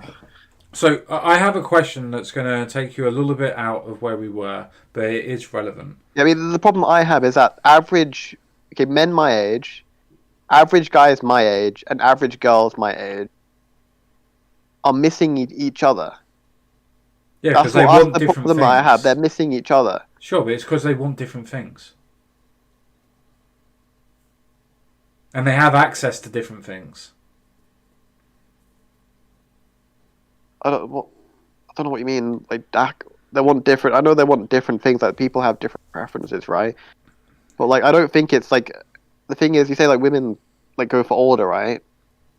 Like I guess that's what you mean. Like they go for people who are older. So a women my age, they want different things. Like my age would Sure. want a guy who's 35 or Maybe. something. Maybe. But like, Maybe. but I don't think that the whole age thing plays such a role because if you look at the stats, like the average relationship age difference is only like a couple of years, like 2 or 3 years. So clearly women my age are going for relationships with guys who are around my age. So No, it's like, that's not true. So when you talk you, about the relationship stats of them going between people that are 2 to 4 years of an age gap, that doesn't mean that when they got together they were 16 and 18. That could mean when they got together they were 28 and 30. I mean, that's true, but then it's like you don't think that there's like you go to a college campus, you won't see lots of young couples like in relationships who are the same age. Similar. Sometimes they're in different classes. Sometimes they're years older. Sometimes Yeah, they're. but it's not that much older. Like surely, like because like if I'm like in my early 20s and I go for someone like 2 years younger than me, right? Mhm. Which is the age gap that I said, 3 years younger than me, right? Mhm. So they're like 20 years old, right? You'd think that if like they would prefer older men, well, I would be older to them then. But then I think the average 24-year-old guy gets nothing from the average 20-year-old girl, even though like you would think that because he's older, it would be like fit the preference or whatever. So I feel like women or girls or whatever my age, they do set like they them like average guys and girls my age are missing each other. I think I saw that on like Pearly, like someone said that on like a Pearly whatever her name podcast. Because I think it's healthiest for society if like men and women get together when they're young and start relationships when they're young. Like because like if people are only getting into long-term relationships when the woman is like 30, well like I feel like that would decrease the birth rate because women don't have as many eggs. They'll be more likely to be fertile. I just don't think it. And then the guy, like a Do you not think 20-year-old that we see guy, that? huh? Do you not think that we see that now? Yeah, I think the birth rate is decreasing now, and I think Do you think that's because women are trying to enjoy their lives the way that they see fit while they're working? And well, I understand that. then they get to certain ages, and then they think, "Oh, I want a family," and then they settle down. Do you not think that But the those? thing is, women have all this choice that they have. Like they have all this choice. They can do whatever the frick they want. Sure. Men don't. What choice do men have? What do you mean? What choice do men have? What do you mean by What that? choice do men have? What do you mean by that? Yeah, but what do you mean by that? Like you say, oh, this is when women wants she can do this, that, and that's what's happy for her. Then all the men just fucking rot. No, You that's not know, true at all. Men can do what they want as well. They just can't force your will, as in general, not yours yourself. But you well, the can't women force can, your will onto that other well, people. they can force their will No, they onto, can't. well, they force their will onto children who have to grow up without dads. Because, No, like, they don't. obviously, if the majority No, they enter don't. relationships, then the majority of men, well, then a large percentage of men aren't going to be able to become fathers. So that's one thing. Do you think that single mums just want to be single mums, or do you think, like in your situation, the dad left even though the mum wanted them to be there? Well, that's what I said. That like this is what you'd call an alpha widow, where they were with the alpha, like the high value male, and then Sure, but that's not then the woman's fault because the woman wanted to stay with the high class male, right? well, look, well, it's both of their fault, I think, because Not like really. like, the woman. Well, no, I think it is both It's of the their man's fault. fault for walking It's the out. man's fault, and it's the woman's. Look, No, if a woman, if you're, it's if literally the man's fault for walking out. I don't think it's that simple, because Life never is that simple, but if you wanted to put yeah, it down to a the way singular the action, way it's that the man for leaving. a singular action. But the thing is, though, right, that if you're a woman and you're like a 5 out of 10 and you're going for an 8 out of 10, and then you have his kid, like chances are he isn't gonna, like statistically speaking, chances are he's not gonna commit to you. This is the result of hypergamy. Do you think that we do love via, or do you think that we have this false notion of idealism when it comes to love? Can you rephrase that, please? Do you think that love is based in emotion, or do you think love is based in logic? Well, I guess it's emotion in a way, but in a sense, like when you're on Tinder and all of that, you set your standards. Sure, you set standards, but that doesn't mean that you're setting your love aspects by logic. Well, sure, but the thing is, it's like I don't think that the average woman, is like biologically, like emotionally repulsed by average men. No, they're not. They just know that they can do better. Hence why the dating apps have 5s and 6s going with 7s and 8s. So it is logical then? No. It's if I have somebody that's fitter in front of me and somebody that's not as fit but they're basically the same in personality, I'm probably going to go for the fitter one because it's more aesthetically pleasing. Right, so let me tell you what I think is happening here, because this is one thing which I wanted to get to earlier, but we kind of got off topic a lot. And so this is what I think is happening in the West mainly. I think we're probably going to have another big argument about this, but there's no arguments here. Well, I think that you don't know what I'm going to say. You're going to disagree with this one. That's better. I might disagree, but I'm not going to argue. So I think a lot of this value, like a lot of the reason the dating market, has to do with how men and women are valued in general in society. I think we live in a very gynocentric society. That's what I think is driving most of this in the West. Incredibly, what's wrong with that? Well, basically, what I think is happening is I think that as a society, gynocentrism, anyone watching, means female centric. And it stems from the fact that women are the limiting factor in reproduction, so people are naturally want to help and protect women above men, whereas men are more disposable, evolutionarily speaking. Like you can have, like if you have 100 people in a tribe. I would say base to this, by the way. if you have 100 people in a tribe, 50 of them are men, 50 of them are women. 49 of the men die in war, or like whatever happened, or I guess it wouldn't be a war, but 49 of the men die, then the one man left over can restart the whole tribe quickly in one generation. Whereas if 49 of the women die, then there's only one woman left. I mean, you've got bottlenecking and things like that, but I understand your point. So this is where gynocentrism stems from. Yeah, of course. And I also think that I think it's perpetuated in society with ideas like women are the fairest sex, the empathetic gender, sugar, spice, and everything nice. I think it's even worse than what is natural in 2022. And feminism as well, I think, is just ultimately just a more explicit, more extreme form of gynocentrism, which we see in society. I'm sorry, I'm going to have to disagree with you. You can't in one breath say, oh, this is all about sugar and spice and everything nice and all the idea of the stereotypical women crap from the 1950s and 60s, and then complain about feminism that then brought them into equal opportunities with men. It's kind of a contradiction. Well, I'm talking about like current feminism in 2022. Yes, it's still trying to bring women into equality with men. I'm not saying that what they're doing is actually correct, because I think that they're basically equal with men at this point in time. But I'm saying you can't say that these things are the same thing when they're not. Well, feminism, the thing is, it's a movement, right? Sure. The movement claims what? Sorry, I said sure. Okay, I thought you said no, and I was like, oh, yeah, we're just going to agree over what movement means now. You've been doing this a lot, so, And, sorry. Like, if there was, I was going to give another bad example, I was going to compare it to the KKK, which extreme example, but what I was going to say, I don't know what you think of this comparison, but if the KKK said that the KKK was about racial equality, and then continued to lynch black people, I wouldn't mean that KKK means racial equality.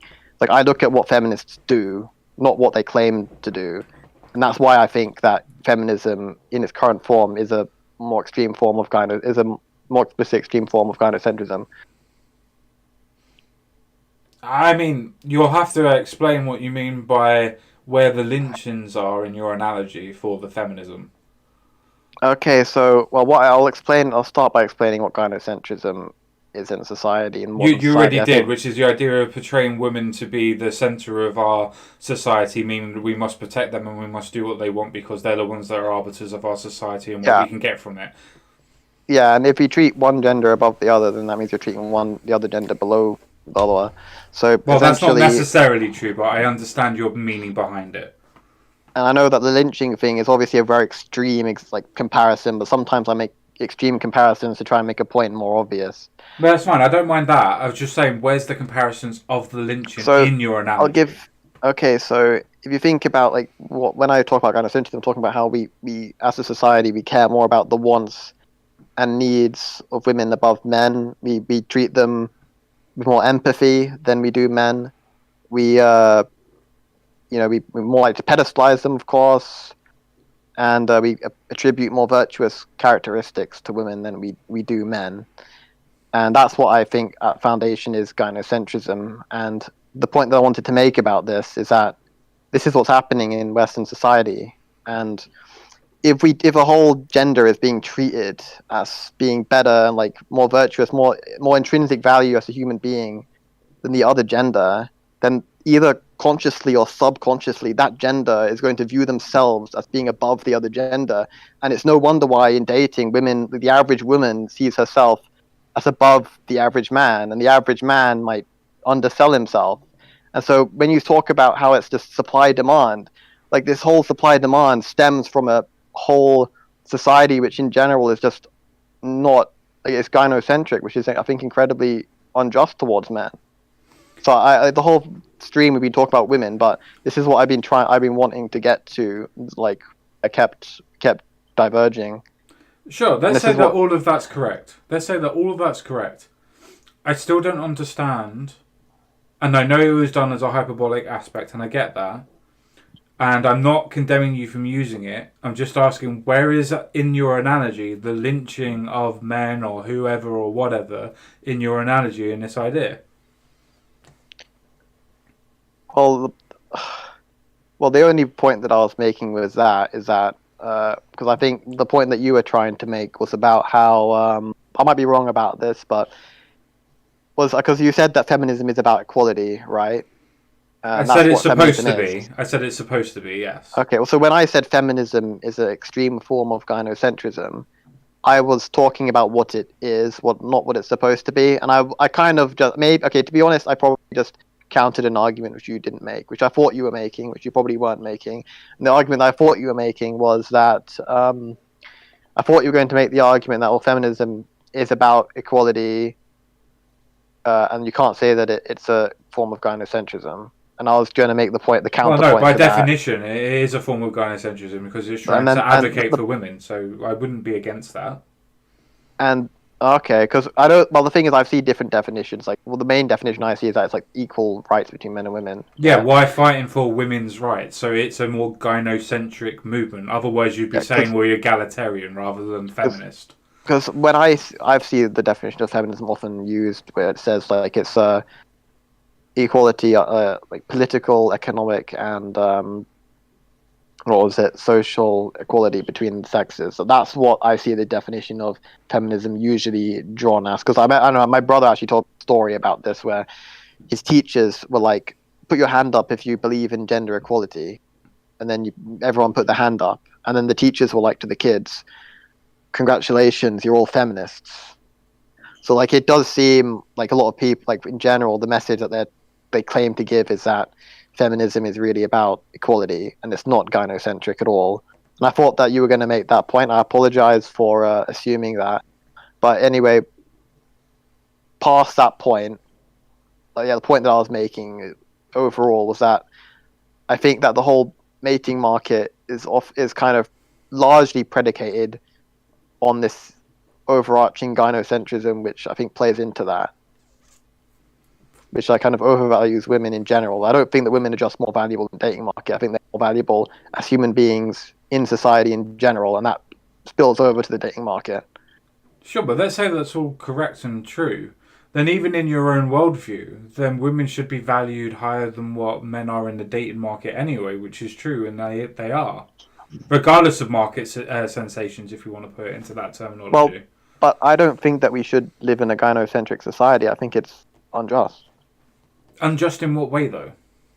Because, I mean, if we lived in an androcentric society, it would be unjust. If we lived in a society where men are valued above women, where we send women to war, where we do all of these things, if it was reversed, everyone would say that it's wrong. But because it's the other way around. They don't say that. Like, that's the reason why women have been trying to fight to be able to fight for their country for generations. The point is that, like, you say that they've been trying to fight for their country. Yeah, literally since the Second and First World War. The point that I'm making with war is that men are often treated as disposable. That's just part of gynocentrism. No, rich people have always thought that the common person is disposable. Men are disposable. No, it's because the common person is disposable. So even when you had women that were working in the home front, when you had women working in the factories dealing with ammunition, they were doing that because the rich people didn't value them. Well, but they weren't dying. They weren't dying on the front lines. Like, the nurses were. I'm pretty sure 99% of war deaths, like people who died because of at war, like fighting war, were men. Like, sure, because most men felt that it was their duty to protect women. We are now less gynocentric in that aspect. How do you explain Ukraine? I mean, what do you mean? How do I explain Ukraine? What happened in Ukraine? The men were forced to stay and fight. They didn't have a choice. You say that it's like, you say this as if it's a choice. Like, I think that it is an example of gynocentric. Like, do you think that we don't live in a gynocentric society in the West?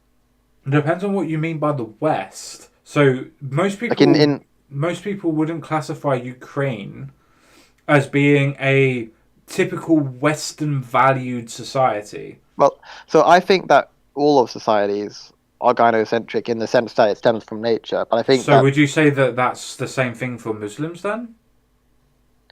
I think at a biological level it is, but there are societal things which they use to make it so that isn't it. So actually maybe I was wrong about that. But when I'm talking about, yes, that's why I say the West, right?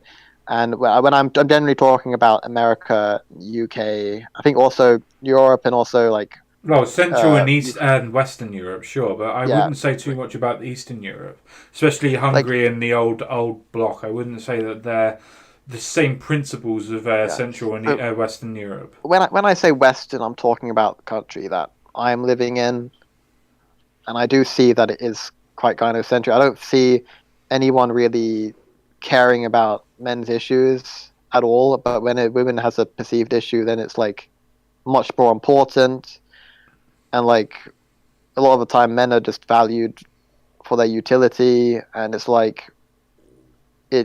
women have inherent value, and it's it does feel bad looking at society like that. I think that guy Pete you never invite to gatherings, I think I would suggest talking with him as well on this about gynocentrism and hypergamy. I think he'd be great to talk to. Yeah, just ask him to send me a message and I'll set something up for him. Yeah, I'll do that. But yeah, I think that would I would be really happy to see that conversation about it, because he's much better, knows much more about this than I do. But when I see all these examples and how this is the government, the welfare disproportionately goes towards women that's not than true. men. It is true. Like, I'll give you like examples. So okay, one example is breast cancer. Like more government funding goes towards breast cancer than prostate cancer and lung cancer combined, despite the fact that those kill less people. No, it doesn't kill less people. The reason why it kills less people is because they put more money into the idea of screening it. So beforehand, prostate cancer wasn't even mentioned in the 90s, simply because men don't like talking about things that go up their butts. But now that it's coming out more and more money is being able to go into the idea of, well, prostate cancer happens. It kills 1 in 3 or 1 in 5 men now. Really, I didn't know it was that big. Yeah, it's a But massive thing. I said that prostate cancer and lung cancer kill more people than breast cancer. Yes, but there's a reason for that, because money went into the idea of screening for women. Because women come forward saying, we're getting these lumps on our breasts and we want them checked. So they found more ways of being able to get them checked, and it was discovered more because women talked about their issues more than men did. The thing is, like, what I'm just saying is that more government funding is going towards women than it does to men. This is just one Well, that's one not example true. of that. Yeah, but you're picking out a hypersensitive issue. What about the whole idea of the NHS when it was just put into the idea of helping men to begin with anyway, and then expanded into a general hospitalisation? I'm talking about. I don't know why the NHS was like. Well, I don't know the history behind it, but I'm talking about 2022, and like, and there's like that's just one of multiple examples. Like homelessness. Like I think like I can't remember. Like 75% of people who are homeless are men, Do you know why and that yet is? but this is what I'm just gonna make my point. Sure. And yet the majority of government funding for social housing goes towards women. What do you mean by social housing? So so basically like 50% more social housing goes Yes, what do you towards mean by women. social housing? Do you mean women with kids get a home quicker than men because they have children? Or do you mean they just get given houses? Well, they get into social housing, and I did consider that point about how women are more likely to have kids, right? But at the same time, it's like more if more men are homeless, right? More men are homeless. Surely more funding should go towards helping men, but It it's going depends. towards It women. depends. It depends. How in contact are you with, say, your local homeless shelter?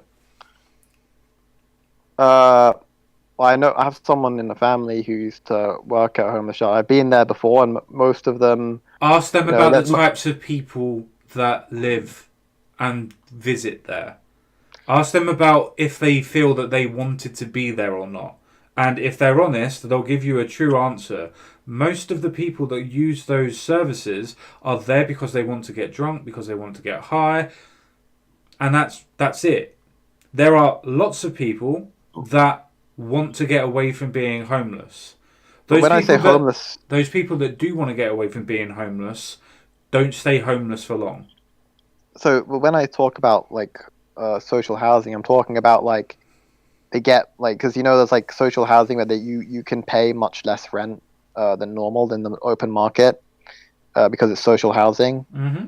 and women are more likely to get that than men because Yeah. even Why? though Why? well it's because well I think it's because of as I said before I think we value the well-being of women above men. That's why I think. I know that you're going to say that it's because all that they're single mothers and they need it more than the men, Well, which I'll take it away. Let's say that they don't have children. Do you reckon that somebody that's got a drug addiction is more likely to pay their rent than somebody that doesn't? I mean probably not. Like the thing is, I mean, I guess you're going to say like well men are more likely to take drugs than women. That's why they're It's not given why they're housing. so much more homeless than the women are. I mean, do you not think that one reason why men are more likely to be homeless is because there's less support systems in place, and that, like, for one thing, in So general, one thing can you name one system that's in place that only deals with women? well, I'm talking about social systems Yeah, here. that doesn't just deal with women. You're saying that it disproportionately helps women. Well, yeah, well, okay, well, when I say systems, I really mean like so in society, like people are more likely to help than men. Like if you look up, there's this video which is I think was really insightful for me. If you go on, I know it's a YouTube video and maybe it's fake, but it's exactly what I was expecting. Basically, there was an experiment where they got a woman to sit by the road homeless, and then they got a man to sit by the road homeless, and the women got like everyone gave the women money and help, and then the man people just ignored and sometimes even insulted him. And I think that was just a Sure. prime example of like how men and women are valued in society. Just a prime, perfect example of the gynocentrism that I'm talking about. Sure. Where do That you reckon people, that stems from, though? Because you're saying that it's because we value women more. Do you well, reckon it could be the perception that we think that men should work more, and we probably have a perception that if a woman's homeless, she's probably been put homeless because of something that somebody else has done? yeah, I think people are more likely to interpret women's failures in a more favorable light to the women than men's failures. Yes, because tend to be Yeah, but more that valued doesn't for their make utility. it gynocentric. That It makes it it, a it does. stereotype. No, it makes it a stereotype. I mean, would you rather be the woman or the man in that situation? In what situation? The situation where if you're a man, no one cares about you. But Him. they do care about you. If you get shown that you're actually going to help and you're doing stuff, they do help you. But in the experiment, they were just doing the exact same thing. They're just sitting by the road with like a sign saying, "I'm hungry, I need food," and everyone like not everyone. There were like the woman got so many people. Like so many people were like giving the women like money and like even food, and the man was just ignored. Like he's trash. Yes. And I Do feel you like think? Do you think that's because people feel sorry for the woman, not just because she's a woman, but because we have a perception of thinking that she's probably there because somebody else did something to them, and we think the man's just a druggie or an alcoholic? Do you think those perceptions are warped? yeah, I think there are many gynocentric perceptions That's which not a hurt men. gynocentric perception. Those are stereotypes. There's a reason why I used it earlier with the homeless men. It's to show you that stereotypes are accepted straight away. You should have claimed, why am I making such a broad claim? Well, It's because you accepted the stereotype. well, I believe I agree with that. That is a stereotype that people will think that if the man fails, it's his fault, and if the woman fails, it can't be her fault for whatever reason. They just make these assumptions, but the thing is, like these assumptions all favor women. Like people Not generally attribute, always. well, not always, obviously, but like I'll tell you like an interesting study that I saw, which was that about they did a study where they showed two groups, or they showed I think it was two groups of people these fake studies, like these fake articles. Sure. So the fake articles would say something like, "Oh, this study was done, which showed that men are like have a higher IQ than women." Or no, I don't know what exactly said, but it's like these studies showed gender favoring results, right? And so Sure. one study would show that men are smarter than women, or men are better humor than women, or like stuff like this. Sure, sure. And another study would show the opposite, that actually women were smarter than men. You know, there Sure. were fake studies, and the purpose was to see what people's uh, response was to Sure. looking So at these what's the studies. claim? And sorry, I said sure. What's the claim? What's your point? well, the hypothesis was that they thought that the men would like that each gender would favor their own gender, but what they found was that the men, Would favour women and women would favour the women. yes, and basically what happened was like they felt like the studies or the articles which favored men were more like offensive and more like untrue like than the Sure. ones which favored women. The people are much more likely to Do you think that accept the that comes study. from perceptions, or do you think it's because we're being taught gynocentrism? Well, I think people have gynocentric perceptions for sure. In that situation, what makes it gynocentric? Well, people are more likely to attribute positive characteristics towards women. Yeah, but why is that? Do you think it's just because they're women, or do you think there's other underlying conditions and social norms and acceptances that we place onto certain groups that give them that sort of stereotype? Or is it just because they're women and we're teaching Well, gynocentrism? I think people feel uncomfortable with it, with admitting that men can be better than women at something compared to women are better than men. Like we have like I think feminism does play a role to this because it's like they say about how like women empowerment. Like if you say that women are worse at something, then that must be sexism. And then like where there's no equivalent for men. Like men's rights movements often get like shut down. I think that's another example of gynocentrism. Maybe like men's rights. Sure, but again, that's because of stereotypes that come from MRAs and other MGTOWs and things like that have the stereotypes of being women haters. Now, MRAs are not women haters and nor are Yeah, men's exactly. right activists, but the stereotype is what shapes people's perceptions as a quick schema. Yeah, and I think that these are gynocentric stereotypes. No, they're not. They're literally devised by men. You think that they're devised by men? Yes, most of society's stereotypes are set broadly by men that are in power, that do the studies, that then set in place what they think culturally should be in practice.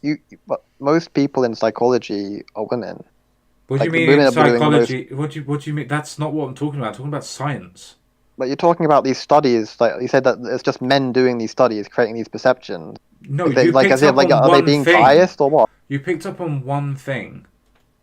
Did But did I just say that the studies are the ones that set cultural aspects, or did I give you a list of things that coincide together? Well, what I heard you say was that men create the studies.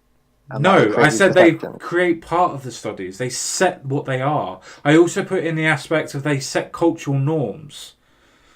I don't I know. did like a 4 or 5 list, and you picked up one thing. That's the thing is like, I don't know. What would the fight? That's the thing that I picked up on because I just didn't agree with Because that. yes, you disagreed with it straight away, and I agreed with you, saying, yeah, sure, women are majoritively in psychology. Do you think that that was the majorative number 20 years ago? I don't know what it was 20 years. This study was not 20 years ago. I I'm don't know. not It was talking like, about the study. I'm talking about cultural norms that set stereotypes. Do you think a stereotype is set in a year, or do you think it takes longer than a year to set a stereotype? I think it takes a while to set stereotypes. I think gynocentrism has been, it's been around for a while. So when I said that men set the stereotypes, you disagreed with me. Well, I just want an example of a stereotype which I mentioned, which men set. Mention one of them again, and I'll explain it. Okay, so the stereotype that let me just think of what one of the stereotypes I've said. So, or that you've said that I said. So, one stereotype would be that if a woman is homeless, it must be because it can't be her fault. Whereas if a man is homeless, it must be his fault. Yes, because men would say that you have the power to be able to shape your own destiny. Because due to sexism that happened all the way through all of history, men are able to work and be able to look after themselves. Men throughout history have said women are not able to. That's not gynocentrism that happened in the last 20 years. That's sexism that happened in the last 100 years. Well, I think gynocentrism's been, well, it's existed for much more than I thought that 100 you were only years. talking about the last 20, 30 years, mate. Well, but it stems from that, from like much longer time ago. And I assume that you're saying that this is also stemming from 100 years ago, what men have done. No, I'm So saying it's that like this is a sexist perception of women being wallflowers that can't do anything for themselves. women being what? Well, the thing is that benefits women. No, it doesn't. In fact, I think feminism is like one cause of that. I think feminism also often portrays women as these damsels in distress I who don't are, think you understand feminism if you think that's a shape of feminism. well, it does because it basically demands that we fund women's charities. Women are these Yes, because victims. men's charities have been around a lot longer and have stronger foundations for the money that they receive. No, the thing is, so it's like there's a saying I think I heard: women's greatest, a man's greatest strength. No, a man's greatest weakness is his facade of strength, and the woman's greatest weakness is her greatest strength is her facade of Her greatest weakness. weakness. Yeah. Oh, wait, what was it? Fucking hell, I'm just getting confused over myself. What the fuck was the saying? It was like, so basically You're playing women. into another stereotype that's not from feminism. You don't think that feminists play out make women seem to be the victim? Name one time that they played them to be a wallflower, which is what my explanation was. When they paint women to be a wallflower, Yes, like as in why not being wallflower? able to do anything for themselves. Well, when it comes to when it can't do anything for themselves, well, It's a hyperbolic statement. basically whenever they can benefit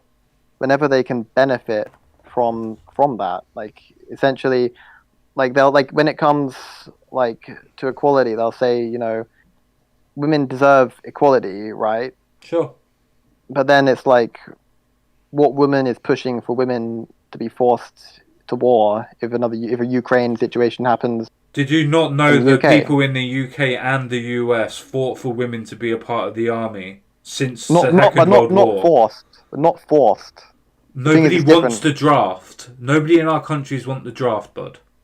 But if someone attacks our country, we have to defend it. Someone has to defend it. You And do I realize guarantee you do realize that if men and women are allowed to join the army in the UK and there was a draft called that would extend to both men and women, you understand that, right? so women would be forced to go to the war. Because they're able to go to the army, yes. If there was a draft called, because they're both allowed to go in the army, they would both be forced to go to war. Well, the thing is, like, I didn't actually know that women would also go. You look at what happened in Ukraine, that did not happen, and I'm pretty sure Ukraine is not the UK or the US that you wanted to use as an example. Right. Well, that's great, but the thing is, I'm pretty sure, yeah, any feminist who wants equality in 2022, the same thing happens in the Ukraine that happened here. Oh, so the same thing happens here that happened in the Ukraine. I guarantee you, all those feminists would want to go back to the kitchen. I guarantee you, they would not. That's what they would want to do. Do you not think that in itself is a sexist remark? Well, no. Because, do you want me to give you another example? Do you not think that women at the minute that are on the or were on the front lines for the UK in They were never on the front lines. In Afghanistan, they choose. Well, they were. Well, they're not on the front lines generally. Men in general are on the. I think you need to go and have a look at the statistics for Afghanistan. There were quite a lot of women that were on the front lines. How many women died compared to men? I'm not talking about that. You're saying that women are not on the front lines. I'm not talking about the death rates here.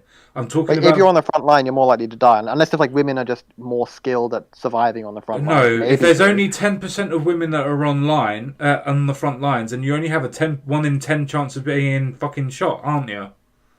Well, exactly. So men in general will be sent to front. And those women chose to... men also... Yes, your point was that women would want to run away to the kitchen... Where I'm talking to you saying that the women that were already signed up wouldn't leave. Well, not all women, the majority. I can guarantee you that the feminist women would. Like, I highly doubt that. Yes, there's also deserters that have happened that are men as well. Yeah, but the point is, like, a much larger number of women much rather stay in the kitchen. No, you're wrong. Most men want to stay at home if there's a war. Like, there's the strong numbers of people that had to go around London and Birmingham and places like that to get deserters to literally drag them to war because they were objectors and they wanted to abscond from war. Yeah, I'm sure that would happen. But the point is that I'm making is that the feminists would only want equality when it suits them. Right? I don't think the feminists would do that. But you're equating all women as feminists. The people who identify as feminists would think that men should be sent to that the same number of women should have to die at the front line, sent to risk their lives. No, you're wrong. Feminists wouldn't say that. They may disagree with why a war is happening, but they wouldn't say, well, women are not supposed to fight on the war because we're delicate. Right, okay, so basically, if another country is attacking us, the feminists would say, oh, I disagree with this war, while the other country comes over and freaking kills them. Saying. There's always going to be people that disagree with any conflict. You look at people that are talking about Ukraine, saying that, oh, Ukraine should just give up all their territory so we can have peace. There's always people that will disagree with war no matter what. That doesn't mean that all people are against war. That doesn't mean all people would not fight in the war. I'm not talking about, obviously, if another country starts a war, you can't control that. You're making broad and sweeping statements about a group of feminists saying that, oh, all feminists would do this. I would just give it, okay, maybe they wouldn't, but I just, like, based off what other stuff that they've done, like I just feel like that's what they okay. What would you use as an example that would even come close to this? Well, I mean, just look at what they say about the pay gap, right? Like they think that women are just like paid less than men, or like the way they say it's a wage gap, even that they're like unfairly paid less than men for the same job, and because of this, they need to be given like special programs for women, you know, positive discrimination. See, what they do is they paint women as the victims, like the wallflower, in order to get benefits from the government. They don't do that. That's exactly what they do. That is exactly what they do. They don't. So if you want to use the idea of Kate, what was her name? Kate Smithwick or Smithwaite or whatever her name was, where she was talking about the gender pay gap all the way through. She was under the impression that because there seems to be a longitude period of time where men's wages are higher than what women's wages are, that there must be a discrepancy in the pay. And obviously, as we know, there isn't a discrepancy in the pay. It's the time that you take for work and the hours that you work. But because that they saw a figure, they thought it was to do with less pay. That is not anywhere near the same as saying, well, they saw something wrong and they thought that they were being delicate wallflowers, so they wanted to have the government save them. Women's greatest strength is their facade of weakness. And no, that's a sexist statement that was done in the 60s and 50s. But it's true. No, it's not. You perceive it to be true. No, feminists have made a lot of the third wave and fourth wave feminism has made tremendous ground by painting women as these helpless, like victims of society, victims of the pay gap, for example. And we just proved that they didn't think that they were victims. They thought that they were being discriminated against because of pay, which has historically happened. But they're still saying it in 2022. No, they're not. Name one prominent feminist that says that there's still a gender pay gap. I mean, Emma Watson, I think, did. I don't know Emma the names Watson has not said that there is a gender pay gap for 3 to 4 years. There was also that woman in the parliament in our own country. I can't remember. Well, Jess Phillips that said it 4 to 5 years ago. Hello? You mean Jess Phillips? Years ago. Yeah, you mean Jess Phillips has said it 4 to 5 years ago. Jess Phillips, yes, exactly. Yeah, she's another one. Yes, that said it 4 to 5 years ago. Well, 4 to 5 years ago, there wasn't a pay gap or wage gap. No, she not much has changed in those years. No, she thought that there was one because of the discrepancy in the pay. Then when it was explained and shown out that, yes, they are wrong, we've been through this. Notice that now that it's explained, it's not talked about. Really? You think that it's not talked about anymore? So basically, what you're saying, I'm gonna pull Jordan Peterson, whoever that woman's name was, and say. So you're saying that now that we've explained to the feminists there is no wage gap and that they were wrong, now they've realized. Sorry. I said great language. So now that we've explained to the feminists that they were wrong about the wage gap or whatever, and it's actually non-existent, that's actually women's choices. Now all the feminists have realized that they were wrong about the unequal pay. All the prominent feminists have, yes. But really, is that what you think? Yeah. All the prominent. So you don't think that like there's a large proportion of the feminists who still do that, who still like. So name a prominent feminist that does that. I don't know people's name. I don't look up names of feminists. I Well, don't you're saying that assume that. prominent feminists still do this. If you have a idea of what prominent feminists are doing this, you'd have an example. Otherwise, you're just saying some person in a bedroom is still screaming about the gender pay gap. Sure, there's still people that do that, but there's no prominent feminist in the feminist movement that still believes in the gender pay gap as was 4 or 5 years ago. So, but the thing is, the way you're painting it as if the feminists just didn't know. Like they were just too, like 4 to 5 years ago, they were just too stupid to No, realize. you're prescribing that. I'm saying that they saw a discrepancy and they thought historically we weren't paid correctly, so that must be the discrepancy. That's not stupid. That's just making an assumption and jumping to conclusions. Men do that all the time too. That's not stupidity. Stupidity would be getting it completely and utterly wrong and not finding anything wrong whatsoever. The fact is they did, and it needed explaining. Once it was explained, they go, oh, we were wrong, and left it. That's why there is no positive discrimination against men. So you actually don't... You really think that feminists do not think that there's a pay gap anymore? No prominent feminist does. You can find little children in bedrooms screaming about it all day long, but you can also find men that are doing that as well. So I don't know if you want to talk about the prominent figureheads of movements or just random kids in bedrooms.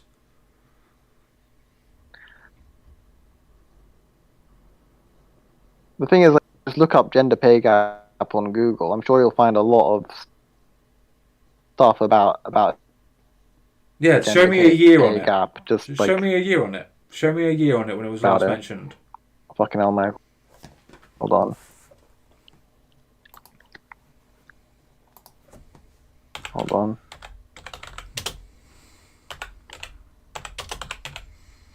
I think the last one will be, without even looking at it, will be the American football team that happened 3 years ago. Hold on, I'm just looking stuff up. Okay. Oh my god, why is this an error?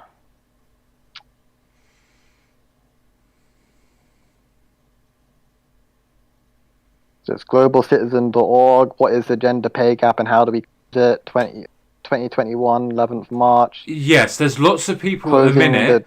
There's lots of people at the minute that are talking about the essential way of cutting the gender pay gap. Not talking about they're paid differently, but talking about the difference in the women's choices and the paid choices.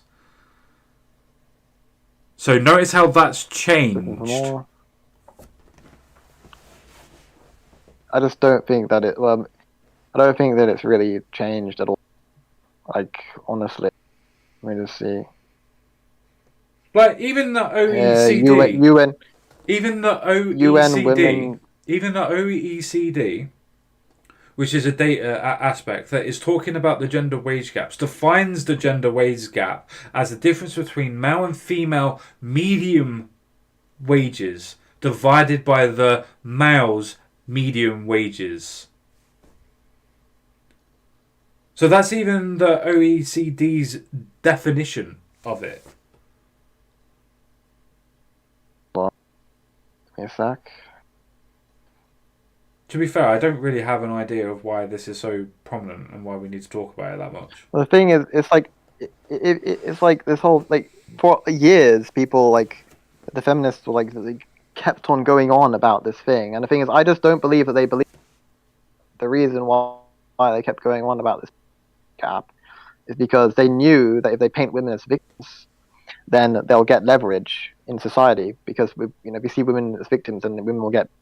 So why didn't they get now any? What we see is so why didn't they get any then?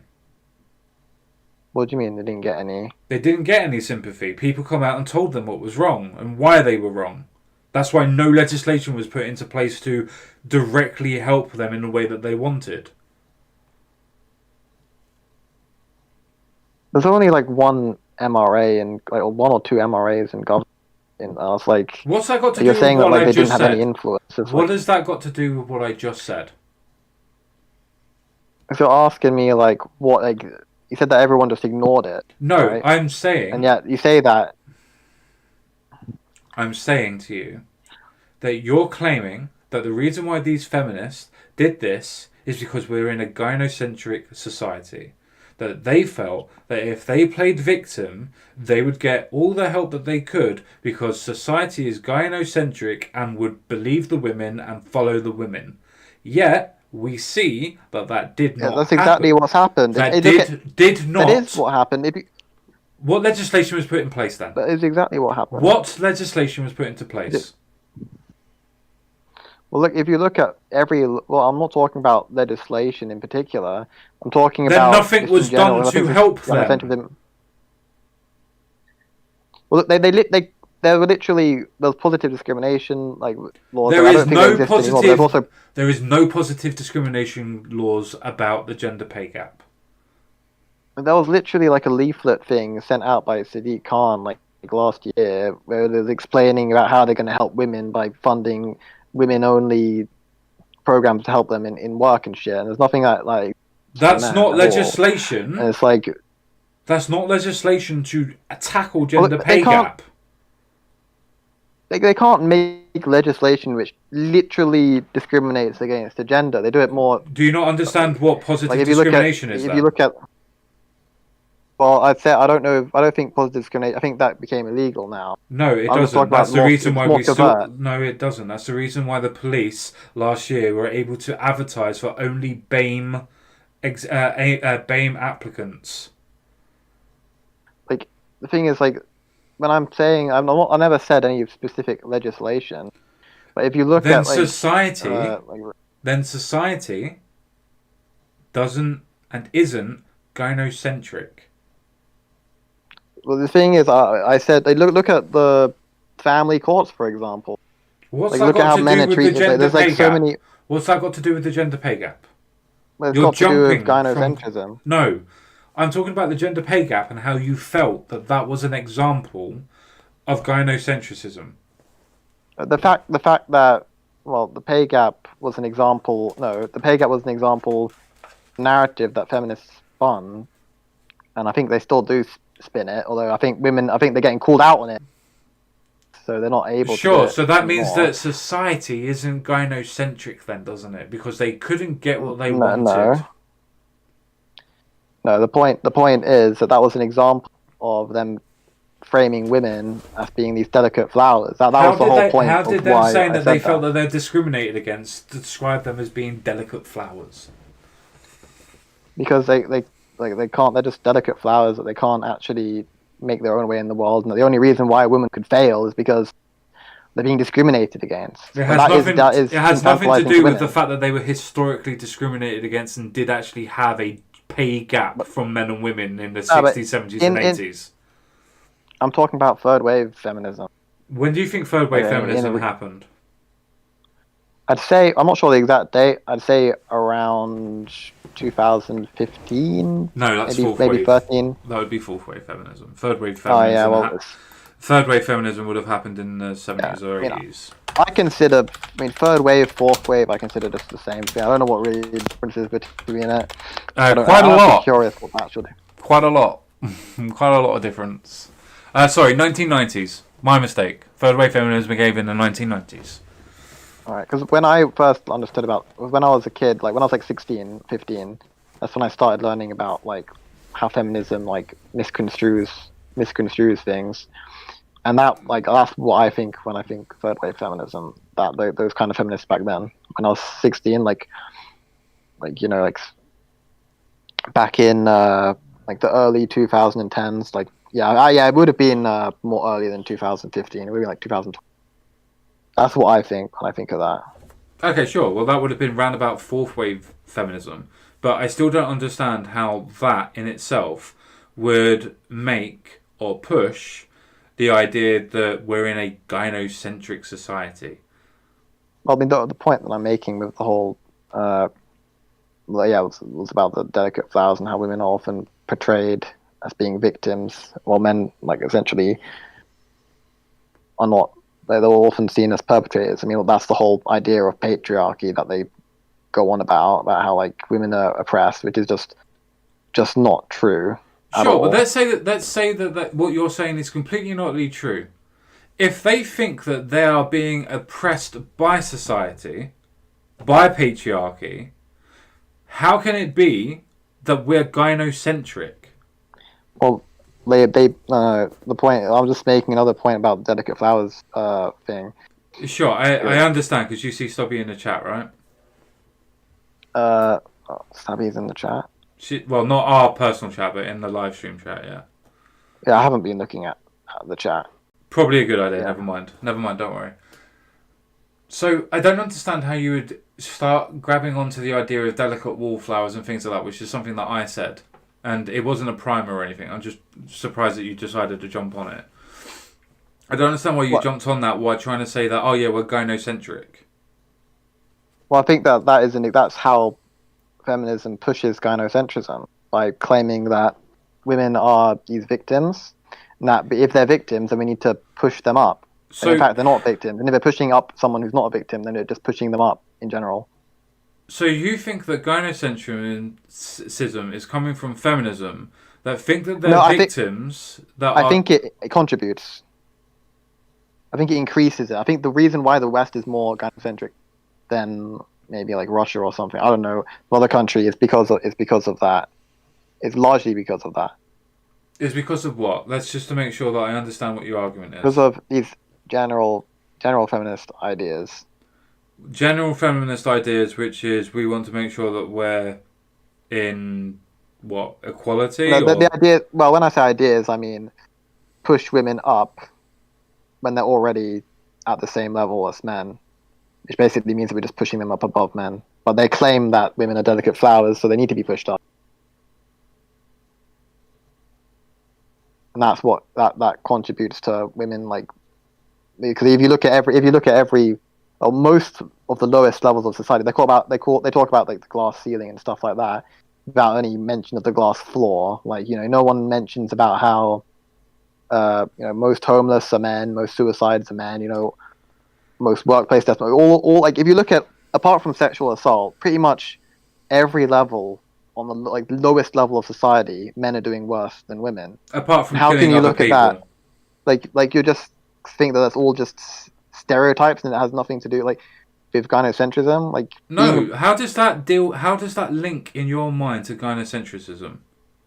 That people that feel that they're being oppressed by something are trying to advertise or compete for their perceived, in your mind,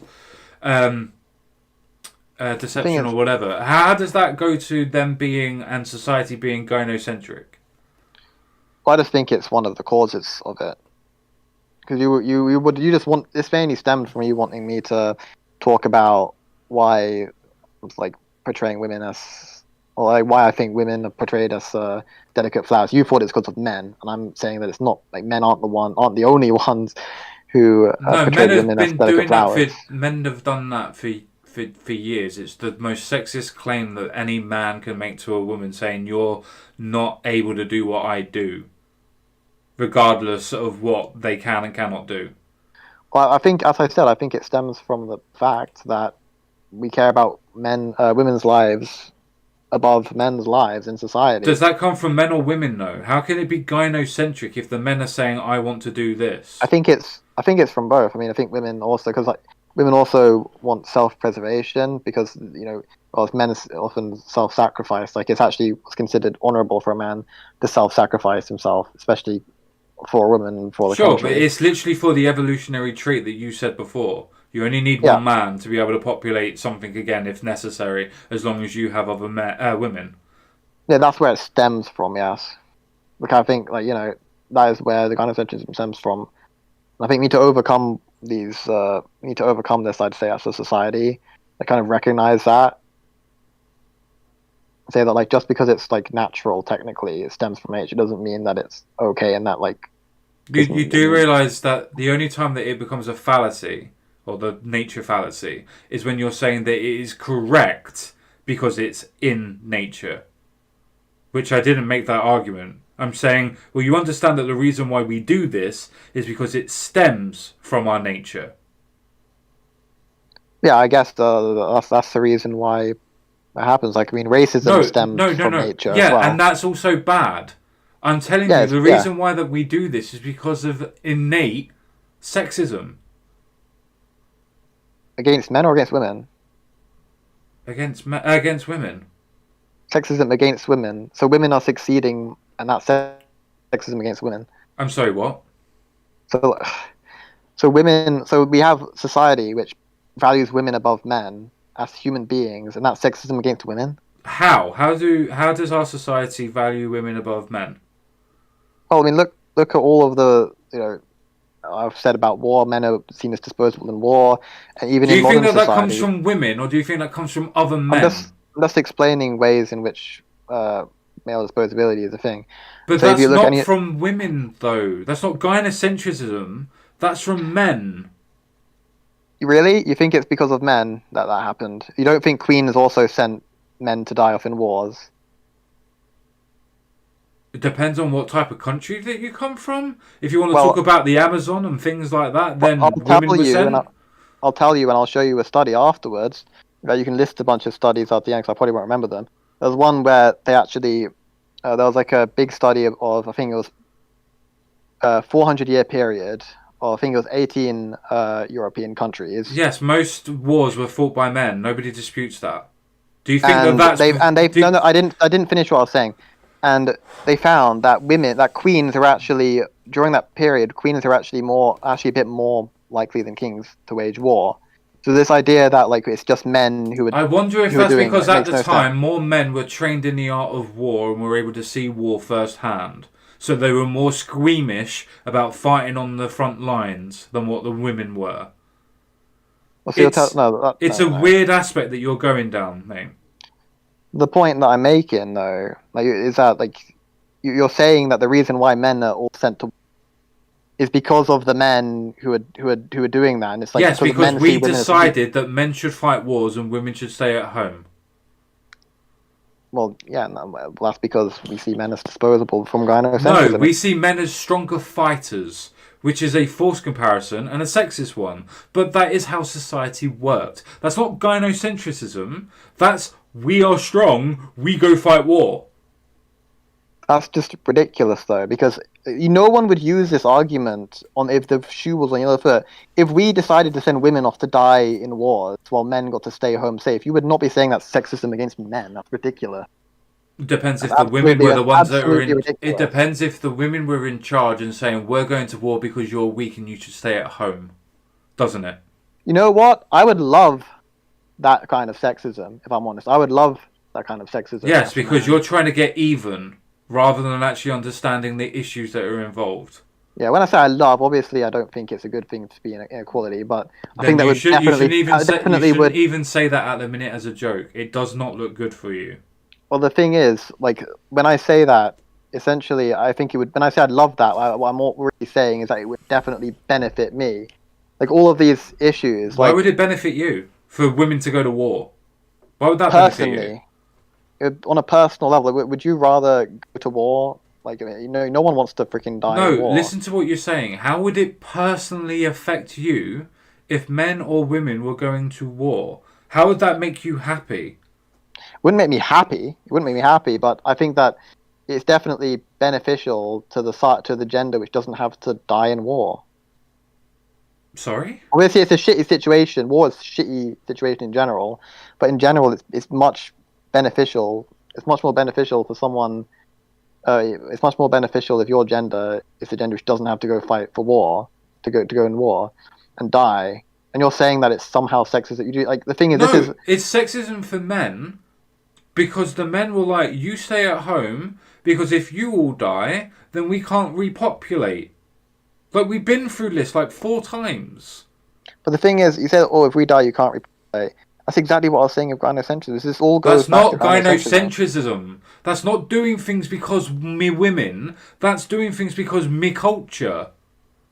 And yeah, that's what I'm Yeah, but describing culture. gynocentrism isn't a part of the culture. The culture is I want let's say I want my horse to live on, and I want to make sure that the stables that I live is going to be well. That means I need to have a woman. That means I need to go do this. That doesn't mean I'm focusing on the woman and being gynocentric about the woman. It's me being selfish and using the woman to get what I want, isn't it? Well, I mean, I don't understand how this relates to like war. Literally, I want to make sure that my culture is safe and secure. I will send men that I do not know, I do not care about, to go and fight my war so I can make sure that I can have children with other women to make sure that my culture survives. That's not gynocentrism, that's selfish sexism. So you're telling me that like if a woman who is like really well, like is really good with a sword and whatever, and then like you take a man who's like kind of weak, they would get the man to stay at home and the woman would go to fight because she's like more Have you of never a heard of utility. historical sexism, buddy? That's literally what used to happen all the time. I did not hear of that, no, because I think like the vast majority of the time it's like men who are dying in wars, and even Why do you like, think that is? Do you think women couldn't fight at that point in time? Because the Vikings prove you wrong on that one. well, I don't know about the Vikings. I mean, I'm pretty sure all of them are pretty strong. Well, if you believe How to Train a Dragon, which is quite a funny thing. Sure, sure. But Have you the heard thing is, of shield maidens? no. But the point that I was making about They were literally the death, most skilled of the Viking warriors. that's great. The thing is, that Same was as the ages ago. Valkyries in Norse mythology were considered the best fighters out of the Norse mythology.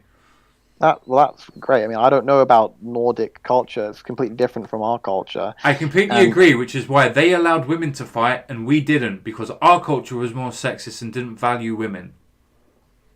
didn't value women. No, not when it comes for them to be able to fight and be able to be trained to fight for themselves as well. No. If you value, look, I'm just going to give you another example. Like, you can't say that you just completely happy for one gender to die and the other survive, and say that you Who said I value one gender was? above.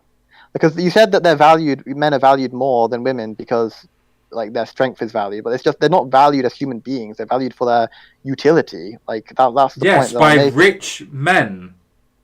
And queens who were more likely to wage war than kings. No, And they weren't, in actual fact. yes, they were. I'll show you the study. Being more likely to go to war doesn't make you bloodthirsty and definitely doesn't make you think that you value women more than men. It's a class issue where you don't value the soldiers because you don't think that they're people. This is literally classism. So let me ask you something, okay? If you don't think that men dying more is to do with like gynocentrism, yeah. So the current statistics show that men are 93% more likely to be victims of workplace deaths than women. I wonder Now, if that's because they do more dangerous jobs. Now this alone doesn't prove gynocentrism. Of course it doesn't. However, the fact that you never hear this statistic, you never ever hear this statistic mentioned, right? Because it's literally pointless because more men do more dangerous jobs, so why would it be mentioned?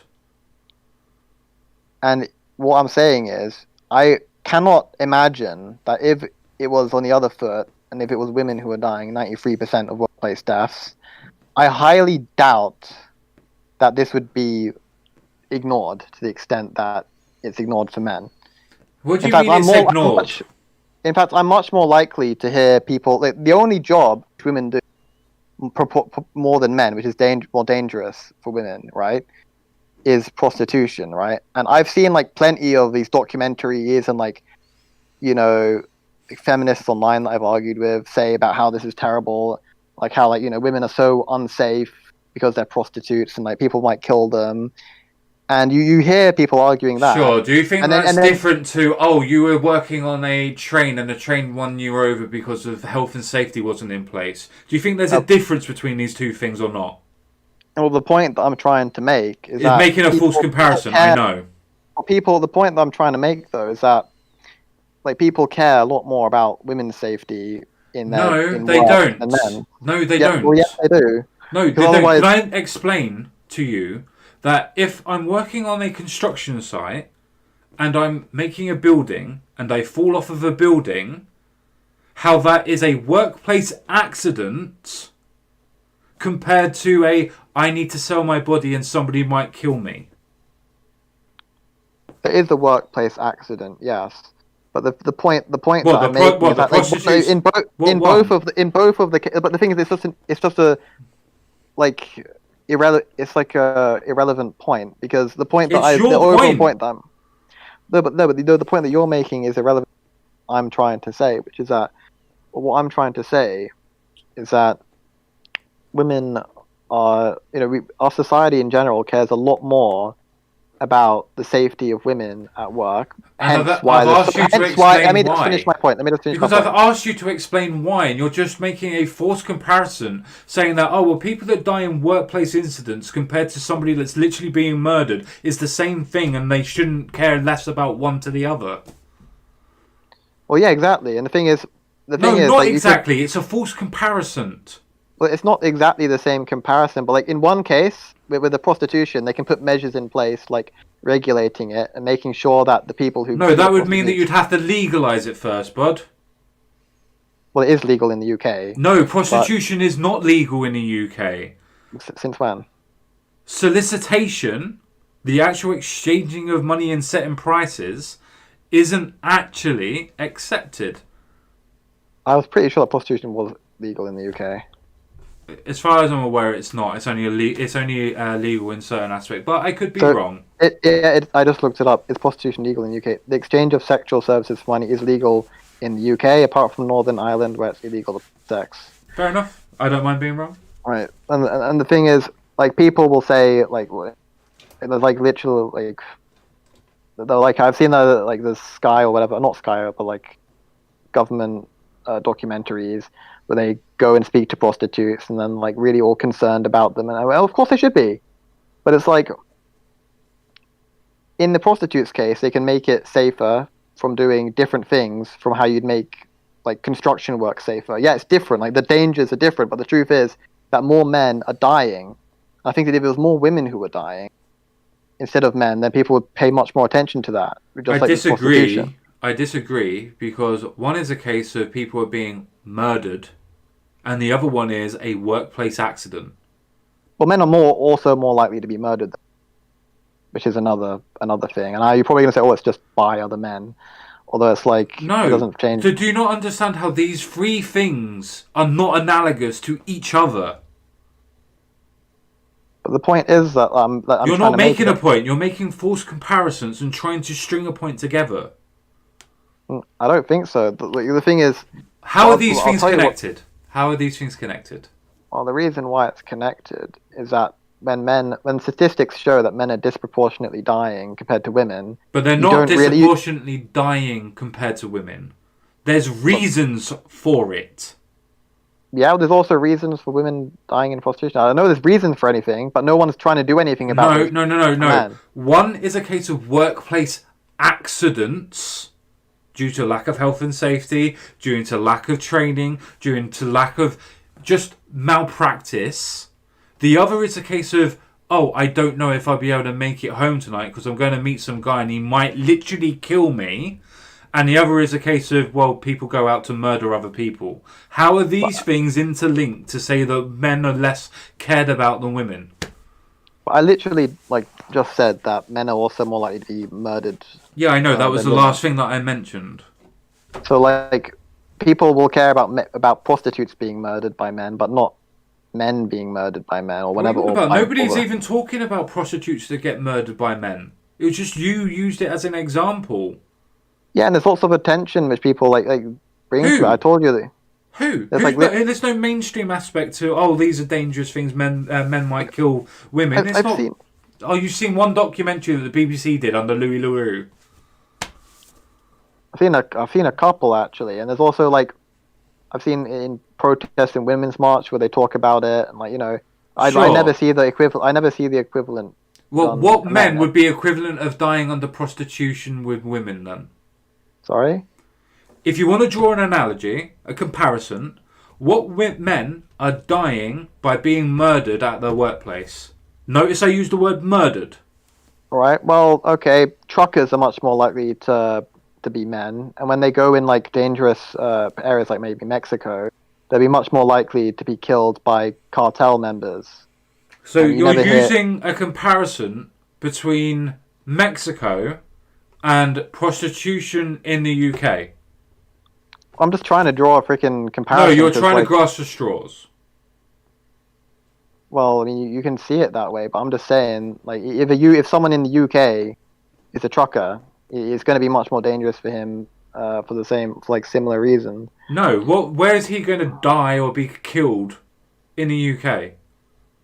In the UK, well, I mean, if you're a trucker, you're kind of working in other countries, even if you're from the UK. It's not very often that you have a lot of people from the UK doing trucking. Most of the trucking companies are working in the UK. But even if you're talking about ones that go to Europe, which is only around about 10 to 20%, depending on what year you're talking about, then they're in Europe. So what are you talking about? How likely are you to be murdered as a trucker? Well, probably not. Okay, to be fair, probably not as likely as if you're a prostitute. I don't know what percentage of prostitutes get murdered. I'd imagine it's higher than the amount of truckers. Just a But little bit. I did make the point earlier that men are more likely to get murdered than women, even if it's like out of work. Yes, because more right? men kill more men because of violence, but that's not the point I'm making. And also, like, this isn't like exactly a point, not part of the like a specific job, but men are also more likely to work night shifts and overtime because of the extra pressure that men have to live up to in terms of money, and it's much more dangerous to go out at night time than in the day. So if more men are going out at night time because they're doing night shifts, they'll be more likely to die as well. Are they? That'll be another example. Are they? Because most of the deaths are workplace accidents. Well, I'm talking about murders in general. Like, if you're a guy and you're walking home. So notice alone, how now that you've moved on to murders, rather than it being workplace accidents, well, I moved on to this comparing ages to ago. murders. I moved on to this ages ago. So why did you bring up the forced comparison between the Because idea you kept demanding it, and No, I was trying to make the. I demanded a comparison or a link between how gynocentrism happens in society. And every example you used was a case of male sexism throughout history. But I already told you that I disagreed with that it's male sexism throughout history. Like, the thing is, and you provided no evidence of it, where I can literally cite you evidence. The thing is, this whole thing that you're saying about how it's all men who women didn't play any role in deciding. When did I say that? If men had such massive power to just decide all of these stereotypes that you say exist, yes, because of men, like, yes. it's all men who did it. Like, women just didn't have any Yes. power to do that. Like, women are, again, you're doing exactly what you said was sexist, which is painting women as these. No, I'm flowers. citing you as what happened in history. I think that they can quite easily decide what stereotypes that other people might want to fit, and I'm pretty sure most women are able to tell you exactly what they think of other people. Well, I think that women. What I was saying though, like, you were saying that all of these stereotypes about all this gynocentrism was created by men, that women had no part to play in it. Like, women just didn't have any part to play in our culture at all, which is like what you're saying. No, when did I say that? I said that the stereotypes that we're talking about are deciphered and created by the men that were in power. By the men that were in power. There's not biology, culture has nothing to do with it. What do you mean biology and culture have nothing to do with it? But you say, like, it was created by the men in power. Of course it was. Who else created it? Well, I literally told you about it. You cited 4 queens in a 400-year period. Do you think our society only has 4 queens in a 400-year period that is able to shape the whole of Western civilization? Or do you think it's most generally men that did that? I never said 4 kings. I said that in general, when they looked at all of the kings and all of the queens were more likely to start wars. Sure. That's the statistic I'll say. I never said 4 queens. Okay, that's fine. I'm sorry that I cited a number. Can I take the number away and can you deal with the point that I made rather than dealing with the mischaracterization of the number that was used? What was... I know, you focused on the number rather than a characterization, I know. The reason why I'm getting frustrated is because you like to cherry pick aspects of what's being talked about rather than the whole narrative. If you're making like multiple points at once, it's hard to. I'm not making any multiple point. I'm stuck on the same point. If your whole point is predicated under me saying that there's 4 queens and like, That's not my point. 4 queens. My point isn't the 4 goddamn queens. It's the fact that the queens in general are a minority when it comes to the idea of who decides the culture and aspect of the historical civilization that we have, that decides our stereotypes, that shapes and molds our stereotypes. That was the point. Like, were there less queens in? I guess yes, there was less queens. queens. Yes, there was less queens in power than there were kings. Go throughout history, you'll see that quite easily. Well, the queens could have easily changed those queens stereotypes. could have done, but they didn't because the kings are in power, and a king is always more powerful than a queen, unless the birthright states that the queen was in charge because of birthright. Like the queens, like because when I say queens, I guess they could. I don't know if it's possible for them to have like a king and queen at the same time. Of course it is. That's what happened majoritively of the time, and most of the kings were the ones that would end up fighting wars on the forefront, while the queen stayed at home and took a liking to the state. The thing is, the queens could have easily, like, when it's just the queens and not the kings, when it's like just a... Because I don't know... I don't know what point you're making. I'm talking about how culture's shaped, not how they send people to war. You're talking about 2 different things, my buddy. The thing is, your whole point about this... I think that we just have different... Would you agree that most leaders are men? Throughout history. Throughout history, most leaders were men, yes. Yes, that's my point. But, like, I don't see how that would... They would shape society and cultural norms because they are leaders. Because they're leaders. And that has an impact on today. Well, I'm sure it has some impact, but it's like... We're not governed by kings and queens anymore, and there's of course we're not. And still, yeah. But I'm not talking about now. I'm talking about how our stereotypes and how our society was shaped by sexist men in power.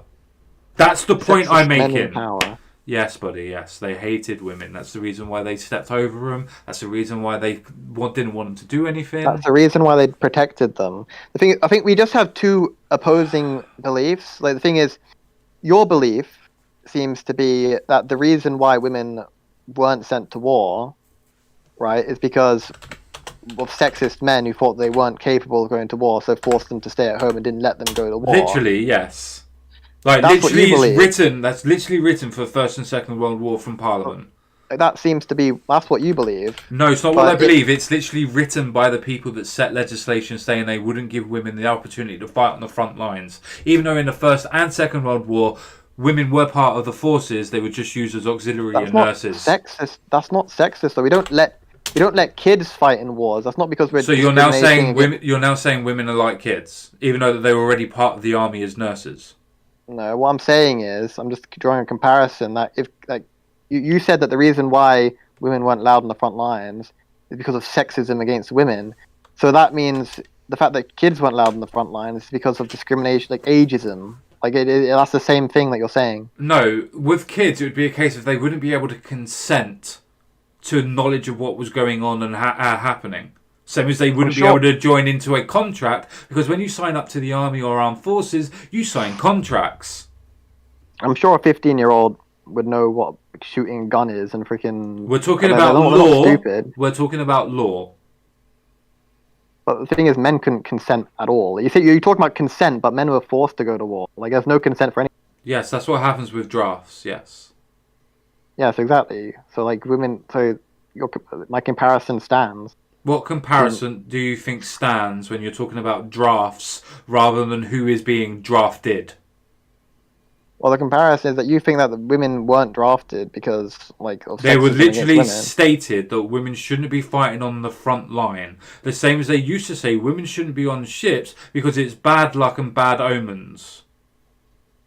Yeah, and the point that I was making was that kids also weren't allowed to.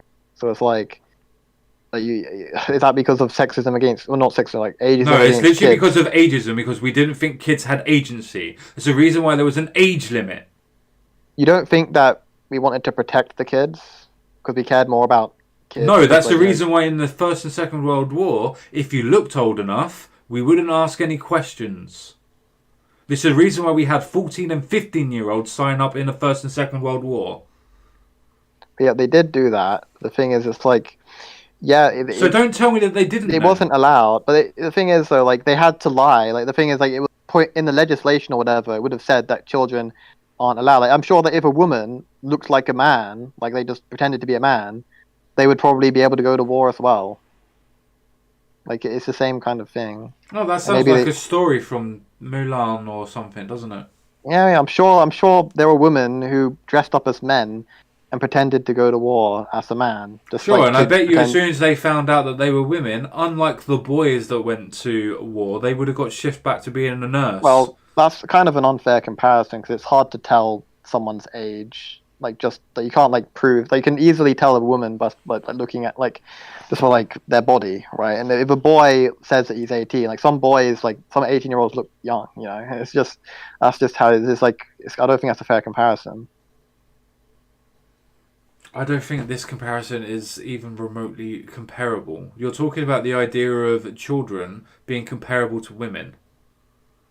Well, I gave you my argument there. Yeah, and I Well, don't agree with it. You're saying that women don't have agency because they needed to be protected. It wasn't a case of they were trying to protect women. It's because they didn't think that they were able to fight in wars, and they didn't think that they would be good omens in wars. It's literally written in legislation. Well, kids are also probably less able to fight in wars as well. It's like to say what I'm saying is to say that it's that women not being allowed to fight in war is sexism. It's like saying that it's also ageism that kids weren't allowed to fight in wars. Because women, like saying that women are weaker than men, isn't sexism. Like women are weaker than men. Do you think it takes a lot of strength to wield a gun and run at somebody? Well, if you look at the, I think it does actually. 'Cause if you look at military, I'm talking about like, physical training, strength, physical strength. Well, I think not it is mental quite taxing. fortitude. I think it's quite taxing. Like a lot of women aren't able to pass the military draft test, or not draft, the military Do you know test. what aspect of the draft test that they're not able to pass? What? Weightlifting, carrying weights for long period of distances. And that's only because there's a 10% difference. 10%. And you think that's the only reason why women are Literally less the only able? reason they can run just Literally as the fast. only reason. Yes, that's literally the only reason they can run just as fast. They can do the pull-ups just as many. It's just a case of they can't carry the weight at the same time as the men do, as in run at the same distance when they're running, doing the weights. Stubby would be able to confirm that in the chat from the American side. All right, okay, fair enough. But then, do you not think that there might also be this mental issues, which might be why a man might be more suited to war as well? No, mental issues are mental issues. Men and women both face the same mental aptitude. Because surely, like, if men were the ones who had to go die for all this time, right? Because you think why do you men? The reason why men are stronger than physically is because they had to fight and die, and that's No, why it's they got. due to biological reasons. We see Yeah, this exactly. already. So we had to fight and die, which meant that we evolved to have the strongest males pass on their genes, right? So men have been fighting and dying all throughout evolution, and that's what made men stronger than women. And so I'm pretty sure, and also men and women's brains also developed differently to accommodate that.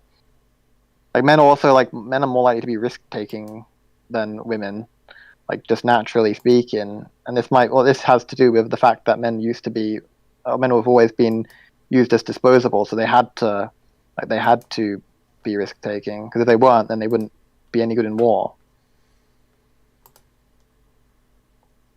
So you don't think that women are able to risk take?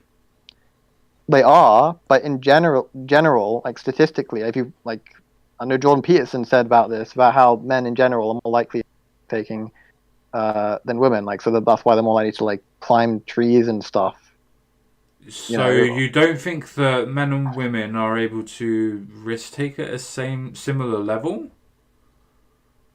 Well, I'm just talking about like mentally, because like Yeah, I'm trying to understand your point. The thing is, women can also physically train to be as strong or stronger than men, right?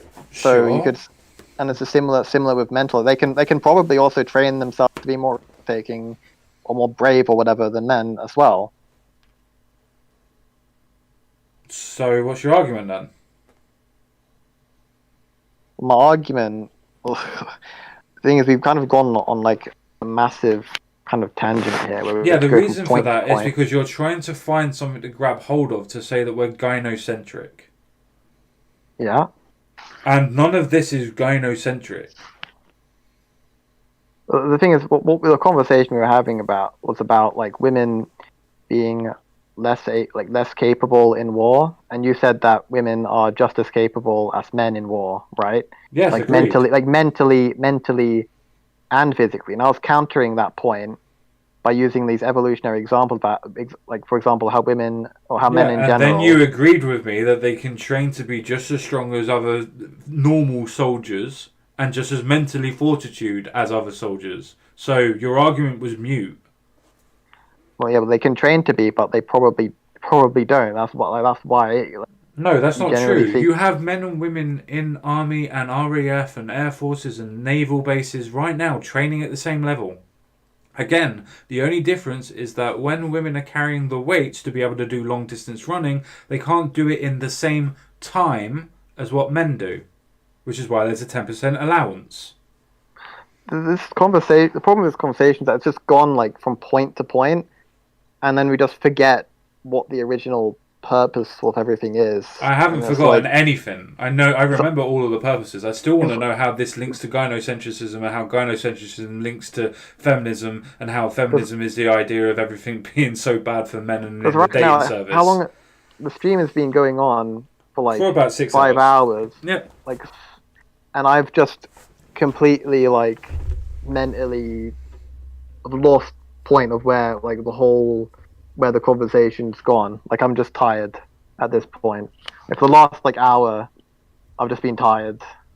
If I'm honest, I Sure, don't. I completely understand. The thing is that I would really want to talk to you about again at maybe another date is when you talk about the ideas of I think this because, and then I show you, for instance, I can literally bring up the UK's legislation from the First and Second World War, literally forbidding women to fight on the front lines, and the reasons they give for it, saying that they are not as capable as men for doing it. I can literally Yeah, give you that, and then you would say, oh yeah, well that's just an opinion. It's like, no, the reason why they did it is literally for sexist reasons.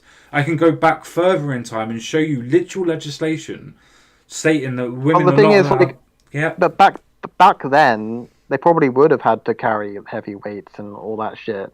But Not you said that you really. could ask. Really, you don't think so? You don't think it was like physically more demanding back then? Because now we have lots more machinery and stuff. It depends on what you mean, because not everybody dug holes, not everybody carried weights, not everybody was Like the thing is, lifting. like if you have a sword and you have to freaking battle with swords, right? You have to be physically strong to hit that sword, and throughout history, men have had that physical strength. Explain shield maidens to me then. What? Eh, Explain shield maidens. The Yeah, thing is, shield maidens were considered some of the most skilled and most highly sought after warriors from the Vikings. I'm sure they were, but in general, Do you now understand why I made this point? you're just giving like some example which shows that like women actually could. Some women are stronger than men. It's like I'm not sure, talking about some of them are. stronger. I'm not talking about stronger. I don't give a fuck about the strength. I'm using an example to show you that with training, women can be the most skillful soldiers in an army. Yeah, but it takes a lot more training to do that for a woman than a man because she's like less physically adept. So there'd be a lot more resources would be spent into training up women than training up men because they're inherently weaker than men. It wouldn't be good for the resources to do that. You do realise that, like with the Romans, that they were trained from soldiers when they were 10s and 11s, both men and women. I don't know how it worked with, but I so know, which maybe is why I'm trying to explain to you when you bring up these examples it's of like Sweden isn't biology. even Western because This you're will, just using an isolated example of no, Sweden. I'm not. I'm trying to explain to you that when you hide behind the idea, well, biology states that women can't do this thing, and I show you literally it can be, You're saying, well, my subjective opinion says, well, I don't think that they can. But I'm literally showing you evidence that it is definite. You gave one outlier example. Like that's not proof. Like outlier doesn't prove the doesn't disprove the rule. Okay, so what about Also, the Amazon? The the Amazonians. Amazon, Sorry, the Amazonians. Which the is an actual Amazonian. real tribe, by the way.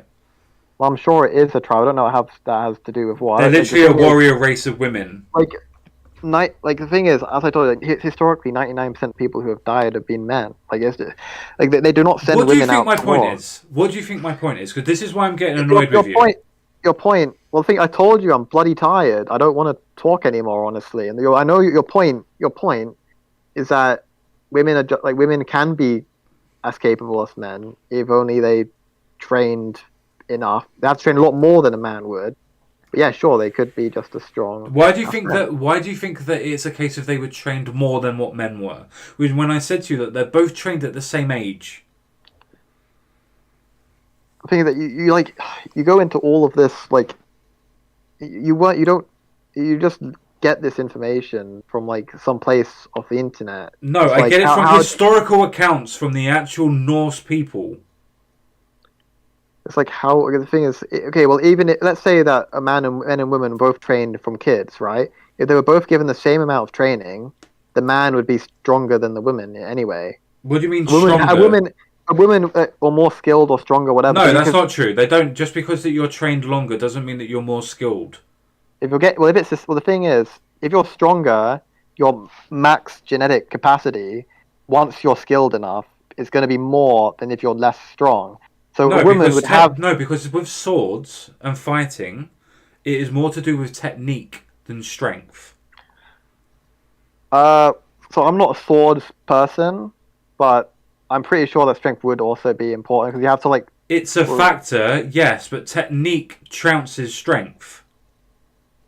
I'm sure, but the thing is, okay, look. So there's a physicality issue that if you train a group of men and a group of women, yeah, because you said that they're both trained from kids, right? Sure. If they're both trained from kids, then you can assume that they got the same amount of training as each Sure. other. Is that what you're going to assume? Yeah, of That course. even though they had the same amount of training, the women ended up being like stronger than the men, More or like skilled. more skilled with the same training. Yes, with the same training. Do you not understand that if me and you both decided that we were going to train in football, for instance, and kick in a football, one of us is probably going to be more skilled than the other, regardless I'm of just how trying much to training we do? I'm just trying to get my head around this though, because it's like, how can women are women just inherently skilled at this kind of stuff, or what? What is it? There is Because no inherency. That's the point I'm trying to tell you. There's no inherency to it. There's no biological imperative that states like, that men are more skilled in soldiering than what women are. It's training and natural aptitude. but natural aptitude. But the thing is, you Isn't said that to do women. with You said that so gender. if you have you take a group, you take a group of women and a group of girls and a group of boys Hmm. in the Viking era. Yeah. You train them up the same. Women will end up being more skilled than men. Not always, no. It's individualistic. Some men will be more skilled than women, and some women will be more skilled than men. Right, but there'd be probably more men who are like, No, more that's not skilled how men than that women. worked. That's the reason why I used them specifically as an example. It was Like very, very even. It was the very, thing is, very look, even. two people with the two. You take a man and a woman. They both have the same amount of skill, Hmm. like with a sword, right? The Hmm. exact same amount of skill, which we can assume, in general, they had the same. Men and women had the same amount of skill. Some women had more skill, some men had less skill. But in general, like us averages, men and women had the same amount of sword skill because they got trained the same amount. Because women didn't get special training. Can we assume that? Sure. Okay, the same amount of skill. If one person is physically stronger than the other person with the same amount of skill, the stronger person will win and will do better. So there'll be more strong men than women in that No, that's not situation. always true because a woman can be Not more all, but strong. in general, But most of the you're time, stating that strength just comes from men. A woman can be more stronger than a man. can be, but you generally not. If you, that's just not how. I'm saying that in that No, situation, you're trying to say there's a biological imperative that men are always going to be physically dominant to a woman, and in that's just general, there might no, be that's just not outliers. true. We're talking specifically about soldiers and being trained as soldiering.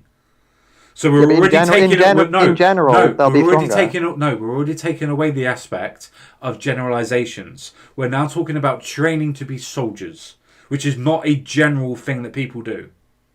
If a woman gets trained to be a soldier and a man gets trained to be a soldier, they get the same training.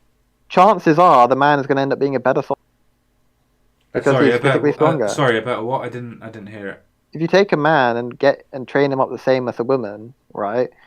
The man is like in most cases going to be a better soldier than the woman because he's physically stronger. No, physically stronger doesn't make you a better soldier. I don't But understand how you if don't all my think point that. is that if all else is equal, then yes, it will. Nothing is always all else being equal. Some people are always going to be And quicker on their and feet. then Some people are always going to be more smarter. Some people are going to be slightly quicker. Do you but think that's why strength? Do you think strength would trounce quickness, or do you think being able to get somewhere quicker well, is men going are to also trounce quicker strength? than women. That's Like not they're always quick true either. in general. Men in general are more physically adept than women. Okay, well Just that means like men. that means because women are able to outrun men, that men will never be able to pick up women. What? The thing I'm not saying that Do you know what? all men are stronger than all women. I'm just saying that that's a general rule. If it's No, not but just strength that men are better in. we're not talking about generalities here. We're talking about Pacific and soldiering. That's the I'm difference. sure that there were like a small percentage of women who were stronger than the majority of men. Like sure, but in general that wasn't the case. But I'm not saying that just because you're stronger makes you a better soldier. Oh my god. Okay, I think that this conversation has gone on quite long, and I The think re- that we're going around that's in fine. I circles. just want to say one thing I would to like to you, like and it's then we getting can quite go. late. I Okay, you just want can to say say one one thing, thing, and then I just want to go not myself. just so long as you don't say something which is like, okay, now I've said that, now you can go, and then like it's something that I have to actually like, I know. I'd hold like on, to I have have to another respond. chat with you. I don't want it to like spin into another argument. I wanted this conversation to end over an hour ago. It's Sure, I just been can. going round and round. Like, you can honestly probably cut out like the last couple hours of this whole conversation, No, because or I not, think it's really enlightening. because it's like so. It's just been going round and round in circles. We're supposed to be talking about incels. We've just been talking about Yeah, and I think fucking this is a really soldiers. enlightening part of the incel ideology. Like the last hour has just been me fucking tired out of my mind. No, the last part of it is because you're so tired, you've been honest in your interpretations and expressions, rather than What? trying to hide behind platitudes. That's not true at all. Yeah, rather than you trying to, at the beginning of the conversation, hide behind other aspects, you've now come out and said, well, no, I just think men are stronger and better than women. Well, I mean, it's. I didn't say better than women. I just say that men would make stronger soldiers. But see, this is what I was like. This point is just you're gonna say something which just spins into another conversation. Like I thought this conversation would last freaking 10 or I thought this was gonna ask. I thought this was gonna last for like freaking 2 hours, 3 hours max. It was Now supposed I'm just to. It was supposed to, but the analogies that we kept on going around needed to be explained and flushed out. literally like half of this whole conversation is just being going around in circles. Honestly, Yes, because if you make forced comparisons, I'm not going to let you get away with it. well, I didn't think that they were false. The thing is, you think that a false comparison is like so two things have to be exactly the same, and even No, in they every have way. to be analogous. But I think they were analogous. No, how is somebody like- dying? How is somebody dying as an accident analogous to somebody being murdered? See, that's like what isn't it called like what a red herring? Is that what you call it? Where it's like it's completely irrelevant, and the whole point that I was making about why they die, but because that they die. No, but your point they was die. that these were analogous.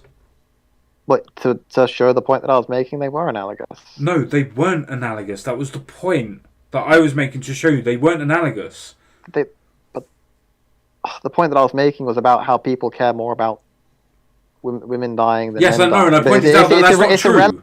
It's irrelevant why they're dying. Like, no, it's not. It's massively important. If you have people that are dying in war, do you cry about the people that are dying in a war that you're fighting against? I've told you for like the last God knows how long that I've not. Like, I'm tired, and I just do not want to continue the conversation. Okay, no worries. No worries. But anyway, it was nice talking to you, and I thank you for having me on. I thought we had some very interesting conversations. I thought so too. It was very, very enlightening. If you do want to message the other guy to say to set something up, I would be more than happy to. Yeah, that'd be great. Yeah, thanks for having me on. No worries. Thank you very much. Yeah, have a good day. No worries, mate. Bye bye. Right. So I won't be too long. The main thing that I just wanted to just address certain things. The reason why I was getting angry in general wasn't because I was getting annoyed at the points that he was making or anything else like that. I just felt that we were starting to talk past each other. I felt that we were not able to understand each other's points. I felt that when we come to talking about something, that when we were literally making claims about the idea of something being gynocentric and we were coming from different points of view, I would then point out that, well, I can actually have physical proof from certain things that show these things to be true that I'm saying. And then the other guy would just say that, oh, well, this is just something that could happen. Like, it seems that it could be true, right? And he's right, it could be true. But then when you actually see the evidence and you see the actual writing stating that the reason why we wouldn't allow women to go to war is because we don't think that they're good enough and blah, blah, blah. It's a case of, well, what one's actually true here? The writing that we have physical evidence for, or your opinion of how you're analysing something from today in the past? It just seems that whenever we talk about things, and this is something of the channel that I really want to try and focus on, which is, I do feel, and yeah, it is a feeling, and I think that it'd probably be a good idea if I actually do this like this, rather than it being, just a screen with the icon and whatnot. I think that we have such a, I would say burden, but it's also a case of it being a cause that when we do talk to each other, that admittedly today may not have necessarily been the best example of this, and I will hold my hands up and say that I wasn't necessarily the best and gracious of hosts either, but I felt that I tried my best, and it was a 5 to 6 hour conversation, so tiredness comes between all of us. I felt that we were able to reach each other quite well, especially towards the beginning. Maybe it was a case of the conversation just drew on too long, and maybe we both felt tired and we both were getting frustrated that we both weren't being heard properly. I just feel that when we do talk about these types of things, I think it's the correct thing to actually say to each other that we accept each other's points of view and where we're coming from, but we also have to understand that there's evidence that's involved as well. And if we're going to talk about certain situations and subjects, then we should take the subject matter and the situation in which it's happening to make sure that we can have a most detailed conversation about the reality that we inhabit. Because everybody perceives reality differently. And that's fair. My perception of reality is definitely going to be different to how my missus perceives it, how you guys perceive it, and how that my guest tonight was perceiving reality. That's fine. But the way that we try to interpret reality and understand it is by corroboration and via the evidence that we have. And I think maybe because of the time, and I think it was because of the time, that I think we just ended up talking past each other. And we did get into a lot of sand traps, and we just got dug in. And maybe if I was a female, I would have been able to navigate that a bit better, because I would have had a lot more of a mental fortitude to be able to do that, and the skill with a sword to be able to slice through all the bullshit. I don't know, little bit of a dig there, I know, but what can you do, right? What can you do? So, with that being said, ladies and gentlemen, and however you may identify as, I bid you farewell, and I bid you adieu. Take care. See you all again real soon. Bye-bye for now.